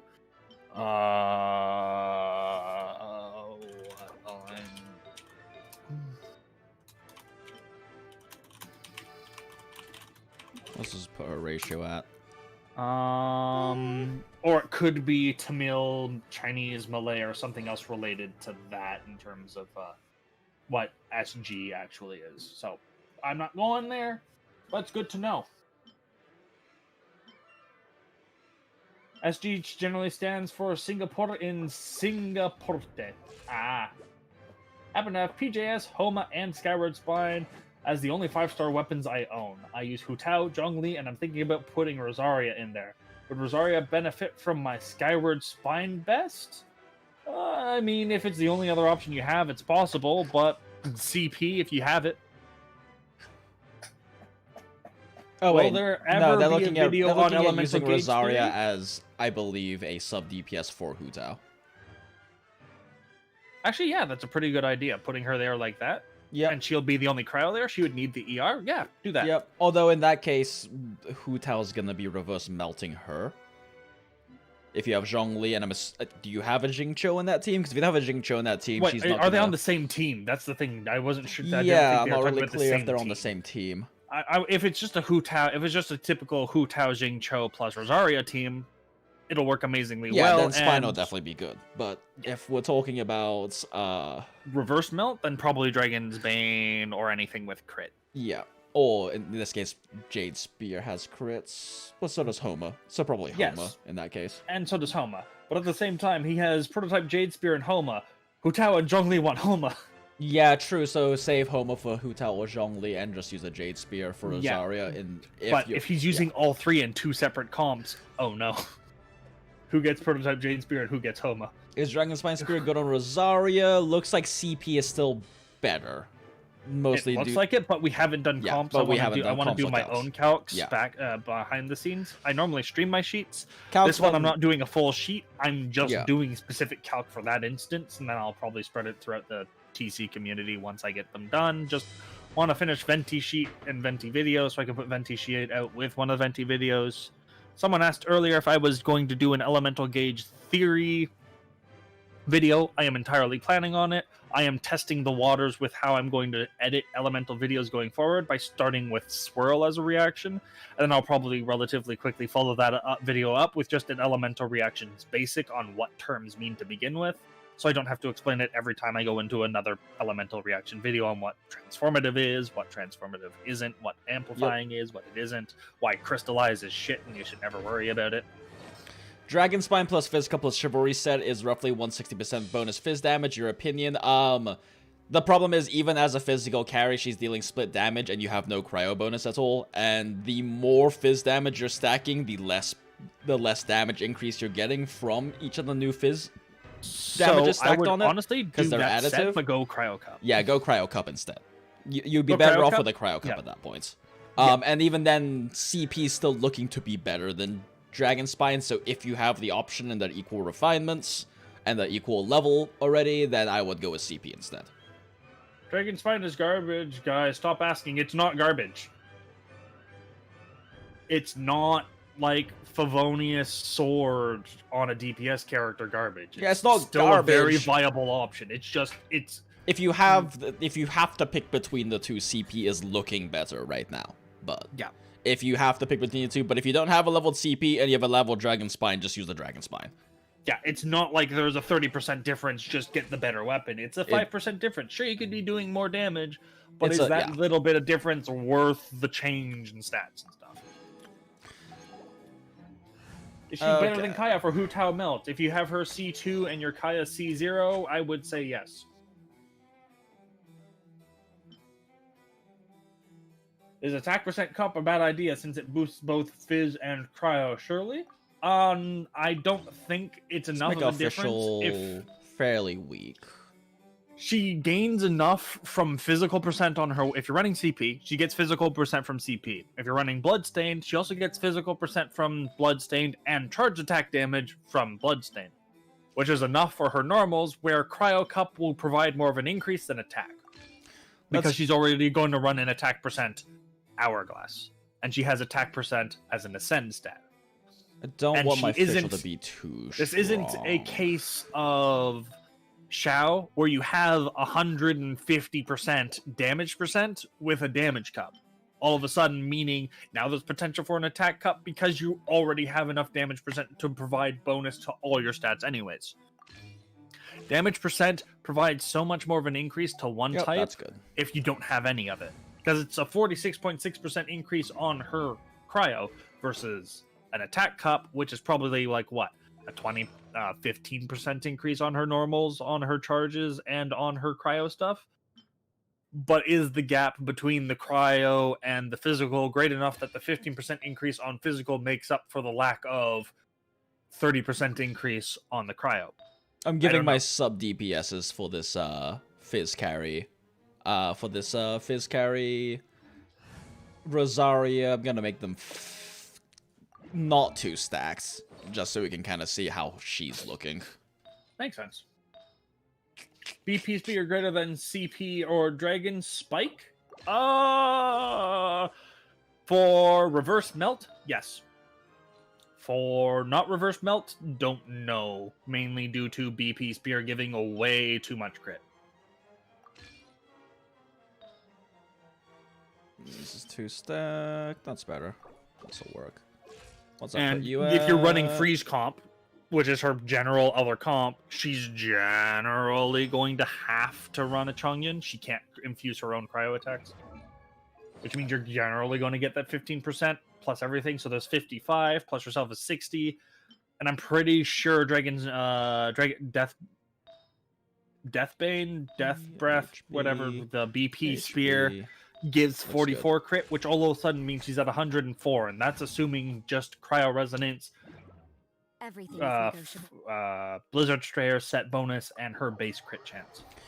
All right, That's not even assuming her A1, which is now useless because 12% on 104% is useless. All right, let's go fuck around in Vanilla Dungeon a little bit. Whee! Wait, no, heal. You need to walk away from it and then walk back. Oh, there it goes. Yep, there it went. All right. Yay, jank mechanics. Yay! BP Spear gives 31, no? I swear it gives 44. Could be wrong. Let me check. I'm gonna check.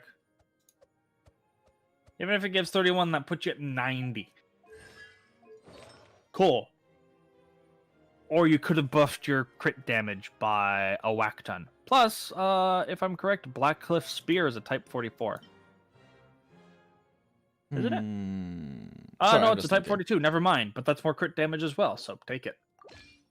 That is 5 ER subs though. I don't. Oh, 5 crit subs. I don't think I have anything to Deathmatch match gets that. up to 36.8. This. It's near enough to 40.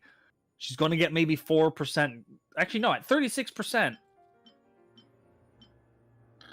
Yeah, no. That puts her at 90. That puts her at 96.8% crit. Assuming Blizzard Strayer, she's running Chongyun, so you have Cryo Resonance bonus on a freeze team, and then her 5% crit rate. Assuming no crit subs, period, running BP, she's at 96.8% crit before her 12% crit passive bonus. Which is now almost completely useless, because it's worth 3.2% crit rate, which is like nothing. Good luck finding 150% crit damage in your artifacts. Because you're gonna need it. You can do it. It's done. I know someone with like 300% crit damage in their artifacts and like 10% crit chance. But like, that's the exception, not the norm. Okay, hey guys, what's the TLDR best in slot build and team? Depends on what you want to do with her. There is no one best in slot for her, just because there's technically best in slot, but like, Oh shit! Never mind. I can actually run a BCS, BCS and Blizzard Strayer double nice team. All right, cool. This is probably about as strong as I can realistically. At which make her cons right now. does Kaya overtake C2 Rosaria as a sub DPS on reverse melt? C2 Kaya, if you're getting extensions on his ult, otherwise we're probably looking at like C3 or C5. Probably C3. So If you're wasn't Rosaria's Berserker D2, just to get 100% CR on her as a support? Not really. At that point, Berserkers is translating to what? An extra 1 sub 2% crit rates on your on the rest of your team? I don't really think that's worth any DPS drops she's losing. If you're a new player, Oh yeah, fair. so If you're a new player, AR35, AR40, Berserker is going to be a good option. I mean, my official still uses 2-piece Berserker. really? I mean, it's got like 10, like both pieces have like 6 crit chance and 10 crit damage. Oh, they have good subs? Yeah, okay. They that's have fair. really good subs. That's fair. If you're not losing too much damage on Rosaria to do it, then might be worth it. But if your Rosaria's losing too much damage, definitely not. Yeah. BRB. Does crit have a soft cap? It has a soft cap of 100%. And then after that, it does nothing, so it's kind of more of a hard cap.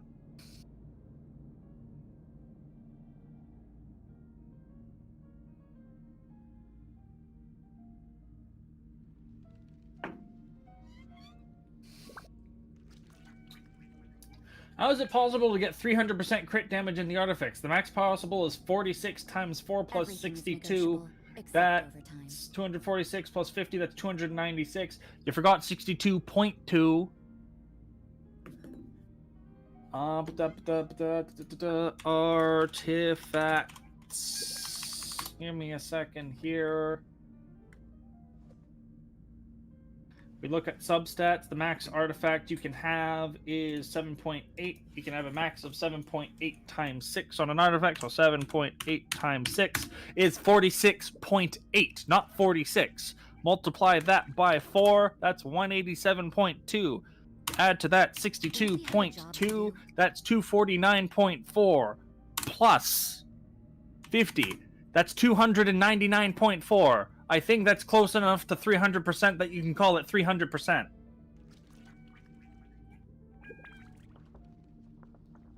Like, yeah, it's not actually 300%. It's near enough that it makes no difference.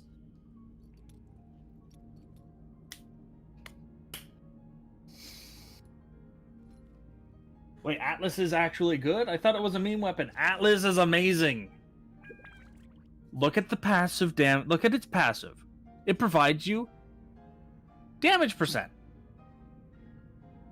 So, your Klee, from 70% damage pyro, is now 82% damage pyro.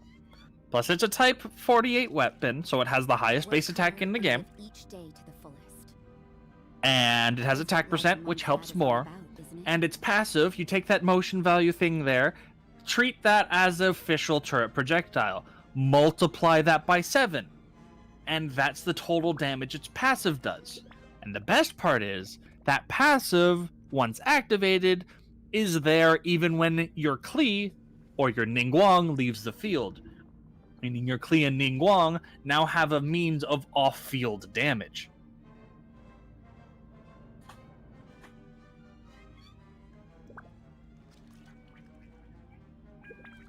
Work hard and live each day to the fullest. 299, 300, potato, potato. Yep. Isn't it? No problem, Humfred. Is that what's better than Lost Prayer then? Yeah, generally. Now remember, there's a case to be made. If you have 180 crit damage and 10 crit chance, Lost Prayer is better than Atlas. Why? Because, well, with all that crit chance, with all that crit damage, that no crit chance, any crit chance you gain is massive. However, assuming about equivalent levels of optimizedness for each weapon, Atlas generally comes out on top. So Lost Prayer typically needs the edge in substats in order to equal it or beat it. Or Everything is negotiable, except overtime. is Atlas good for Mona? It's good for Mona. I'd prefer Widsith, but that's just because Widsith is amazing on her. How are Rosaria's best DPS combo, damage, stamina, efficient combos looking to be for Cryo DPS main Rosaria, possibly accounting for C1 and Chongyun A1? She looks to be about equivalent to Kaya. What's the best 4-star spear for her? CP, DM, DS? It depends. We don't know yet. I haven't done the weapon math, and it's going to be very dependent on her team. CP, physical.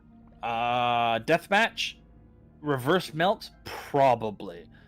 Cryo, more than likely not. Black Cliff is probably going to be her best if she's Cryo. So you're looking at 3 different best in slot weapons. And this is just me going off really, really, really rough rudimentary brain math, depending on which set you're going. If you're going physical base, CP.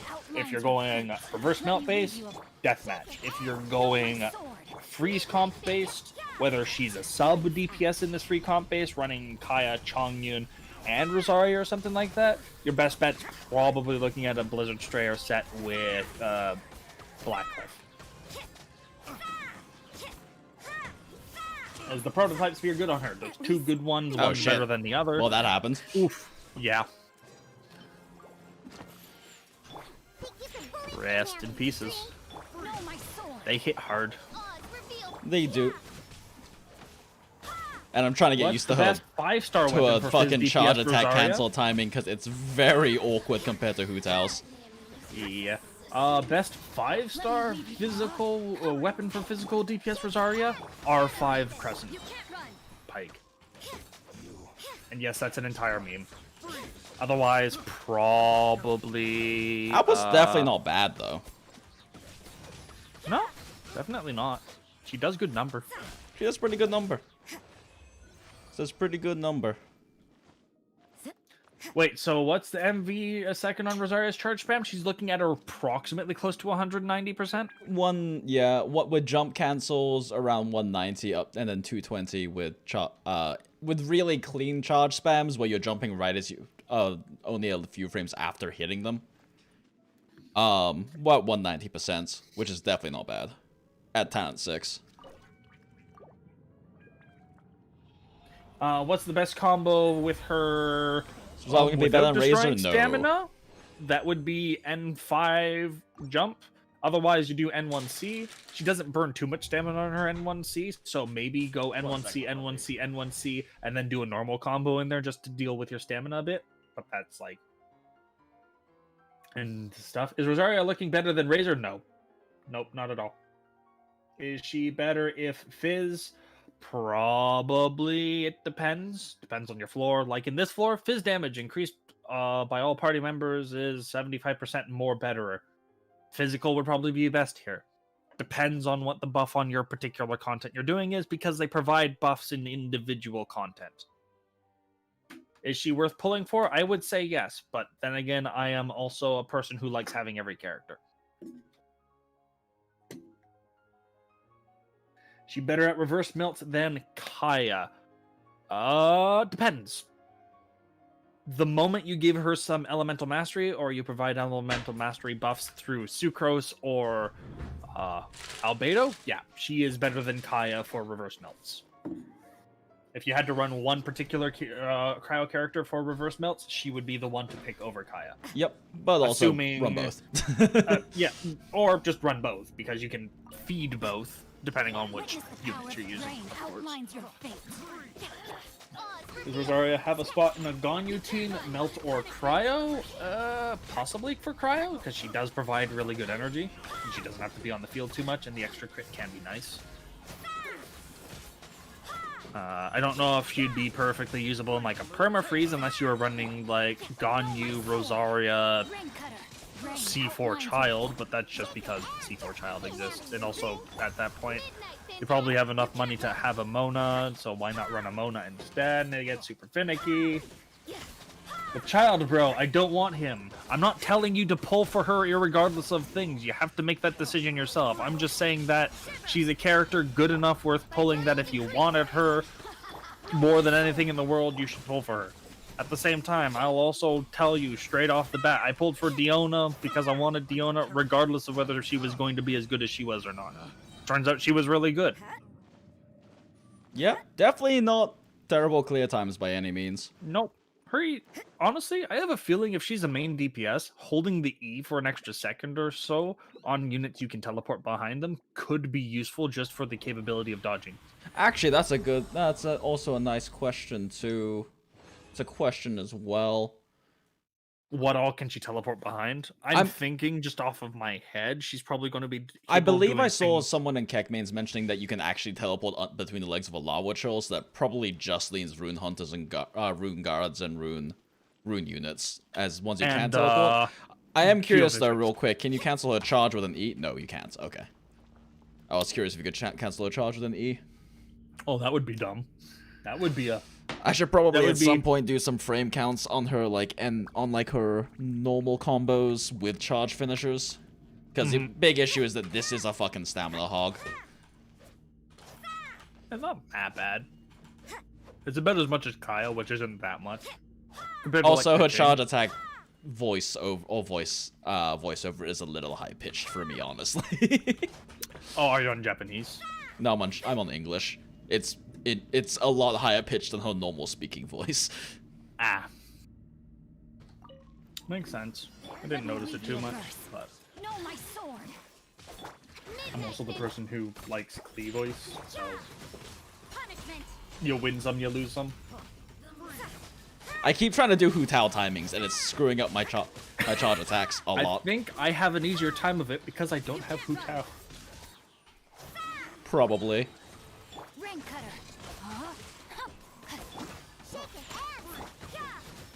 I was Rose with Hu Tao. Pretty good. Change language to fix your voice. Yada yada does it. Midnight Fantastic. You can't run.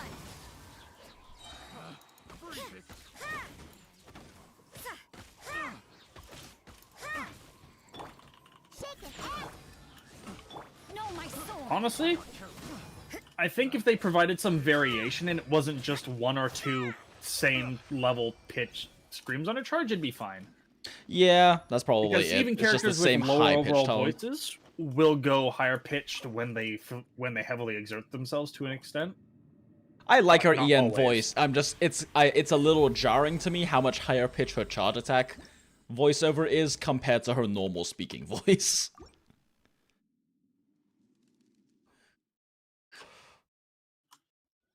I mean, yeah, Melganio also- and Vaputa, if you have like strong 5-star teams or strong 4-star high cons teams already, you don't really need Rose. Like, I would, if you already have a Vape, if you have Ganyu Melt, you have Ganyu Freeze, you have Vape Hu Tao, you have Diluc Vape, you have a good Zhongling Vape team, you have a child Zhongling Vape or child Fireworks team, I don't, like, she's a 4-star carry. Yeah. She's not at the 4-star carry level of, like, say, a Razor. It looks like so far, and like Razor is a very good 4-star carry, but he's still not really competing with those others. Am I insane, or did I hear you guys say that we will be receiving Ally Hunter for free? Where did we hear about this information, and how good will the bow really be?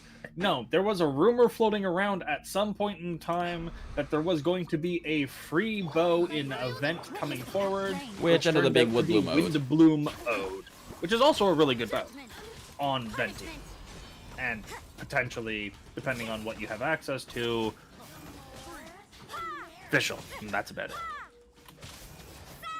Maybe a really good free-to-play option for Vape New Child, but that's also a unique use case as well.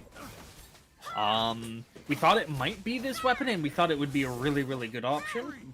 But again, there was no confirm nor deny. This was back before leaks were much more of a issue than they currently are, and it was more of just like, hey, take this with a grain of salt. This is a possible thing, but it could be something else.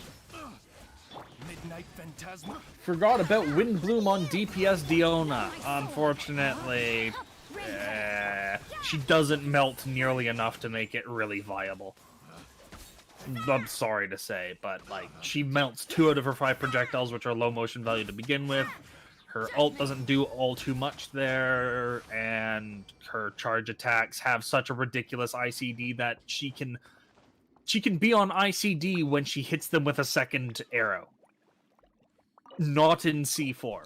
Just by existing, you have to wait and hold her charge shot in order to apply another cryo.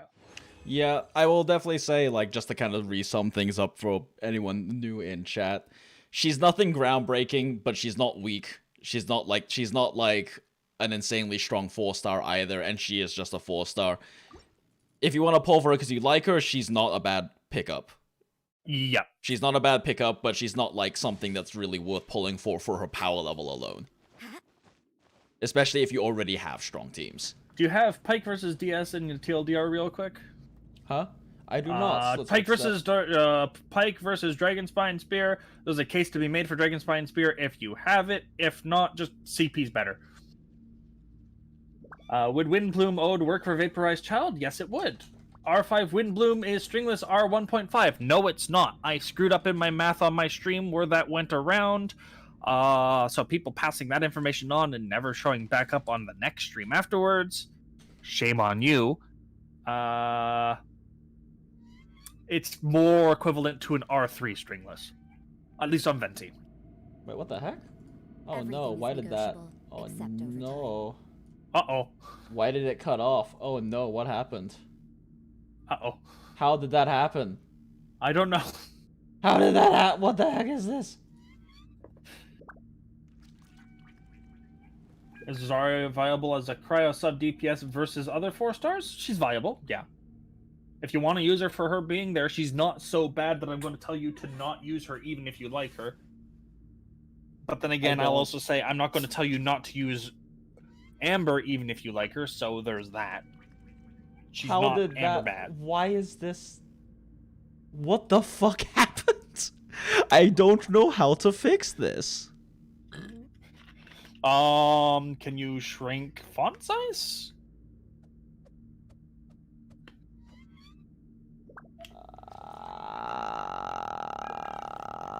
No.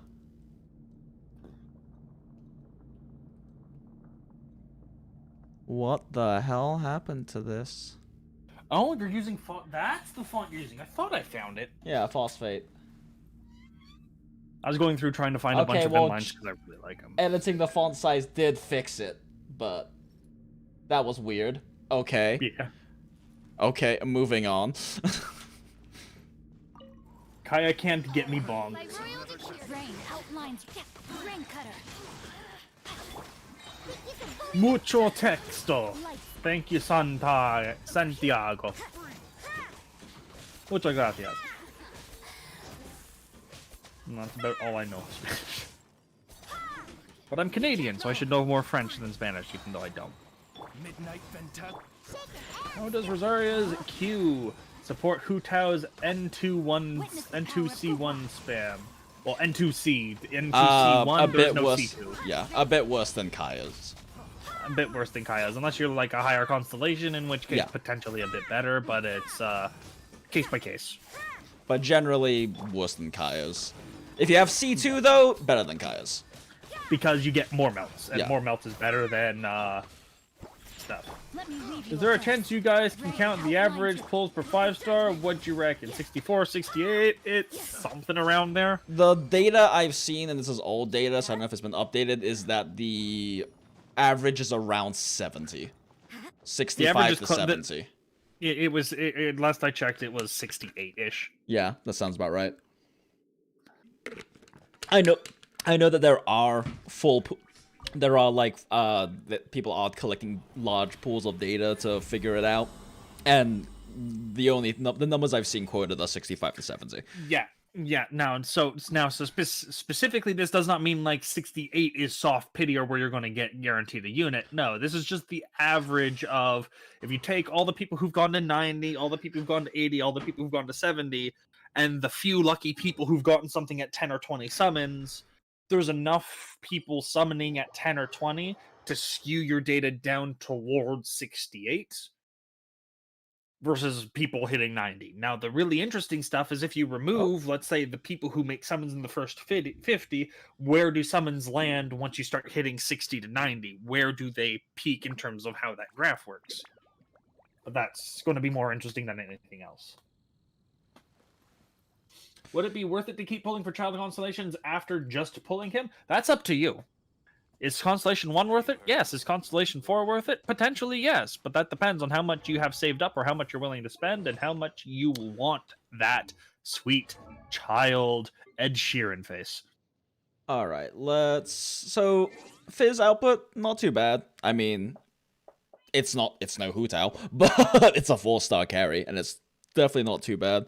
Let's take a look at Chong Let's take a look at Chong Freeze. Do you think Cryo or Fizz would be better for main DPS Rosaria? Also have C4 Pike as an option. Depends on who else you have available for Staff of Homa. But I would go both and just find a flex cup that you can swap between Fizz and Cryo based on what you need, and you can swap the two weapons out. Yeah, Cryo good thing uptime is surprisingly good on her. Actually, I could probably run a full Blizzard Strayer set, no problem. Yeah, like honestly, if you run her a full Blizzard Strayer set, whether you're doing Fizz or whether you're doing not Fizz, You just flex cup. you just flex cup. Kind of like Kaching, she just flex cups. And it works really well. Is CP still better with Chong Freeze? Possibly. Oh wait, is this live? Yeah, boy, this is live. Yeah, boy. Yeah, Live. Cryo uptime on this comp is actually pretty good. But either way, let's run Chong and probably sub out Diona for... I guess we could keep Diona, but... Either way, I'm not having any issues with ult uptime on her, and I'm No. failing to use my E as often as I should. Yep. You know what? Let's use Jean. Overall, Cryo or Rosaria support for Hu Tao. The increased crit rate from Rosaria looks good. It does, but generally speaking, you're going to get, if they're both C0, you're going to get slightly more melts with Kaya, and Kaya is going to have Am I a higher blind? What the overall fuck is damage Jean? There she output. is. I hear So you've it's got a probably job for not me. not enough of an increase Where's on my Hu Tao cheat sheet set? Hu Tao to make it worth running her over Kaya. The moment you get C2 Rosaria, if you're doing that, just use Rosaria. She has equal, if not greater, power. She has more melt capabilities, and she gives the crit. Does the ult snapshot after E? Yes, it does. It snapshots that crit buff.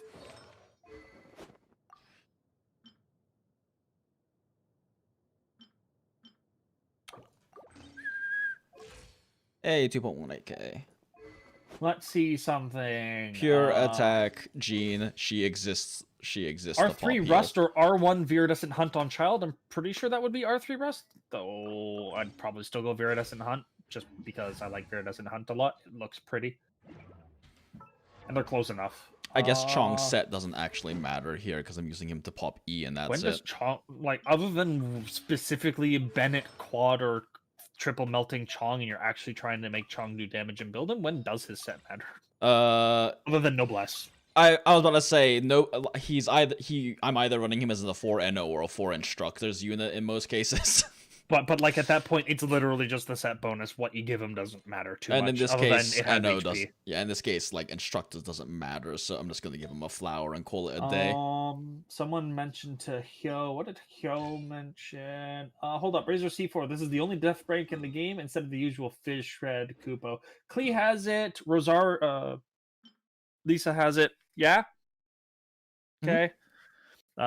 Lisa has it. Klee has it. Klee's is the strongest. Defense and resistance shredding are different. They do not stack with each other. Son of a bitch! Well, I have no they stack primos with each other left. multiplicatively. But defense shred is weaker than you think it is. 23%, depending on your case, comes out between like 11 and 15%, depending on the level difference between you and your enemy. It's like 11 to 15% more damage during that duration, but it's still nice. Oh, did you get a dono? Huh? Nice. Yeah, we got 52 in chat rev plus the 2893 from earlier, so I'm just gonna go ahead and drop another 100 so I can refresh as well as possibly pull for Alley Flash later.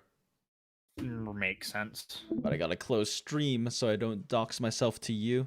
Although I don't really care if you know what my fucking PayPal email is, but I mean, in theory, I should already know that because you showed it to me last time, but I don't remember it because I don't do that. There we go.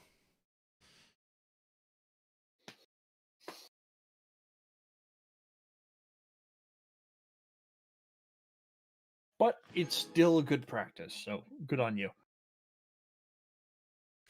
Okay. Lethal, is Child Jingling or Child Fireworks better? They're different.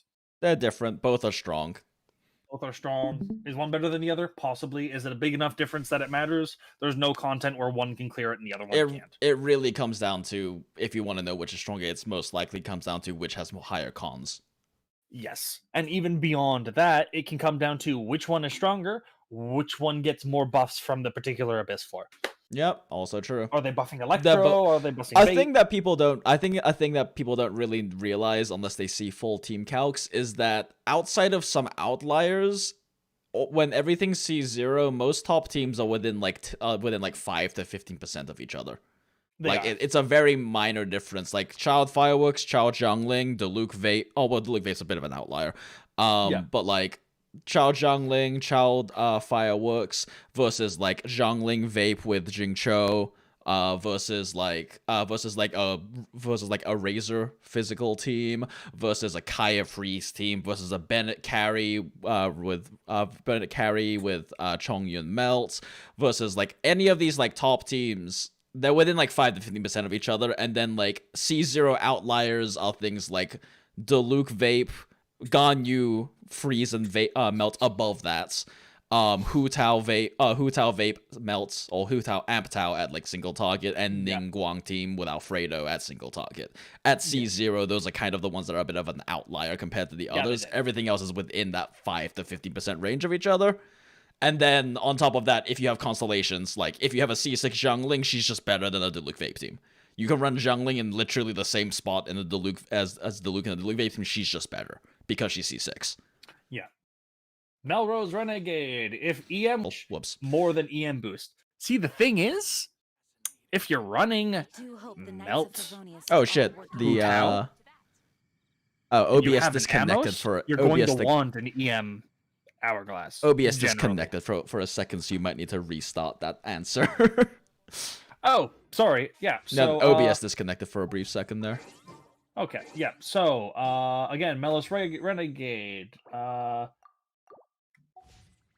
Mentioned if EM was that good of a subset on Ganyu, then EM Sands would be recommended on her. But since she is a stupid amount of base attack, running attack percent on her reaction damage boosts her reaction damage more than her EM boost. That typically would be the case. Yes, you are pretty close to accurate there. However, that is not always the case. Depends if you on have subs. a better EM Hourglass than a attack Sands, the EM Hourglass can come ahead because it has more substats. Similarly, if you're running Melt, because you're running Melt here, you're getting more out of it because of the EM provides that benefit. Yep. Similarly, if you have a Hu Tao who's not running Dragon's Bane in an Amp Tao team, generally EM Sands works out a bit better than HB Sands.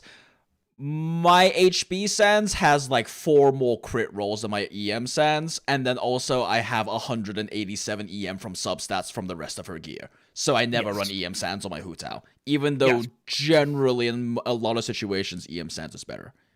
Yes, same with also on Ganyu. If you're running Amos provides enough attack percent that it also winds up making an EM Hourglass typically better because you get enough attack percent from your substats alone that you get more out of it.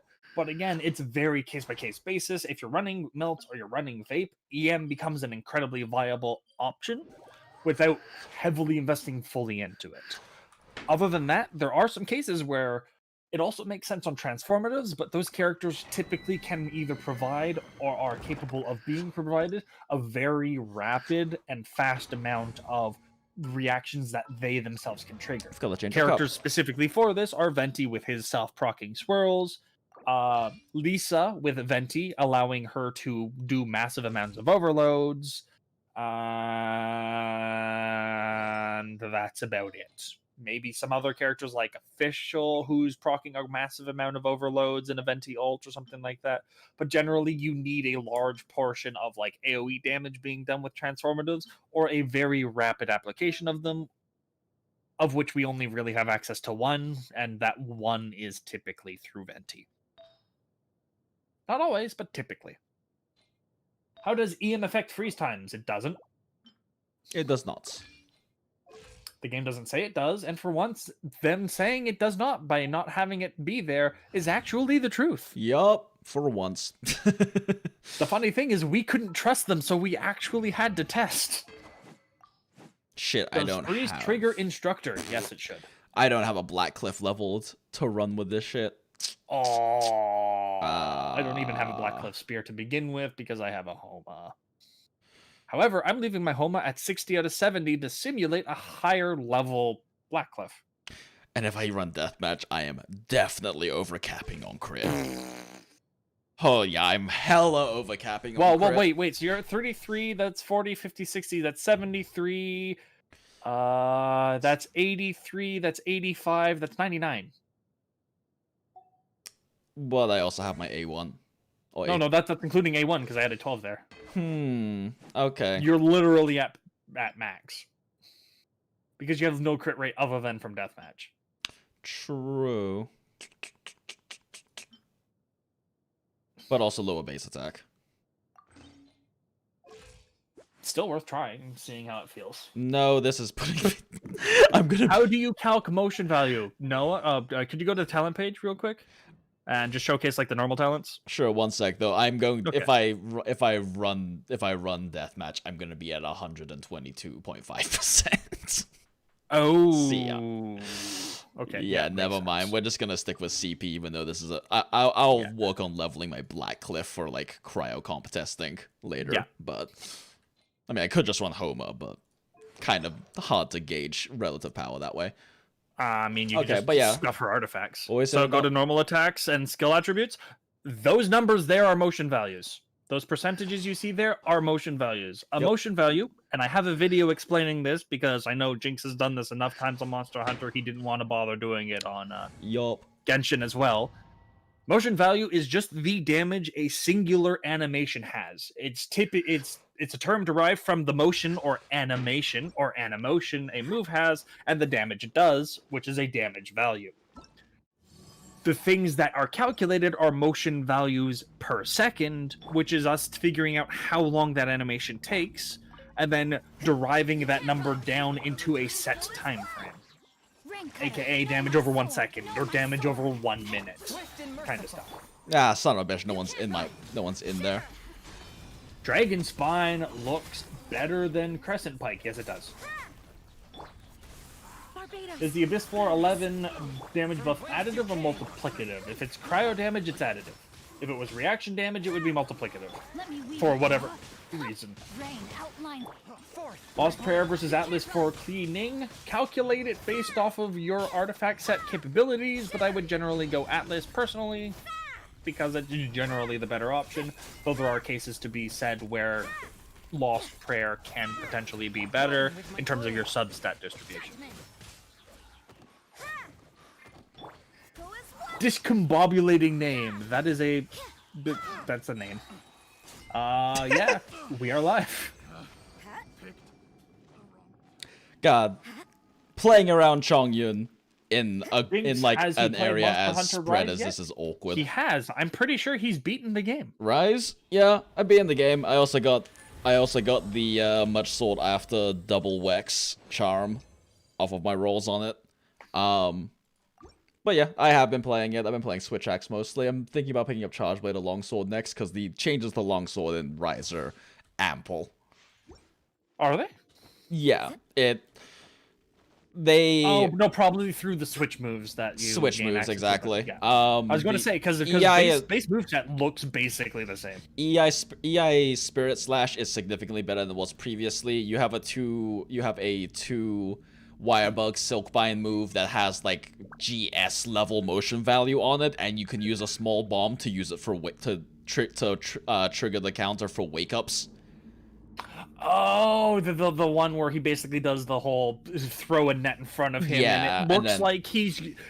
I swear, I am very angry at the move because I was expecting. Oh, look, there's a bunch of lines on the screen. He's just going to do the shink, and it's just going to go and do all the slashes. But no, it was just a big hit, and I was extremely let down. I wanted my weeaboo to be true, and it was not.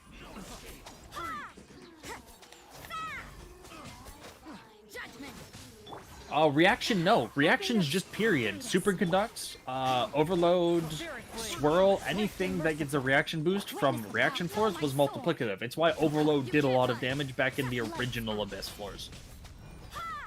Would Lisa be good with Rose? Probably. In locations where you don't have to worry about her knocking things away. Yeah. Let me weave you a pet brain outline. From whence you came. Lights out. 10% movement speed on Lost Prayer worth something in combat? It is, I just don't know how much. I can't quantify that, so I can't include that as a potential damage increase or a uptime increase to then let you have more uptime on one weapon versus the other. A hard-hitting question. Does the increased movement speed passive also increase gliding speed? I don't think so. Probably not. But But no idea. I don't know if anyone's No idea. actually gone around to testing that, because it would probably be the same as using the 10% movement speed from Double Animo. I just Yeah. don't know if anyone's actually bothered to test that. I mean, I could test that. It's just a matter of do I want Find the same jump spot and then just try it both ways, basically. and see whether you record either it. A, get there. I wonder if it also increases your fall speed. Thus, you always wind up in the same place, but Yeah. you just get there faster. I mean, you just record them and compare them side Yeah, by side, exactly. basically. I'm torn between Rosaria and someone else. I mean, one character we know what they're capable of, and so you can make that decision. Another character that will potentially come into the future, we have no idea. They could be amazing, they could be not. We don't know until they're here, or until we get official numbers. And they state they're official and that they will not change. Though knowing Genshin, the first time they prelude us with a character like 2 weeks in advance, like, here's the character, here's what they're gonna be. Nope, these numbers are subject to change, is probably what they will add to it. Kaya versus Rosaria for a Razor carry. Kaya just because his ult follows. Makes it super useful. I hope you two get hydrated, Kupo. I think we have been.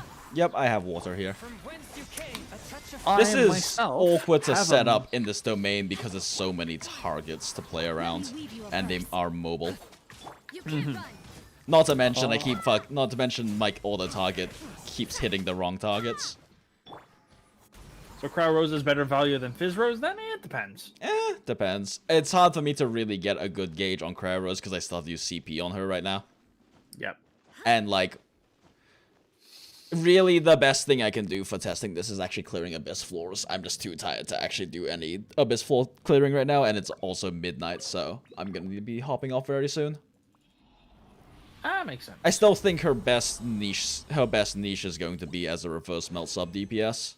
That's exactly But what she's I like, think. she is a good carry. She's not like a fantastic one. She's not blowing anyone out of the water, but she's a good carry. She is probably one of the nicest units we've had, where she isn't She's like very good with it really she's good, very but nicely with caveats, rounded. so she's balanced. Yeah, she's very nicely rounded. Insert joke more about ways than butt one. somewhere. Insert butt joke. swift and merciful. Barbados, guide us. Rain out. Lines your fate. Witness the power. Spirit blade. How does she compare to Chong as a reverse melt sub DPS? Why not both? A touch of frost. Why are my physical ones hitting for more damage? Huh? My physical charges are hitting for more damage than my cryo ones. Am I accidentally superconducting these guys? Remember they have minus 20 Fizz Res. Oh, yeah, never mind. Right, these guys have lower Fizz Res on virtue of being them. They inherently have superconduct Yeah. already applied to them. Yeah, exactly. Also domain boost with 75% physical damage bonus. Oh, right! This is a fucking physical bonus! I was wondering how the hell I was hitting fucking 14Ks on my charges earlier. I completely forgot Venera is a goddamn physical bonus area. Hey, I'm Jinx, I'm tired. I will say one really nice thing about C2 Chong freeze teams of Jingqiu is that fucking C2 reduction C2 bonus. Yep. God damn it. So we've been testing this entire time in non-sterile testing environment. Sag. Well, I mean, it still gives you an idea of how she plays with her cryo damage with this particular weapon. Yeah, I mean, it plays the same as Kaya Freeze does, pretty much. You just set her up and then hit things. She's a bit more awkward because her charge spam moves her, and the jump cancels are a bit more awkward to time. Yep. Compared to Kaya just going up and just hold M1, hold M1, hold M1, hold M1. Now the thing I want to calc is because I don't commonly charge spam with Kaya, just because I have difficulties with its timing versus just Klee, because I'm so used to Klee. Yeah. If normal spam both, which one's better? I don't know what Kaya normal spam They're about motion on par. value is. Okay. Yeah. So then I can just swap them out and give one my cryo set when I do a freeze comp. Probably whichever one I enjoy playing more. I'll have to wait and see. Let's see. Does Rosaria provide good alternating rhythm with Hu Tao? Possible. But at the same time, if you're running both of them on the same time, Kaya's actually a little bit better. A little bit better for cryo spam. Okay. And one spam with jump cancels at least. 138 versus like what is she at? 138 versus 138 versus 136 is the same shit. Yeah. Is he N1 spam? Or is he like N4 128. jump or something? Huh? Kaya's- N5 jump. N5 jump for Kaya? N5 jump and N5 jump versus N5 jump. It's 121 versus 138, so he's a little bit better. Okay, so it makes sense. I was just trying to figure out what it was there. Just like Xingqiu is to Hu Tao, it's Changling, a Xingqiu level pyro applicator for Ganyu to justify using EM sands instead of attack. Yes, but it requires a lot more skill in order to get the timings down, just due to the way they work. Yep. It's possible, but difficult. Yep. And but very that- easy to be shafted just by the existence of enemies, making your life not easy. Yep, but like that what you're talking about there is basically Ganyu melt teams, and Ganyu melt teams are theoretically the highest single target DPS in the game, except maybe Hu Tao Amp. I haven't seen conclusive data on which one is slightly higher than the other one. But we're talking like differences of like a percentage point here. which Probably. means something at this point in time in the game. Probably, yeah. So, yeah. And both have their own caveats and issues.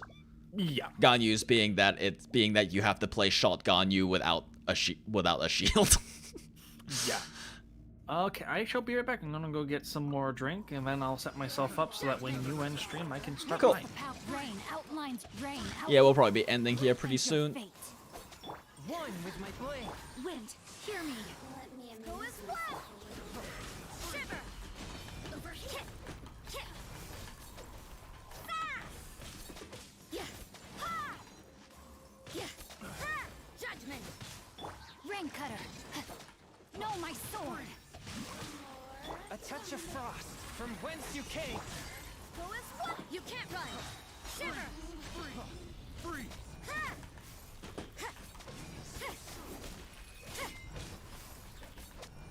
Yeah. Witness the power of rain outlines your judgment. Yeah.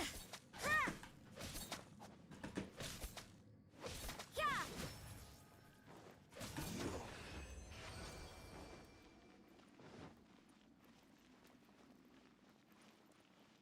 How's Rosa for cryo support to Diluc? Cryo supports for Diluc don't exist. It's not a thing. Cryo supports for Diluc don't really work unless you're trying to do like a reverse melt setup with Diluc, which is not terrible, but like a Bennett Jiangling team is better for that. And a Klee team is better for that.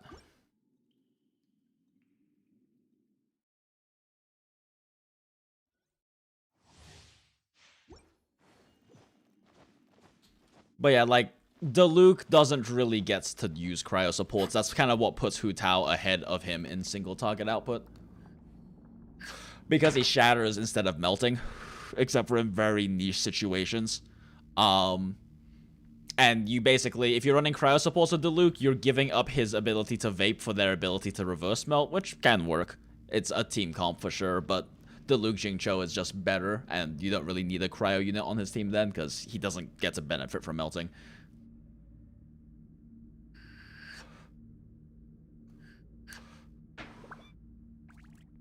Kaya versus Rosaria for Superconduct physical team. Rosaria is better if you charge spam.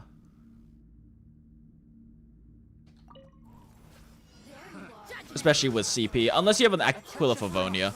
If you have an Aquila Favonia, it's a different story entirely. Rain cutter. Know my sword. Judgment.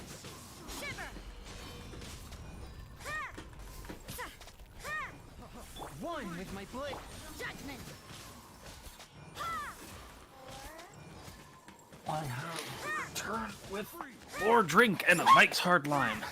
Nice. I swear by my sword. Spirit blade. Time to act. Know my sword. A touch of frost. Yeah. What's the ideal ER for Bennett with Aquila Favonia? It depends. You can't run. Holy shit, it's actually kind of hard to fit in a lot of combos with a C2 Chong because my E is such a low cooldown. Honestly, I think that's a good thing. It is, but also, holy shit. Spirit blade. Attack. Judgment. I don't feel like burning Xingqiu ult on this, but I guess I will. Go as one. I mean, if you do it right, he'll have it back anyways. Yep.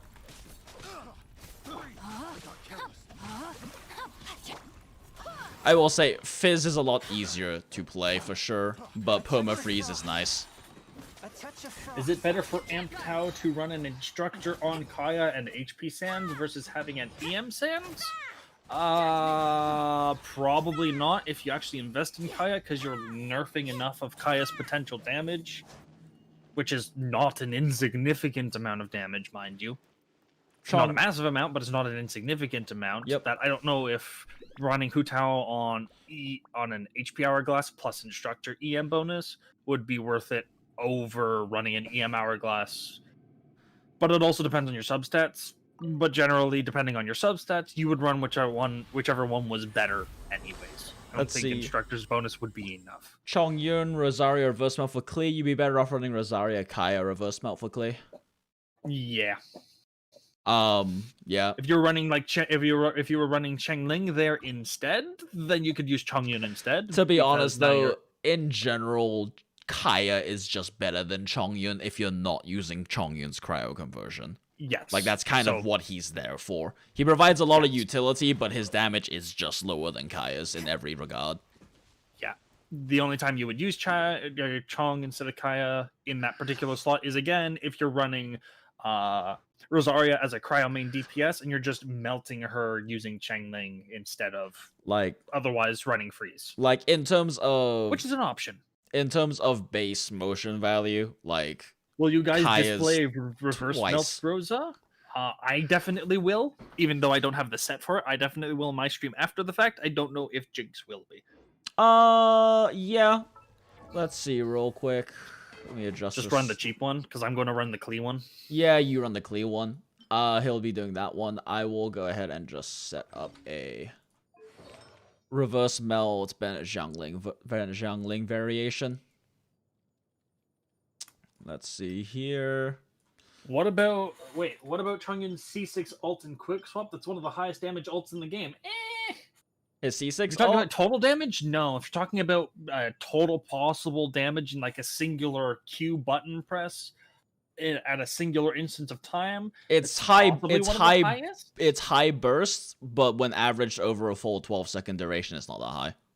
And considering he doesn't do anything else but that damage. Yeah, he doesn't do anything else but that Child damage. applies his other damage and stuff. Mona provides her damage buff to other people. I mean, to give you an idea too, without C6, Chongyun's ult does half the damage of Kaya's. So even with C6 and with you melting as many hits of those hits as you can, which I think triple melt is the highest possible, you're still doing less damage, and Kaya's just does flat. Yeah. Like, it's possible to quad melt it, but you need like a Goba. Yeah, you need a Guaba to quad melt it and very specific timing. Is that how it's said? Guaba, yeah. Guaba? Guaba, I believe, but oh yeah, that's right. It's not GOU, it's GUA. Yeah, UOBA, yeah. But yeah, he's I would not. I don't know. Chongyun is one of those characters that seems eternally, outside of him specifically cryo-enabling through his cryo conversion, is pretty much only used over Kaya because people like Chongyun better. Yeah. With the exception of things like one rotation wipe teams, if your damage is already high enough to wipe things in one rotation, Chongyun's, the utility Chongyun provides is really good. Yes. Like, when you already have way more than enough damage, his utility with his constellations is really good. And it's really good for, like, reaching that one rotation point, but, like, his damage output is just worse than Kaya's in every way. Yeah. Even with constellations versus a C0 Kaya, he just has worse damage output. Which makes it sad, because the moment we gain another team-wide cryo infusion character, he's probably going to be completely relegated to the sidelines. Drop off. But, like, you know, his C2 is really good. His C6 is good. He's one of the only sources of cryo res shred. Outside of Vanera, which is nice, but like he has good utility, but like Kaya provides more energy. Kaya does more base damage. Kaya's, even if you melt every single hit of his non-C6 ult, Chongyun does less damage than Kaya not melting any damage on his ult at all. He just does more damage. Like the base damage difference is just too high. Yeah, Kaya is kind of very overtuned for a free 4-star unit. Which is nice. So is Xiangling, but still, and Fischl, but like, I don't want to necessarily consider they're like free given to you, which is nice. And technically they're free units, but they're free banner units. They're not free units. that's true. Though generally speaking, most games that have free units also give you a free way to, eventually ascend them. So like we would have a free way of getting Kaya constellations other than buying Kaya constellations in a shop that's meant to buy banner character constellations. Deathmatch or Favlance or reverse I melt? would honestly personally. Well, we're running do a double. Favlance. Well, we're running a double cryo team, so I don't need it. Yeah, but wait, are we doing the melt comp? Aren't you doing the melt comp? In which case, she'd need the crit because she's not going to be hitting cryo infused characters. Yeah, no, I mean yeah, exactly. With deathmatch, I'm hitting 74, 175, which is really nice. So yeah. All right, and then we need Kaya with a similar set. Ally Flash because Yeah, LA Flash because it looks so good. Melting. Actually,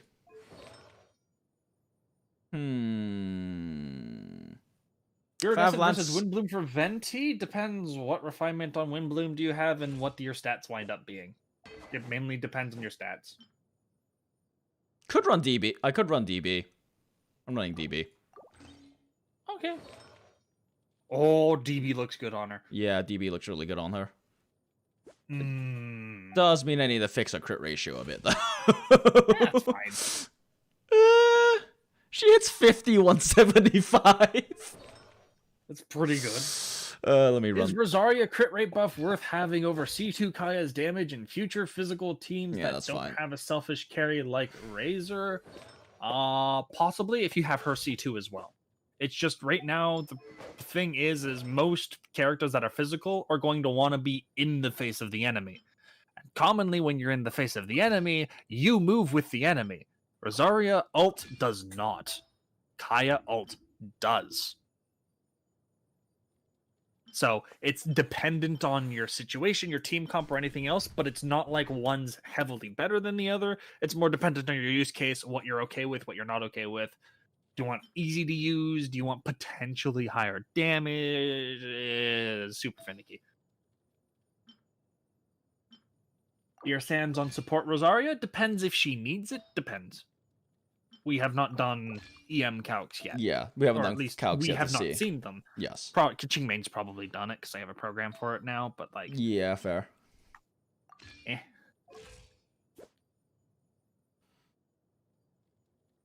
I've also decided to save after dipping my toes in Honkai and saw Ho Thunder and realized I'm going to save for a Dragonborn-ish character because dragons, even if they might not come.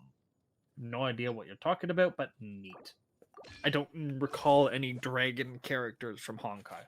If you're talking about Oni, then yeah, that would be there, but... Okay, let's see. Bennett. Honestly, I can probably run. The entire point of this is to reverse melt them, so I might as well just run like jack shit on my Bennett. Reasonable.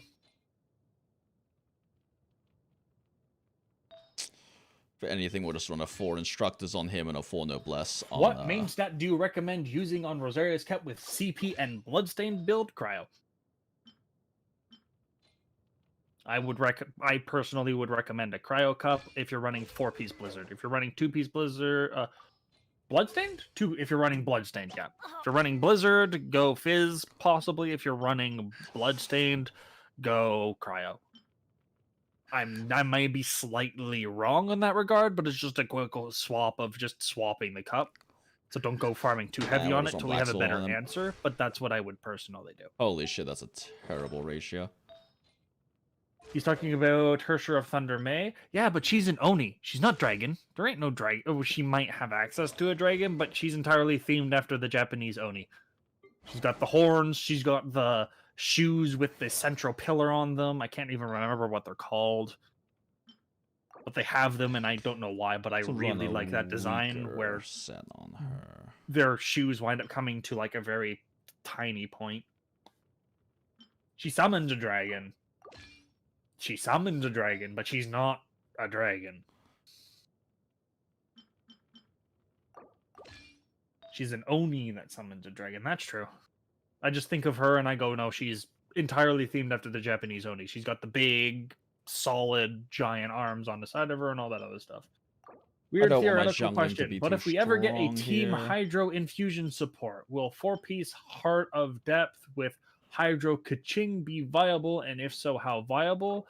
I'm pretty sure Kaching Infuse will infuse over Hydro because it looks currently like infuses pick the element that is always the damage type. So if you look at Electro versus Pyro, Pyro is always the damage type or is always the stronger of the two elements in a Pyro-Electro reaction. If we're talking Pyro and Cryo, Pyro is the stronger of the two in that reaction, so it becomes the main element. So Hydro would beat Pyro, but would lose to Electro. Ready when you are. So this is what you will be looking at for a typical, for like a cheaper version of the reverse melt team. Yep. Bennett's taking on-field time, spamming his E as much as possible. Xiangling is popping her ult to add additional Pyro Aura so that Bennett and Xiangling can apply a Pyro Aura for Rose, and all of Rose and Kaya's damage to melt, essentially. Oh yeah, I don't think I have shown you my Xiangling hat yet. Maybe do I have time tomorrow? I'm trying to think if I should do like some Abyss testing on stream or something, so I didn't really get time to do it today. Maybe. I mean, you can do Maybe. it whenever. It doesn't have to be on stream. True. Or you just make one of those quick, short, like 30-second video snippets, throw it on your Twitter. Those are really useful. Nice and spicy. Eat this. But I have to do print screen and I'll send it. Ah, damn it, I'm knocking everything fucking out of the ults. That's unfortunate. Yay for knocking enemies away. Oof. Dodge this. Ouch. Lights out. Everybody stand back. Let's light it up. Heal. Let's light it up. You can't run. Cool it. Don't get frostbite. You're toast. Yeah, I'm not playing this team well at all here just because it's so weird playing around all the shit. Let's light it up. Teamwork is dreamwork. Dodge this. It works though. That was a 22k melt. Thoughts on What? It's a big number. I did not expect that big a number to come out of him there. Kaya do big number. Kaya do big number. At his E do pretty big number. His ult does lots of middle number. Oh, here's the theory. 4-piece Lava Walker on reverse melt Rosaria. That'd work. Yep. I actually If have a lava walker if you sitting on if it. you have really good Lava Walker pieces just lying around, or if you find good ones, keep them around. Yeah. Honestly, Both since I'm Kaya farming and for new Rose could Crimson run Witch it here. pieces, exactly. Like honestly, I'm now going to start keeping those particular pieces. You know what? Where is our Better prime test for this. Let's just go beat up the Primovic. Let's just beat up the Prim Geo Bishop. He'd be a much better he'd be a much better damage thing. sponge. Much better comp testing for this comp. The Venera domain when you have circle abilities is just so fucking awkward to juggle things in it for. Yep. So sent you my new favorite piece. What's the hurry? Oh. Whenever you want to take a look at that. Even if you want to throw it up on stream, it's spicy.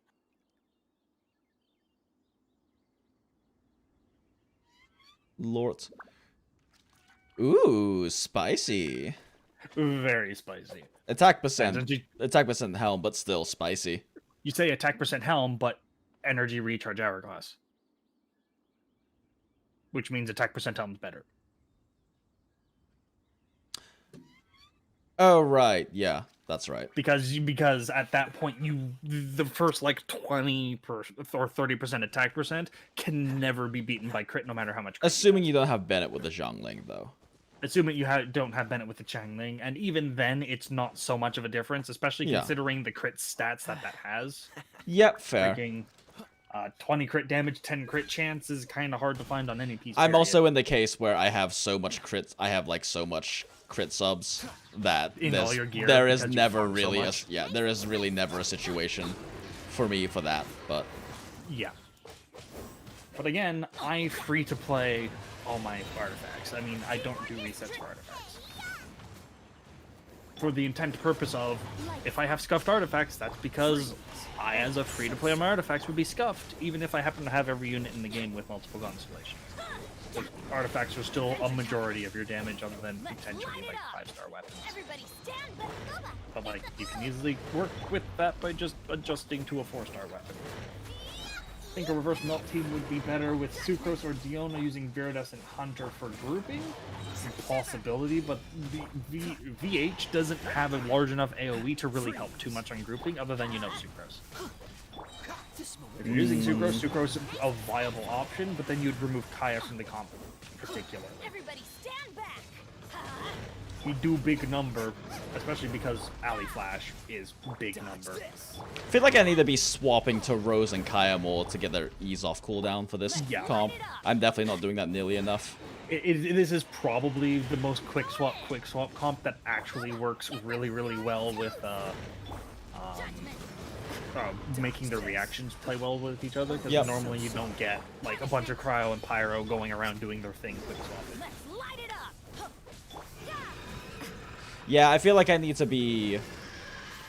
Instead of sticking on Bennett, I really need to be swapping to Rose What would and the Kaya Klee very reverse frequently. melt comp be? This comp here, except you replace Zhengling with Klee, and you make Klee on screen with Bennett as a support. Yep. I feel like I need to every like 2 Bennett E's I need to be swapping to Rose and Kaya to use their shit. Honestly, that just makes it very, very fun to play because you're just constantly swapping around. Being a person who played Klee for so long, playing Swap feels fun. True. Swap is very As someone fun. who's probably played Swap a lot, playing something that's a lot more brain dead is probably fun. So it's whatever you get tired with. So having the capability is nice. Just pulled a harp. Should it go on Venti or Ganyu? Venti. Venti. No other 5-star bows. I'm guessing Ganyu because she deals more proportional of the team's damage. It depends. Build it and swap it. If you don't use Venti and Ganyu in separate teams. Yeah. Also depends on your 4-star bows. Do you have Viridescent Hunt? Then probably put VH on. What problem is most things that are good on Ganyu other than Blackcliff bow are also good on Venti. Yeah, although Prototype Crescent is pretty damn good on Ganyu. And it's a craftable. I still will take Viridescent Hunt just because the Fixed crit grouping ratio. and off-team stuff. It also fix the crit ratio. And by fixing, it doesn't fix the crit ratio. It puts me at like 99% crit chance. But I have like 150% crit damage, so... I calculated it, and Blackcliff does give me extra damage, but it's like 3%, so it's not worth it. You can't run. I was getting everyone's shit You up. do have Viridescent Hunt? Then in that case, I would go Viridescent Hunt on Venti and practice the Viridescent Hunt proc before Venti ult and test.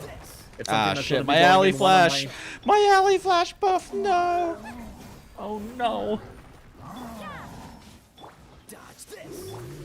Yeah, lots of big blue number with this team comp. Okay, yeah, this is going way more cleanly now that I'm actually, like, swapping enough. Which is Skyward Heart better on between Venti and Child? I would personally put it on either one of them, depending on what you wanted to use them for. Like, it's really, really, really good on both of them. It's their best in slot, quote-unquote, for both of them. Venti can typically make more use of it if you have Venti on screen a little while longer. So, especially Still if you respawning. do the Venti Q to E rather than the E to Q tech, you can get more out of it. But it depends. This is an interesting team. I haven't run Reverse Melt in a long time, but it is very swap heavy for sure. At least on this one particular team. Yep. With Klee, you just Klee fucking team, do maybe Klee. not. With Klee, Well, you I just mean, do Klee team- things. Yeah, you do cleave things once every like 8 seconds, and then you do swap for the next 8 seconds. So you get to play both playstyles at once. What's the ER on Kaya plus Rose for this team? I'm pretty 160 sure each. What, 130 to 160 each, depending. Yeah, 150, 160 each. You can't afford to only swap to them like once. You need to like actually be swapping back to them to pop their shit to get the energy up, but it's more than enough. Yeah, and just when you do your swap between them, alternate between going Kaya into Rosaria and then Rosaria into Kaya, and then you funnel into each individual one. They should get both their ults up each time. Yep.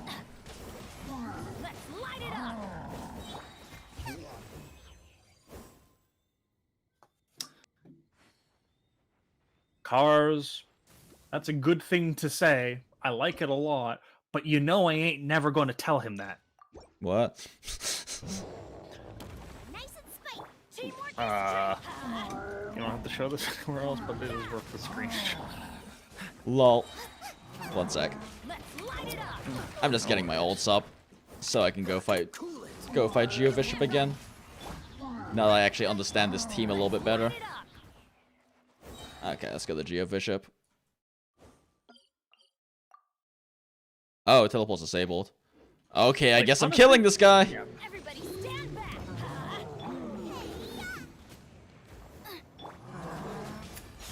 What's worth it to refine 5 out of the Battle Pass weapons? In my opinion, the 2 best to do that is either Serpent Spine or Viridescent Hunt. Serpent Spine because more bonus damage on Claymore, really good. And Viridescent Hunt because it doesn't increase the damage as much as you might expect, but it lowers the proc cooldown, meaning you can get it more consistently, more often, and overall just it will work better in rotations of more characters. Like Venti wants to be out every 6 seconds, so being able to lower Viridescent Hunt down to that time, if not lower, makes it a lot easier to proc it with like a couple of normals before a key every single time he comes out. Okay. Apparently you can't leave that early. Today I learned. Testing Alley Hunter today. I will potentially be. Yep, Cleeful is gonna be doing some of that stuff. I haven't pulled for Alley Hunter yet, and I don't know if I will be. It depends testing on how is long it. like weapon testing is often just like once we've calced it, it's kind of all we really need for testing, Yeah. except for like weird stuff like Elegy Or Windbloom. or Windbloom, or yeah, stuff like that, like weird stuff where we actually need to be testing out how the mechanics work and Yeah. shit. But outside of that, does it give you a bigger number? which Alley Hunter is basically. I'm not gonna drop you, Car.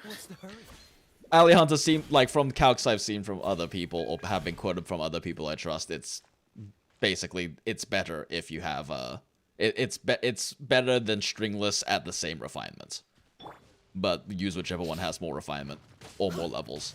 Yeah, like Venti, it's a percentage or 2 between the 2 of them, assuming most optimal to most optimal, so it varies a bit. Like, if you have less attack percent, Alley Hunter starts becoming even better. If you have more attack percent, eventually they become equal, or Stringless beats it out. Same with if you have more or less EM, but it's very finicky. First impressions on Rosaria for her so far. She is very fine. She is a great reverse melt unit that adds a lot of depth in terms of potential team builds and enables a new reverse melt swap comp team that we did not have access to before.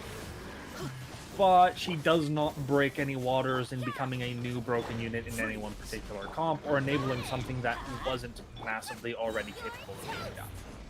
She just adds more to what we can do. Punishment. Dodge this. Frostbite.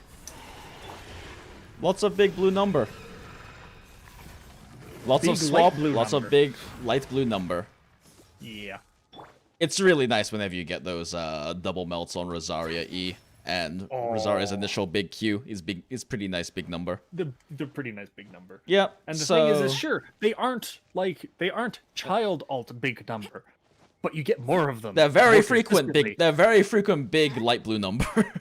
Yes. I do actually want to test this particular comp in 12.3.1. I'm assuming that with like full stacked oddies on everyone, it's probably going to be hitting similar times to my other teams. So we're talking like 40 to 45 second clean clear. Which means this is going to be equivalent to like Diluc vape comps and stuff like Yeah, that. I mean, or Diluc turbo comps. Mind you, my jungling is C6, but I'm not. But she's also not really the star of this team.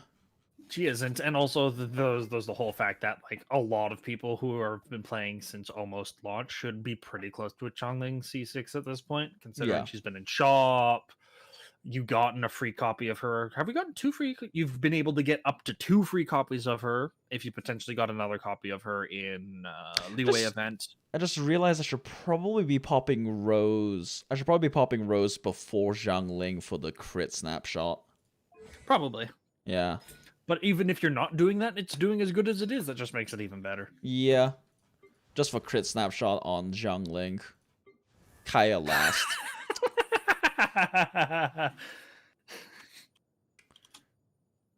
What is my cons on Kaya again? Yeah, I got 3. Alright. Okay. The question is now, is there any other testing I need to do before I start consing her a bit? I should probably do some actual Abyss testing on her at C1 before I do before I cons her anymore. Ones? Yeah, until you go to C2, because C2 is her biggest con. Yeah, C2 is definitely her biggest cons. Although C3 is nice as well, but I honestly ignore C3 and C5 as because cons because it's the same kind of value on every character. Yep.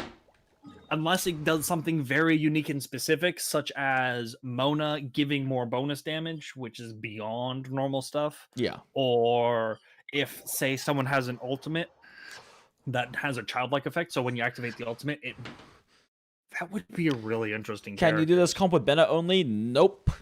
If you do that, Rose and Kaya are going to be melting Bennett instead, which is not necessarily a bad thing, but it's not the same. It's not going to be. It's not the same thing. It's not the same thing. Now, if you were using just one of them, so just Rosaria, yes, Bennett could do this. Yes, so Bennett would work Rosaria for just Rosaria. Yeah. Yeah.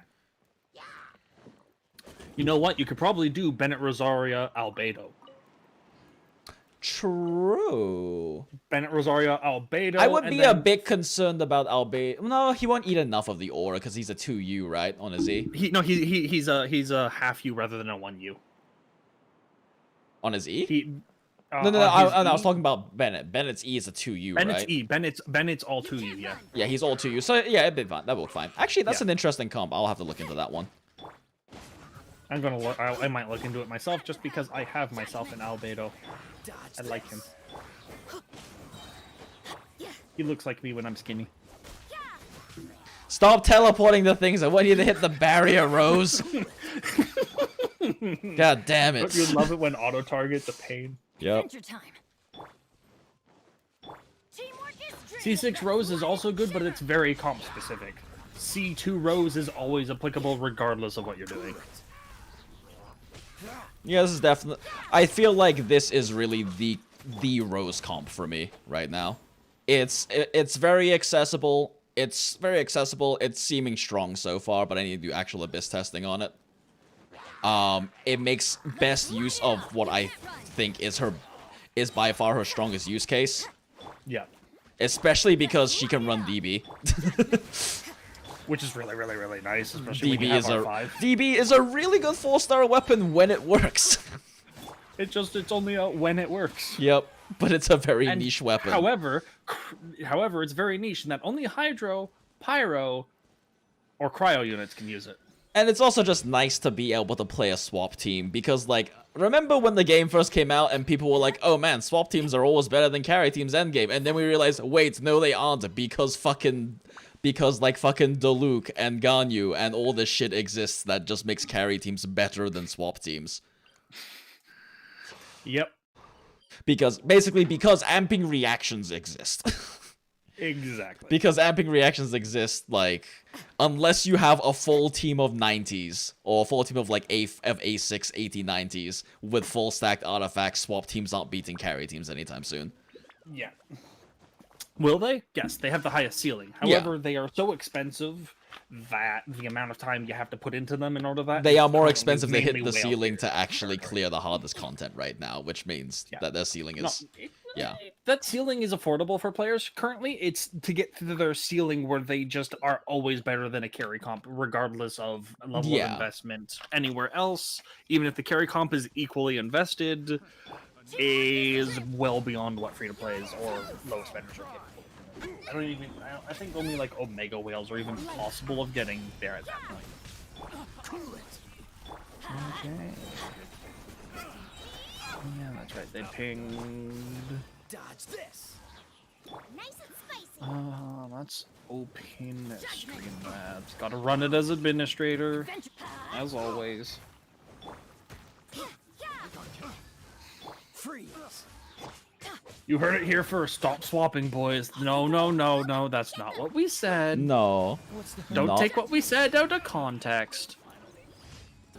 not what we said. But that being said, yes, the sentiments that swap. There was a sentiment before we actually like really understood the game better that swap comps were always going to be better than hyper carry comps end game, which is not true. Which is not true. Thank you very much, Robin. Yep, thanks Robin for helping with that with your mass team comp calcs. With your mass team comp calcs, but also early on with the much needed fear of missing out and regretting the way that I invested into my game. Yep, it's Like, actually he was sitting there, it's like he's sitting there and he just like every time I'd show up and just like Clay's just shit compared also to huge. Also, thank you to especially thank you to fucking what's his name? Why is my Zakharov? Zakharov, because Zakharov's resin calcs were really what cemented it. Yeah. Like, Zakharov's resin calcs really cemented the whole, carry teams are incredibly efficient. The most resin efficient We one. didn't know how it. Yeah, we didn't realize how efficient they were compared to, like, more swap-style teams. I feel like out of the various easily attainable swap teams, this one feels really good. I will need to do a BIS testing. But it's probably this alongside, like, Kentucky Fried Turbo as, like, two top contenders for really good, very accessible swap teams. Yep, it's gonna at least slightly depend on if Rosaria gets put into the standard banner. Hopefully she does. I don't think it says she doesn't.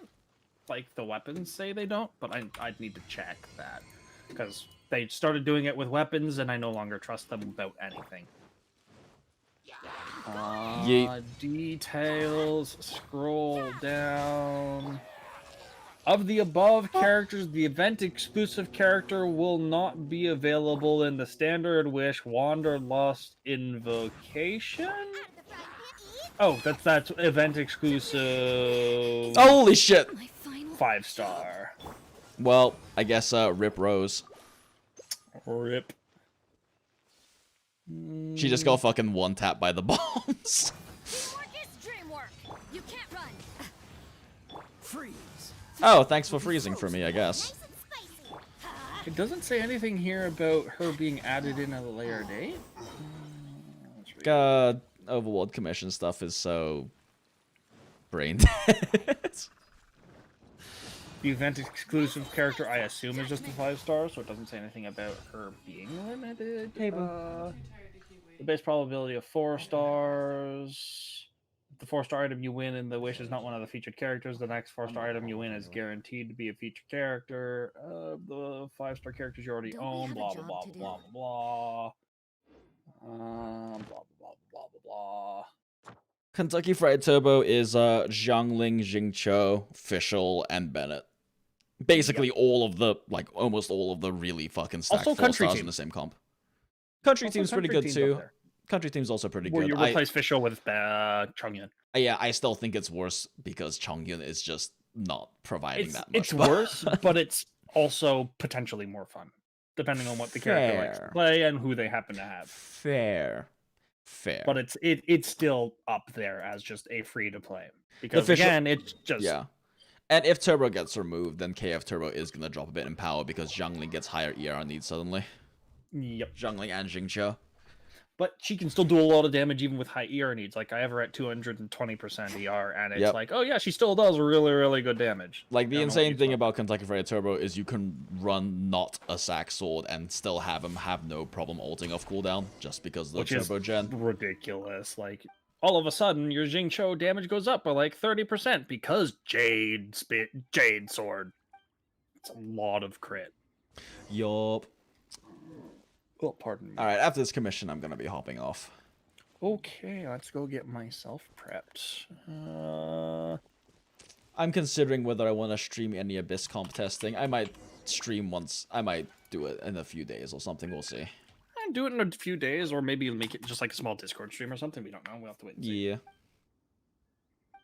What do you think I've of done the this current before. weapon banner? Is it worth pulling if you normally are capable of pulling on banners? After the wish ends, the 4-star character Rosaria will be added to the standard wish banner in version 1.5. Okay, so she's coming to standard banner. That is good.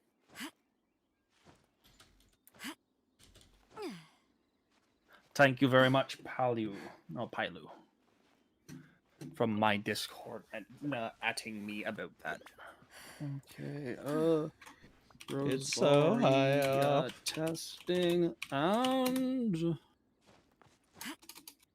it's Rose time. Pulls. So guys, Cleeful will be over at twitch.tv/Cleeful after this. Twitch.tv/CleefulFrames. Cleeful Frames, right, that one. Yeah. I could change it to Cleeful potentially, but I wear glasses, so frames is appropriate. Makes sense. Jinx, can they remove turbo, or would that be count as nerfing? That's not nerfing, because it could be considered an unintended mechanic. Yeah, it could be considered an unintended mechanic, so... Yeah, Similar it's not like to- they're going similar- in and reducing her energy generation. Similar to when they nerfed Jingcho, it wasn't technically a nerf because they were fixing a broken mechanic. Yeah.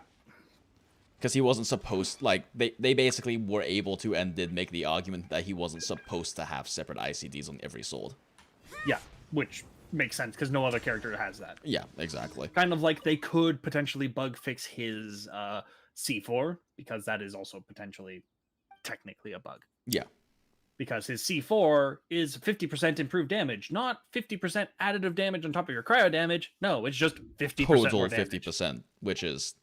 Which the only other constellation I think I remember seeing someone testing potentially being the same would be Diluc C1, but again, I haven't. Yeah.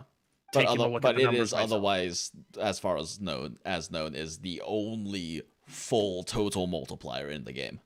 Yeah. So the fact that it's so out there could definitely make it could definitely be a bug. Nice and spicy. Poof.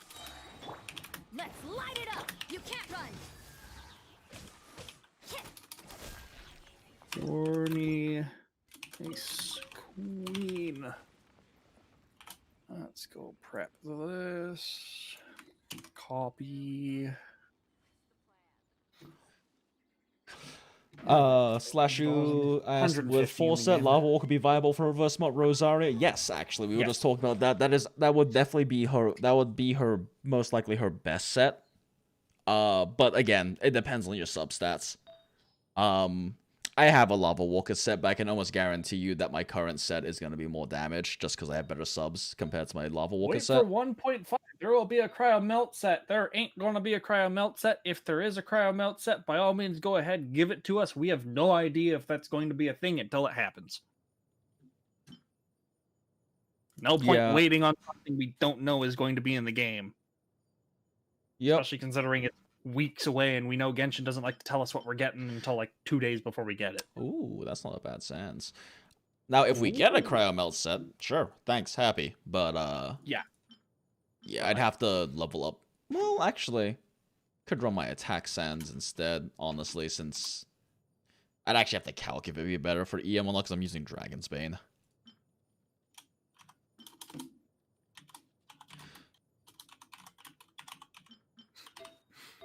But yeah, Rosaria, good balanced unit, competes with Kaya, is better and has more accessible constellations than Kaya. Best in my current opinion, based on testing and calcs and whatnot, best slot is gonna be as a reverse melt sub DPS, like in this team right here, where you're melting Rosaria's damage on her ult and her E. Unless something Otherwise- kooky and crazy comes out, but we don't expect that. Kaya is if both are C0, Kaya beats her unless she's in this specific kind of slot as a sub DPS. He just has better base damages, but Rosaria gets to melt every hit of her ult, and Kaya only gets to melt like 30% of his hits. Which puts her ahead if you're running her as a reverse melt. If you're running them as like in the freeze team or something, Kaya's just gonna do more damage. However, if you have a C2 Rosaria, she now gets a 4-second longer ult compared to him, which gives her better cryo enabling capabilities.